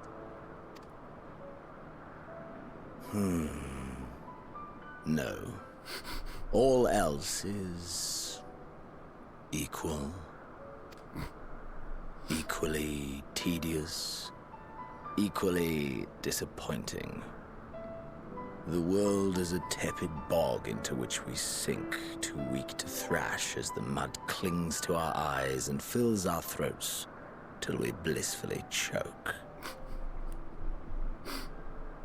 Just you know, sunshine and rainbows. That's all Xenos. But then came the light. Blinding and pure and hot. So very hot. Enough to set my soul aflame. I basked in the afterglow until the void yawned once more. And then I knew the muck would never claim me again. There was naught for me ahead, so I drew the curtain on all that had come before. So very hot. Burn. Burn. Let the whole star burn. I will have my contest. I will reclaim my moment.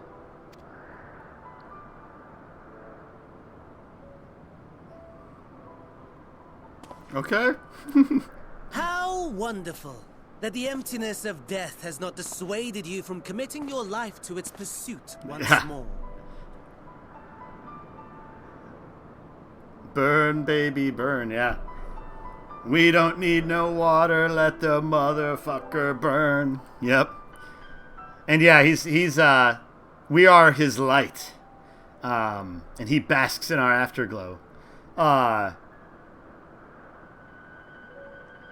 mean, some would wonder he might actually want to lose to us. The way this relationship seems to be, this seems to be working. He wants to be beaten by us. I don't know whether to envy you or pity you. You question my disinterest, but what of yours? Despite your noisome antics, I sense you take little pleasure in this endeavor.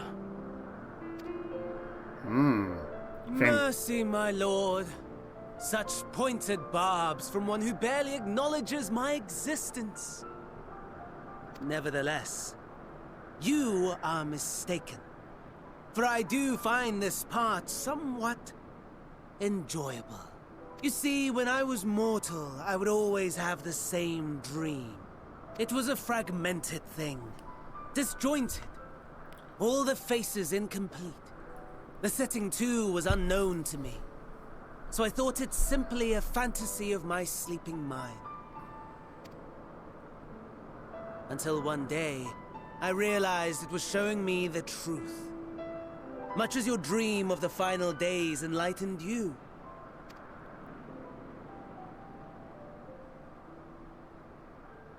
And soon, very soon, the rest of the world will see the truth of my dream, too.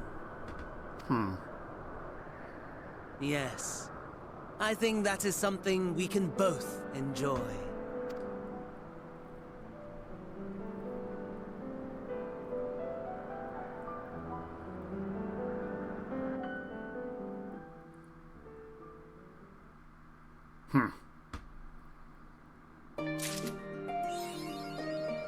There we go.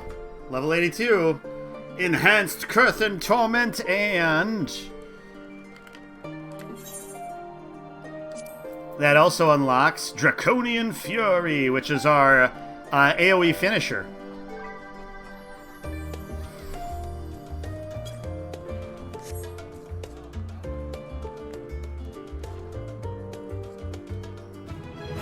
There.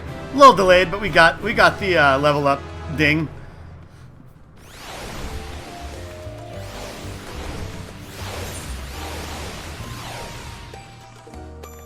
Nothing else out here. Alright, let's head on in and see where we're off to next. So at one of these points, and the thing that kind of spoils it for me is the fact that we have... oh, maybe they're not in here. Whoops. It must be outside and it just didn't load yet. We have to go to Garlemald pretty soon, because we have the mark to kill something, and that's in the lower level between 80 and 83, or 80 to 82. So I'm guessing we'll have another couple things here, but then we'll have to go to Garlemald sometime soon.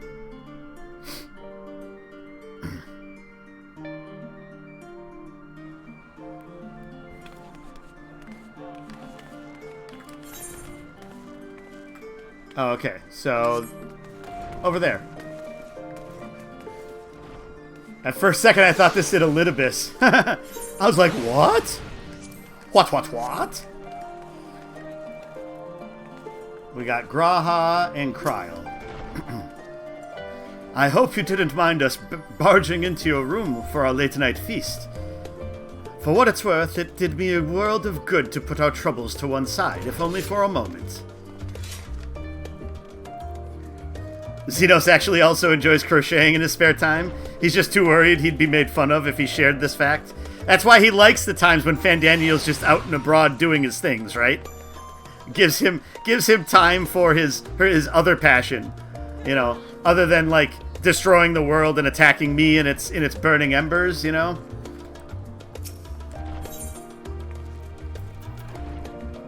Pewter weapon coffer. So this is going to give us a weapon of item level 525.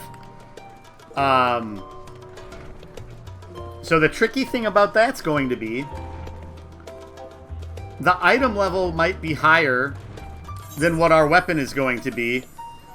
But like some of the other things, I wonder if the stats are going to be higher. Hey Lois, I'm in Final Fantasy XIV.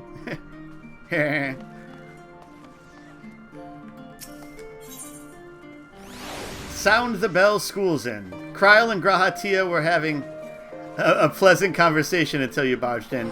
Pewter? I see where you're going with that, baby smell.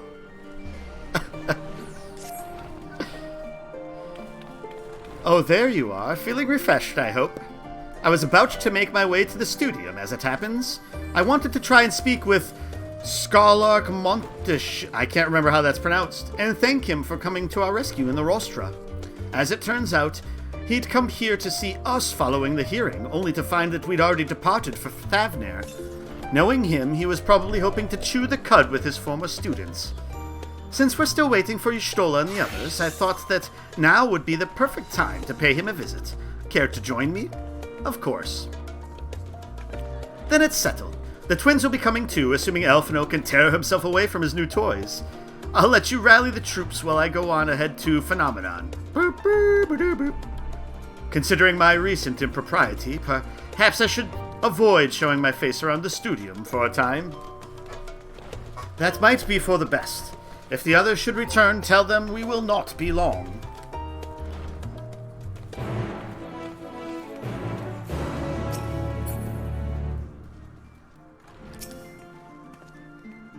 Unlike some of the Scions, I am not an alumni of the studium.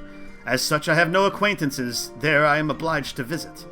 And while I would love nothing more than to pore over the many great tomes of Phenomenon, I fear my presence there would stir up more unwanted trouble. So, for now, I will be patient, much as it pains me to do so.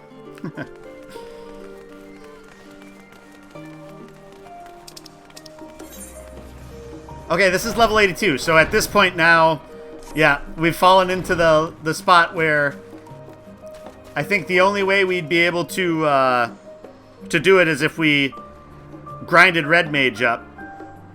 Because we just got into 82 with that last quest. But it worked out previously, so that's good. Got Elfino practicing here. If Father can master these fiendish contraptions, then so can I.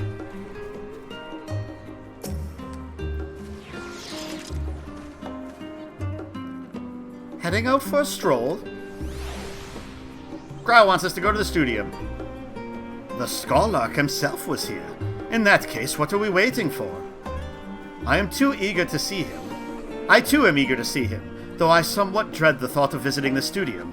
I dare say our notoriety precedes us. Elfino, of all people worrying over his reputation, and at our alma mater no less, will wonders never cease? You'll understand soon enough. Off we go.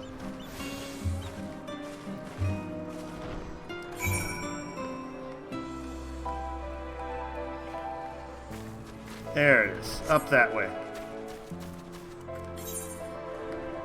Okay. Yeah. So we can just go this way.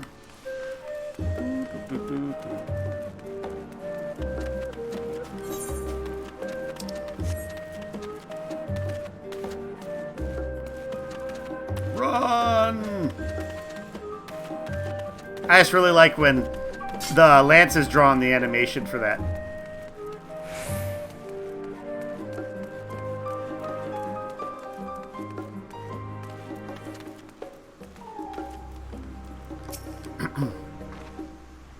See that sculpted picture above the entrance? That's the mark of Thaliak, the scholar, bearer of the waters of knowledge. It's no exaggeration to say that Charlian itself is one enormous shrine to him, and that's especially noticeable here in the studium.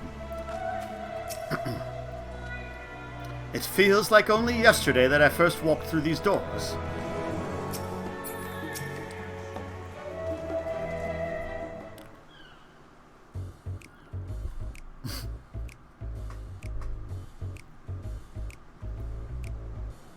Here it is, Phenomenon. Well, I expect you made note of it before. One can hardly miss it. This is the first time you've been here on official business, correct? While most of the space is taken up by the expansive auditoriums, it also houses numerous laboratories, testing grounds for experimental magics, and a host of administrative offices and so forth. As the center of what would later become the studium, it was established to promote the study of etherological phenomena, hence the name. Though with ether being a fundamental aspect of nature, its scope expanded to include every conceivable facet of life, and even the universe itself. And then, in the 432nd year of the 6th Astral Era, Phenomenon was decreed complete, and the studium officially opened as a place of learning. With a long and storied history, it is without question the world's leading authority in etherology, the arcane, the occult, astromancy, and countless other fields, standing proud as Charlian's foremost educational institute. You always did enjoy giving the grand tour to new students. Indeed, I've long since lost track of how many times he has recited that same foppish speech. Such is his undying love for his old stamping ground. He was in top form back then, youngest to enter the studium, graduated with highest honors in magical arts and aetherology, undisputed champion of the debating chamber. Hold on, you both joined the studium at the same age, yes? And from where I stand, you're equally prodigious scholars. Nice of you to say, but Elfino actually entered half a year before me. Nor did I do well enough to graduate with honors. And I am certainly not the studium's most notorious master debater. Nice. In all respects, I have ever been in his shadow. If nothing else, just remember that this was where the legend of Elfino Leviole began.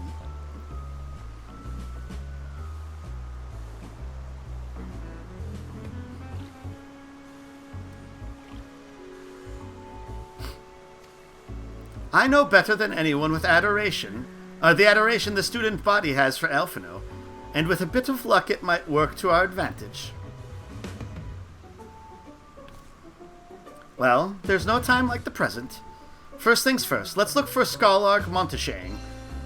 Other faculty tend to frequent their offices, but unfortunately for us, he's fond of wandering wheresoever his whims take him. Let's split up and ask the students if they've seen him. Easy enough to do.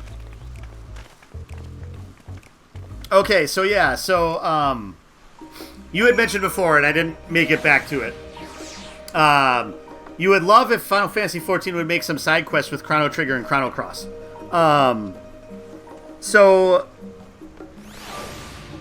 in the live letters and some of the other things, Martha, they showed, if you remember, there was the image of like the floating islands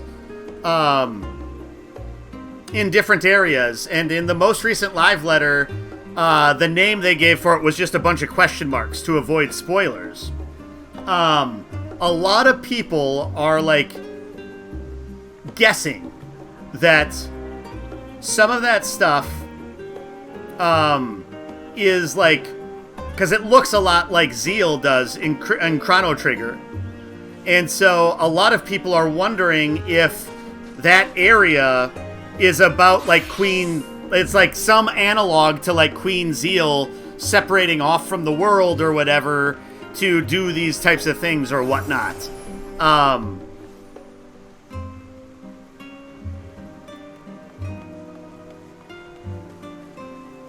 You reminded that there is a narrative side quest in Idleshire from Slowfix.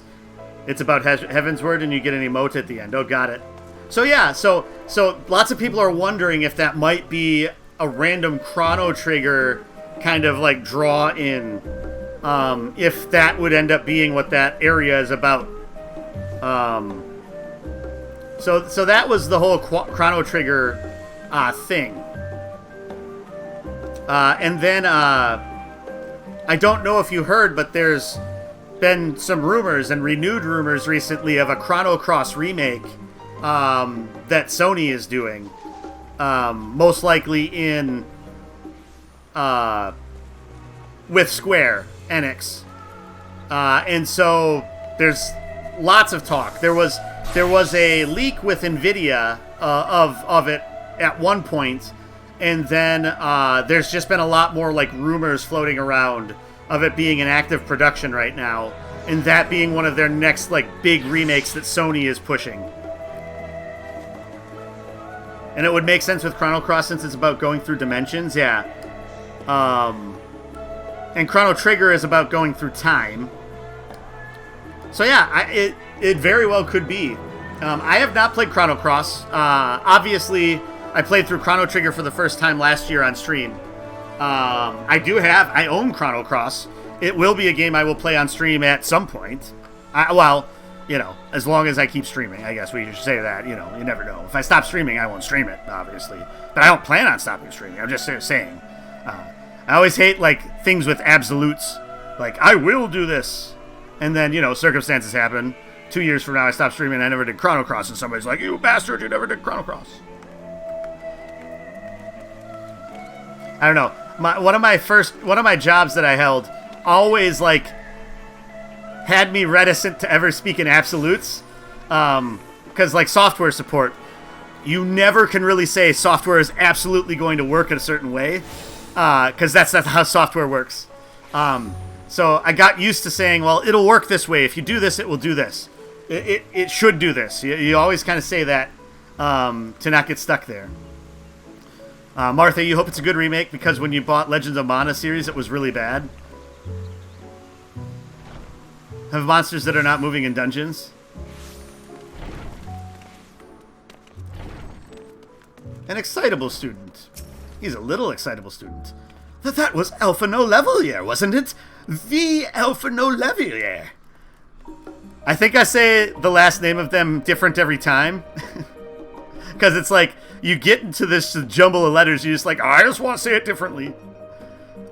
And he's with his sister and Master Baldessian's granddaughter. This can only mean one thing. An event of epic shattering proportions is fast approaching. Spread the word. Oh, sorry. You said you're looking for the Scholark, yes? Knowing him, he could be anywhere, but Miss Alia Poe should have a better idea. A new Miss Alia Poe? Hi, Bert Swinder. Phenomenon is something of a multi-purpose facility used by lecturers and craftsmen alike. If you're looking for the learners' meet, it's through the last door on the left.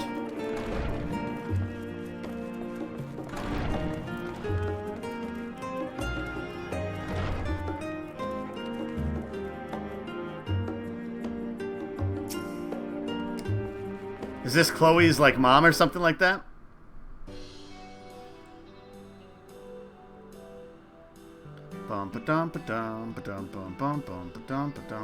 Are you lost? Wandering off the streets, perhaps? Wait, don't tell me. You're a trainee gleaner fresh off the guild ship. I'm right, aren't I? How silly of me. An orientation is in order. Allow me to bid you a warm welcome to Searcher's Meet. Let me start with a question. What is the most important thing you'll find in the studium? That's right, books! And what's the second most important? Why, that's simple. Everything else. That's what we deal in here at Searcher's Meet. Whenever the students or tutors find themselves in need of equipment or materials, they come to us. If we don't have it in our stores, we send the gleaners off to find it. Honestly, you wouldn't believe some of the requests we get. Eye of Pysa this, tongue of Gigantode that. It's enough to make your hair stand on end. Which is possibly what some of our students are trying to accomplish. This being a school of magic and all. As our newest gleaner, you'll have your work cut out for you, but I think you'll find it quite rewarding. The only thing I'm interested in gleaning is information on the Scholark's whereabouts.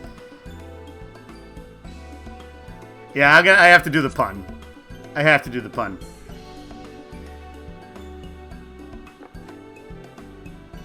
I beg your pudding?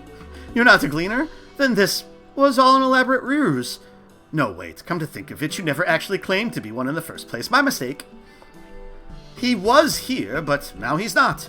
I did speak with him shortly before you arrived, though. He said he was on his way to Maker's Meet. Go back the way you came in, and you'll see it on the opposite side of the entrance. It's a laboratory of sorts, home to many rare and expensive curios, not to mention alarmingly frequent accidents. If you lose your way, just follow the blood-curdling screams. Ha!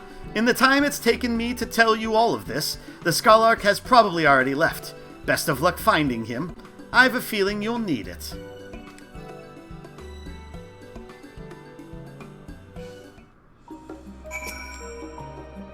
Finding a worthy gleaner is proving tougher than I thought. Maybe I'm not suited to this line of work. Alright, out this way. Yathubtia. This is Learner's Meet, not Maker's Meet. Well, something's gonna happen in here at some point.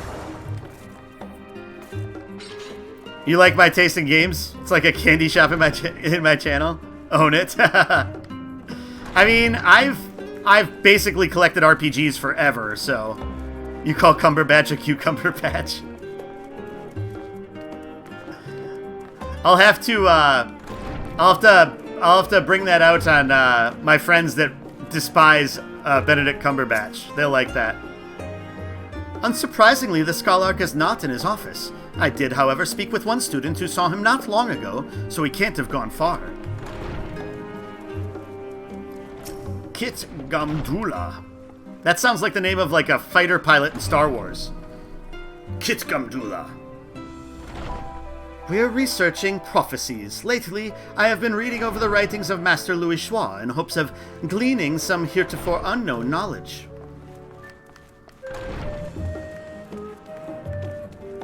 Level-headed student. Yes, the Scholarch was here a short while ago. He offered me advice on my current research project. Though we spoke at length, I don't recall him mentioning where he was planning to go next. When we parted ways, he went down the corridor, perhaps to one of the auditoriums. Okay, so I'm guessing it's the one where all of the people were amassed. That would make sense.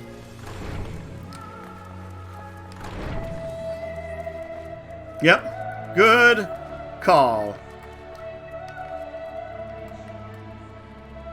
Still can't see him.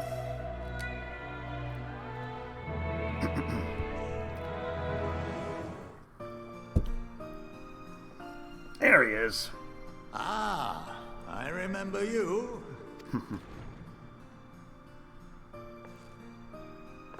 I pray we have not caught you at an inopportune moment. We wanted to offer our thanks for your kind words in the forum.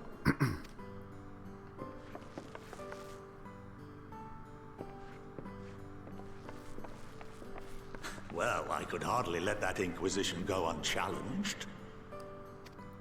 I've always believed that curiosity should be nurtured, not stifled. Thankfully, a majority of my colleagues agreed. A slender majority, aye, but a majority nonetheless. Oh, so I viewed it as the majority was like I was viewing it that the minority of people that voted didn't want us to have any punishment. But they wanted a stricter punishment. I understand that now. Had the vote not gone our way, we would be having a very different conversation, if any at all. Though I'd like to think you would have not given up on our cause. I'm told you paid a visit to the annex afterwards. Yes, that's right. I was hoping to speak with the grandchildren of my dearly departed friends Galuf and Louis Soir in a less dour setting. But it seems I just missed you.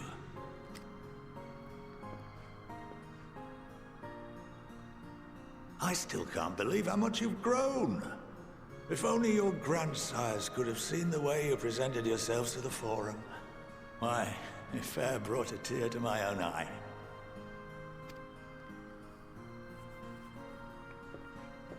You must have the patience of a saint, putting up with this lot and their antics. Never mind Matoya's prize. Luckily, I know a thing or two about managing unruly younglings. If you ever need advice, don't hesitate to ask. You know who else has experience managing unruly younglings? Anakin Skywalker. Hadunch.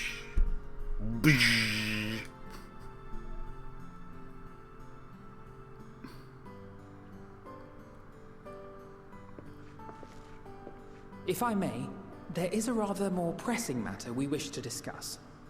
What can you tell us of this duty that the Forum must fulfill? I think he's even going to stay tight-lipped on this. Nothing, I'm afraid. Yep. Like all humble servants of the Forum, I am sworn to secrecy. Or rather, I couldn't tell you if I tried. Oh, they're like forced into secrecy. Somehow. Our duty is of the gravest importance. Furthermore, if the particulars were made public, it would incite widespread panic. I think I'm right, though, that they're the ones that they're building the ship or putting together the ark to get off the planet. As such, those entrusted with this duty have been bound by an enchantment, which prevents us from speaking of such matters without the express permission of the Forum. Oh, that was probably the guy that got force choked. How is that even possible? It's been some time since I last gave a lecture. Please, take a seat.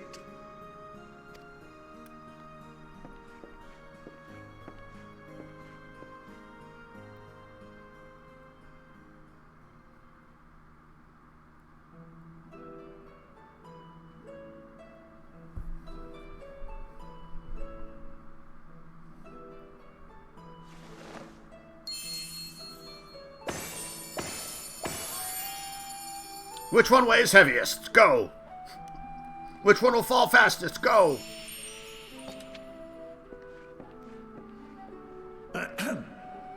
We shall begin by reviewing the fundamentals of etherology.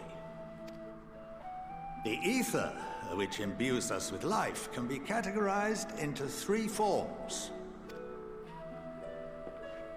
Two are of the incorporeal sort, the soul, and the memory. Can anyone tell me the third? The body, probably?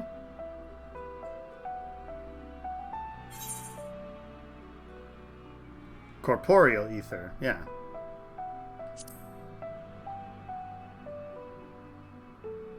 Yes, very good. This is I'm the going to be an form with Archon. which the layman is most familiar. Consumed by even the simplest of daily activities, and replenished by the food and drink that sustain us, this form of ether is in constant flux. In contrast, the ether that comprises the soul is rarely subject to dramatic change. The same can be said for memory, as the two are intrinsically linked.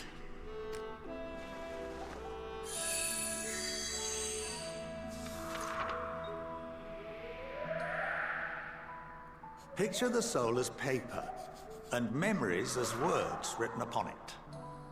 Welcome to the...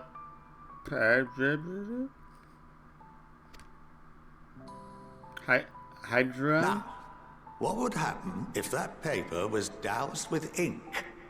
The same type of ether as comprises the memories.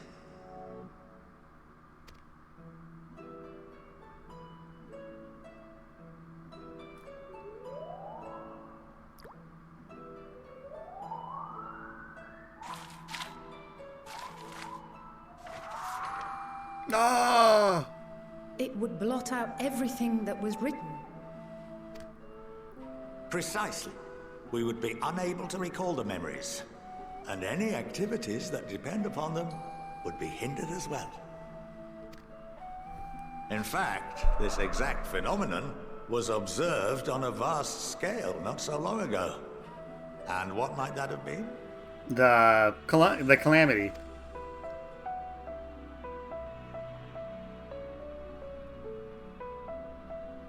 The seventh Umbral Calamity. The people of Eorzea vividly recall Bahamut breaking free of the Lesser Moon and raining hellfire down upon the realm. But no one could seem to remember the events that followed immediately afterwards. Indeed. To this day, we have yet to determine whether it was an unintended consequence or a deliberate act. The enchantment which binds me and the rest of the Forum is based on a similar principle.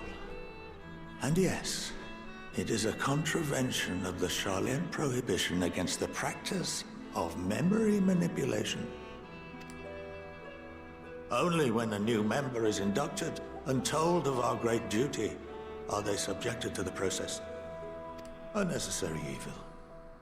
You have my word that it would never be used to manipulate the populace? I should hope not. But can this enchantment be dispelled and your memories restored? If 9/10 of our members give their approval, then the process may be reversed. Then, and only then, would we be able to speak freely to others of our sacred duty.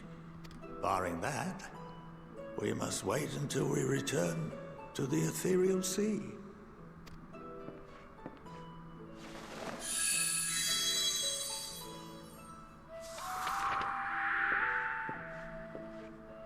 For there we will be purified, the blots upon our souls washed clean.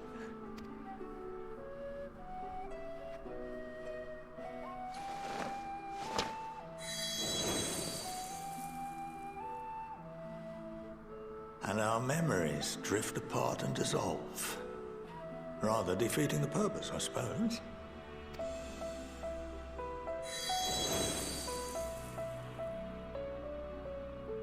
But there are those memories that are indelibly etched upon our souls, some believe. What happens after that? We are reduced to pure ether, coalesce with that of others, and create souls anew. Alternative schools of thought assert souls remain whole and return to the corporeal world, reborn into another form. Both theories have their proponents. Personally, I consider each equally probable.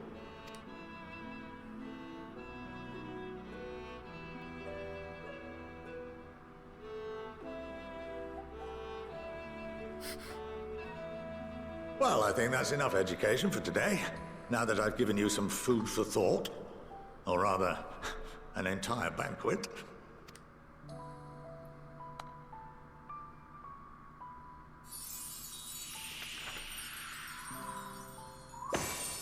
Burn through your headphone battery. Catch you later. All right, take it easy, Jim. Thanks for stopping by. We're going to be wrapping up shortly here anyway, so...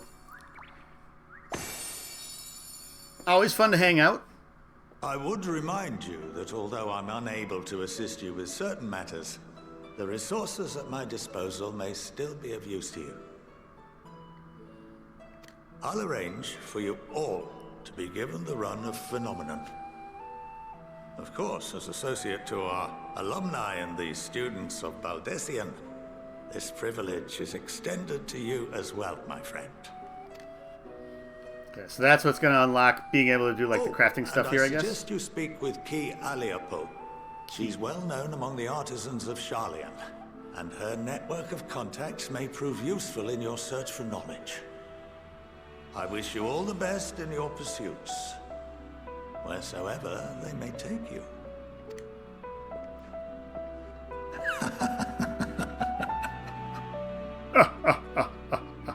That almost sounded evil.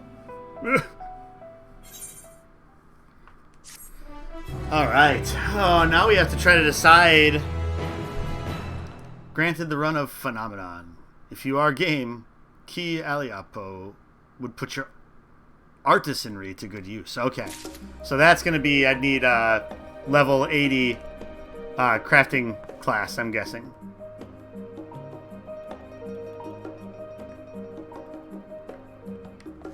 Does Ali say somewhere around here?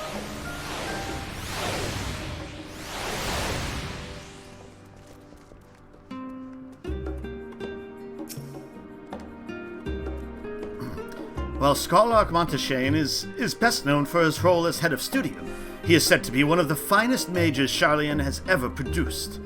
Having seen for myself the ease with which he weaves extraordinarily complex and powerful magics, I have no reason to doubt the claim.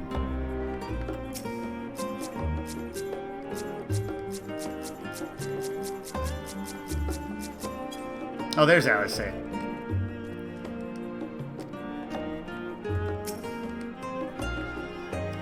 Some of my earliest memories of are of Scarlark Montagne, actually.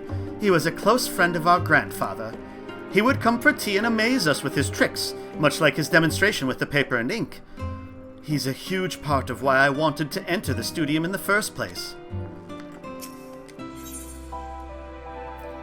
So that'll be Chesgear Coffer. Kryle is still digesting a rather hefty portion of food for thought. Well, that's given me much to mull over. I feel as though we're one step closer to understanding the form's true motives, and the mysteries of life itself for good measure. It's funny, I came here with the intent of expressing my gratitude, only to leave more indebted than before. I've a feeling his friendship and support will be a great boon to us in days to come.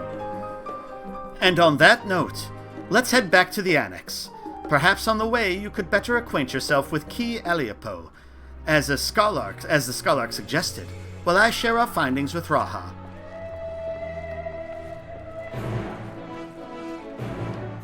Yeah, so she's the red thing there, the red quest icon.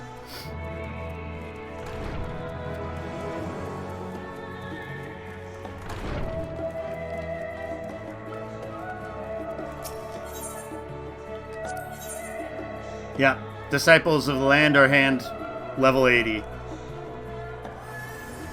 So I'm guessing that's the role quest for them, right? It would make sense to me.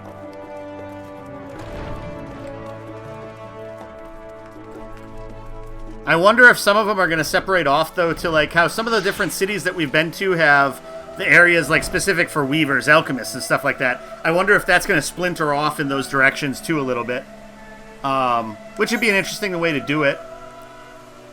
Granted, like I'm still in the 50s on everything, so I don't know where it all branches off. In Heavensward, Stormblood, Shadowbringers. I know the crystalline mean in Shadowbringers is a lot of the development for those classes.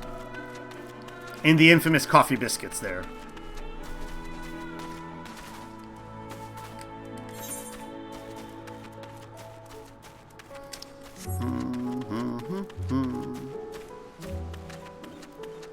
Bum, bum, bum, bum, bum, bum, bum, bum, bum, bum.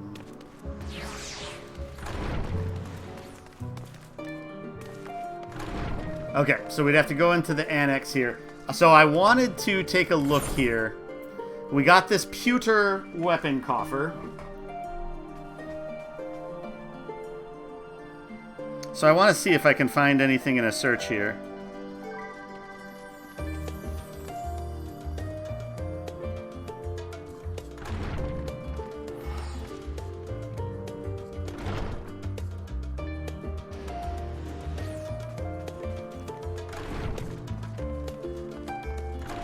FF14 pewter gear. Here we go.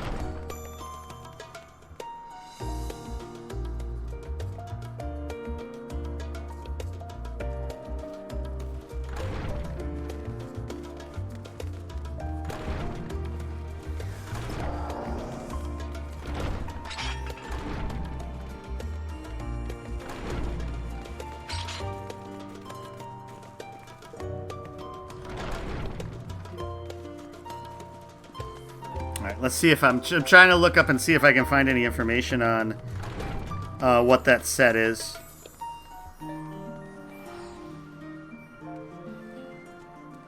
Nothing there.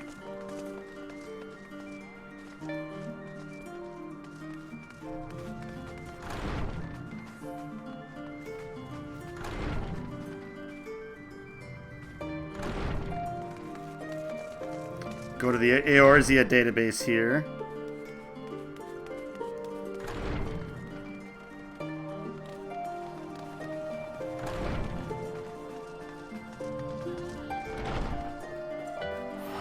Okay, here we go. So we will get filter Let's filter by job Dragoon.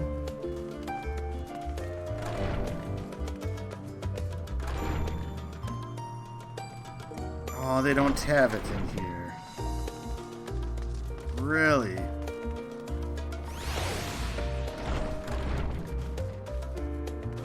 Oh, okay. That's why.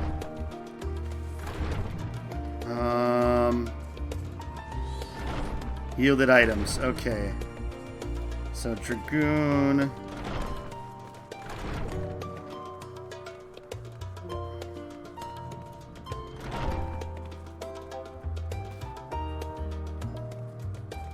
Is there not one for Dragoon?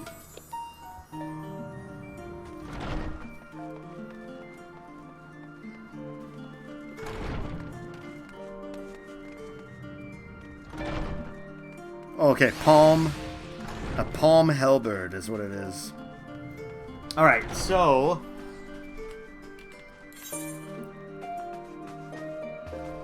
go down here. Okay. All right, so physical damage is 105, so 2 more. Auto attack 98, so that's better. Delay is the same. So strength is plus 210. Determination plus 206, okay. Vitality plus 220, direct hit 144. So the direct hit rate is worse, but it's 15 higher item level, better damage, so it is going to be beneficial for us to open it up. Okay. Will I be back later to stream more? Possibly. Let me look at what I put on my, because I can't remember what I put on my, I was planning on it, possibly. The biggest question I have is what the queue times are going to be when I get back this evening. And so I have a pretty sneaking suspicion that my queue times are going to be atrocious. So I don't know if that's going to lend to the ability to actually be able to stream at a specific time. So I might be on later tonight. We'll see what happens. Otherwise, if I do get in later tonight, depending upon... I don't know when I'm going to get home either. That's the other thing. And so the idea would be... yeah, that's the other reason why Baby Smokes. I'm not sure when I'm going to be getting back. So that's the biggest thing. So I can't really commit to a time.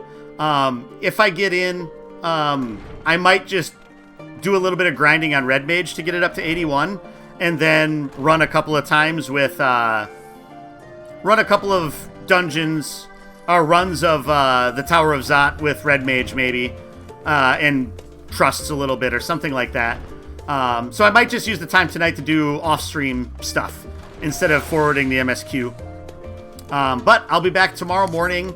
I know I said 7 a.m. on the schedule, but it's really going to be... It could be earlier than that. I'm going to try to be up and ready by 7. Might be a little bit later. But if I'm up a little bit earlier, I might start earlier too. And I'll be on then until about 11, probably 11:15 a.m. tomorrow.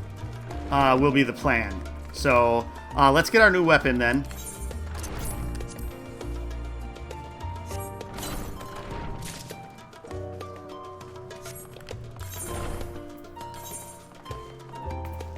And it's going to be down here. So yeah, it's an increase by 2 for our item level. Yeah. I mean, it's not shiny and awesome like our last one. But it's a halberd. I love halberds, so... Which is a weird thing for a grown man to say in 2021, but... I do enjoy halberds.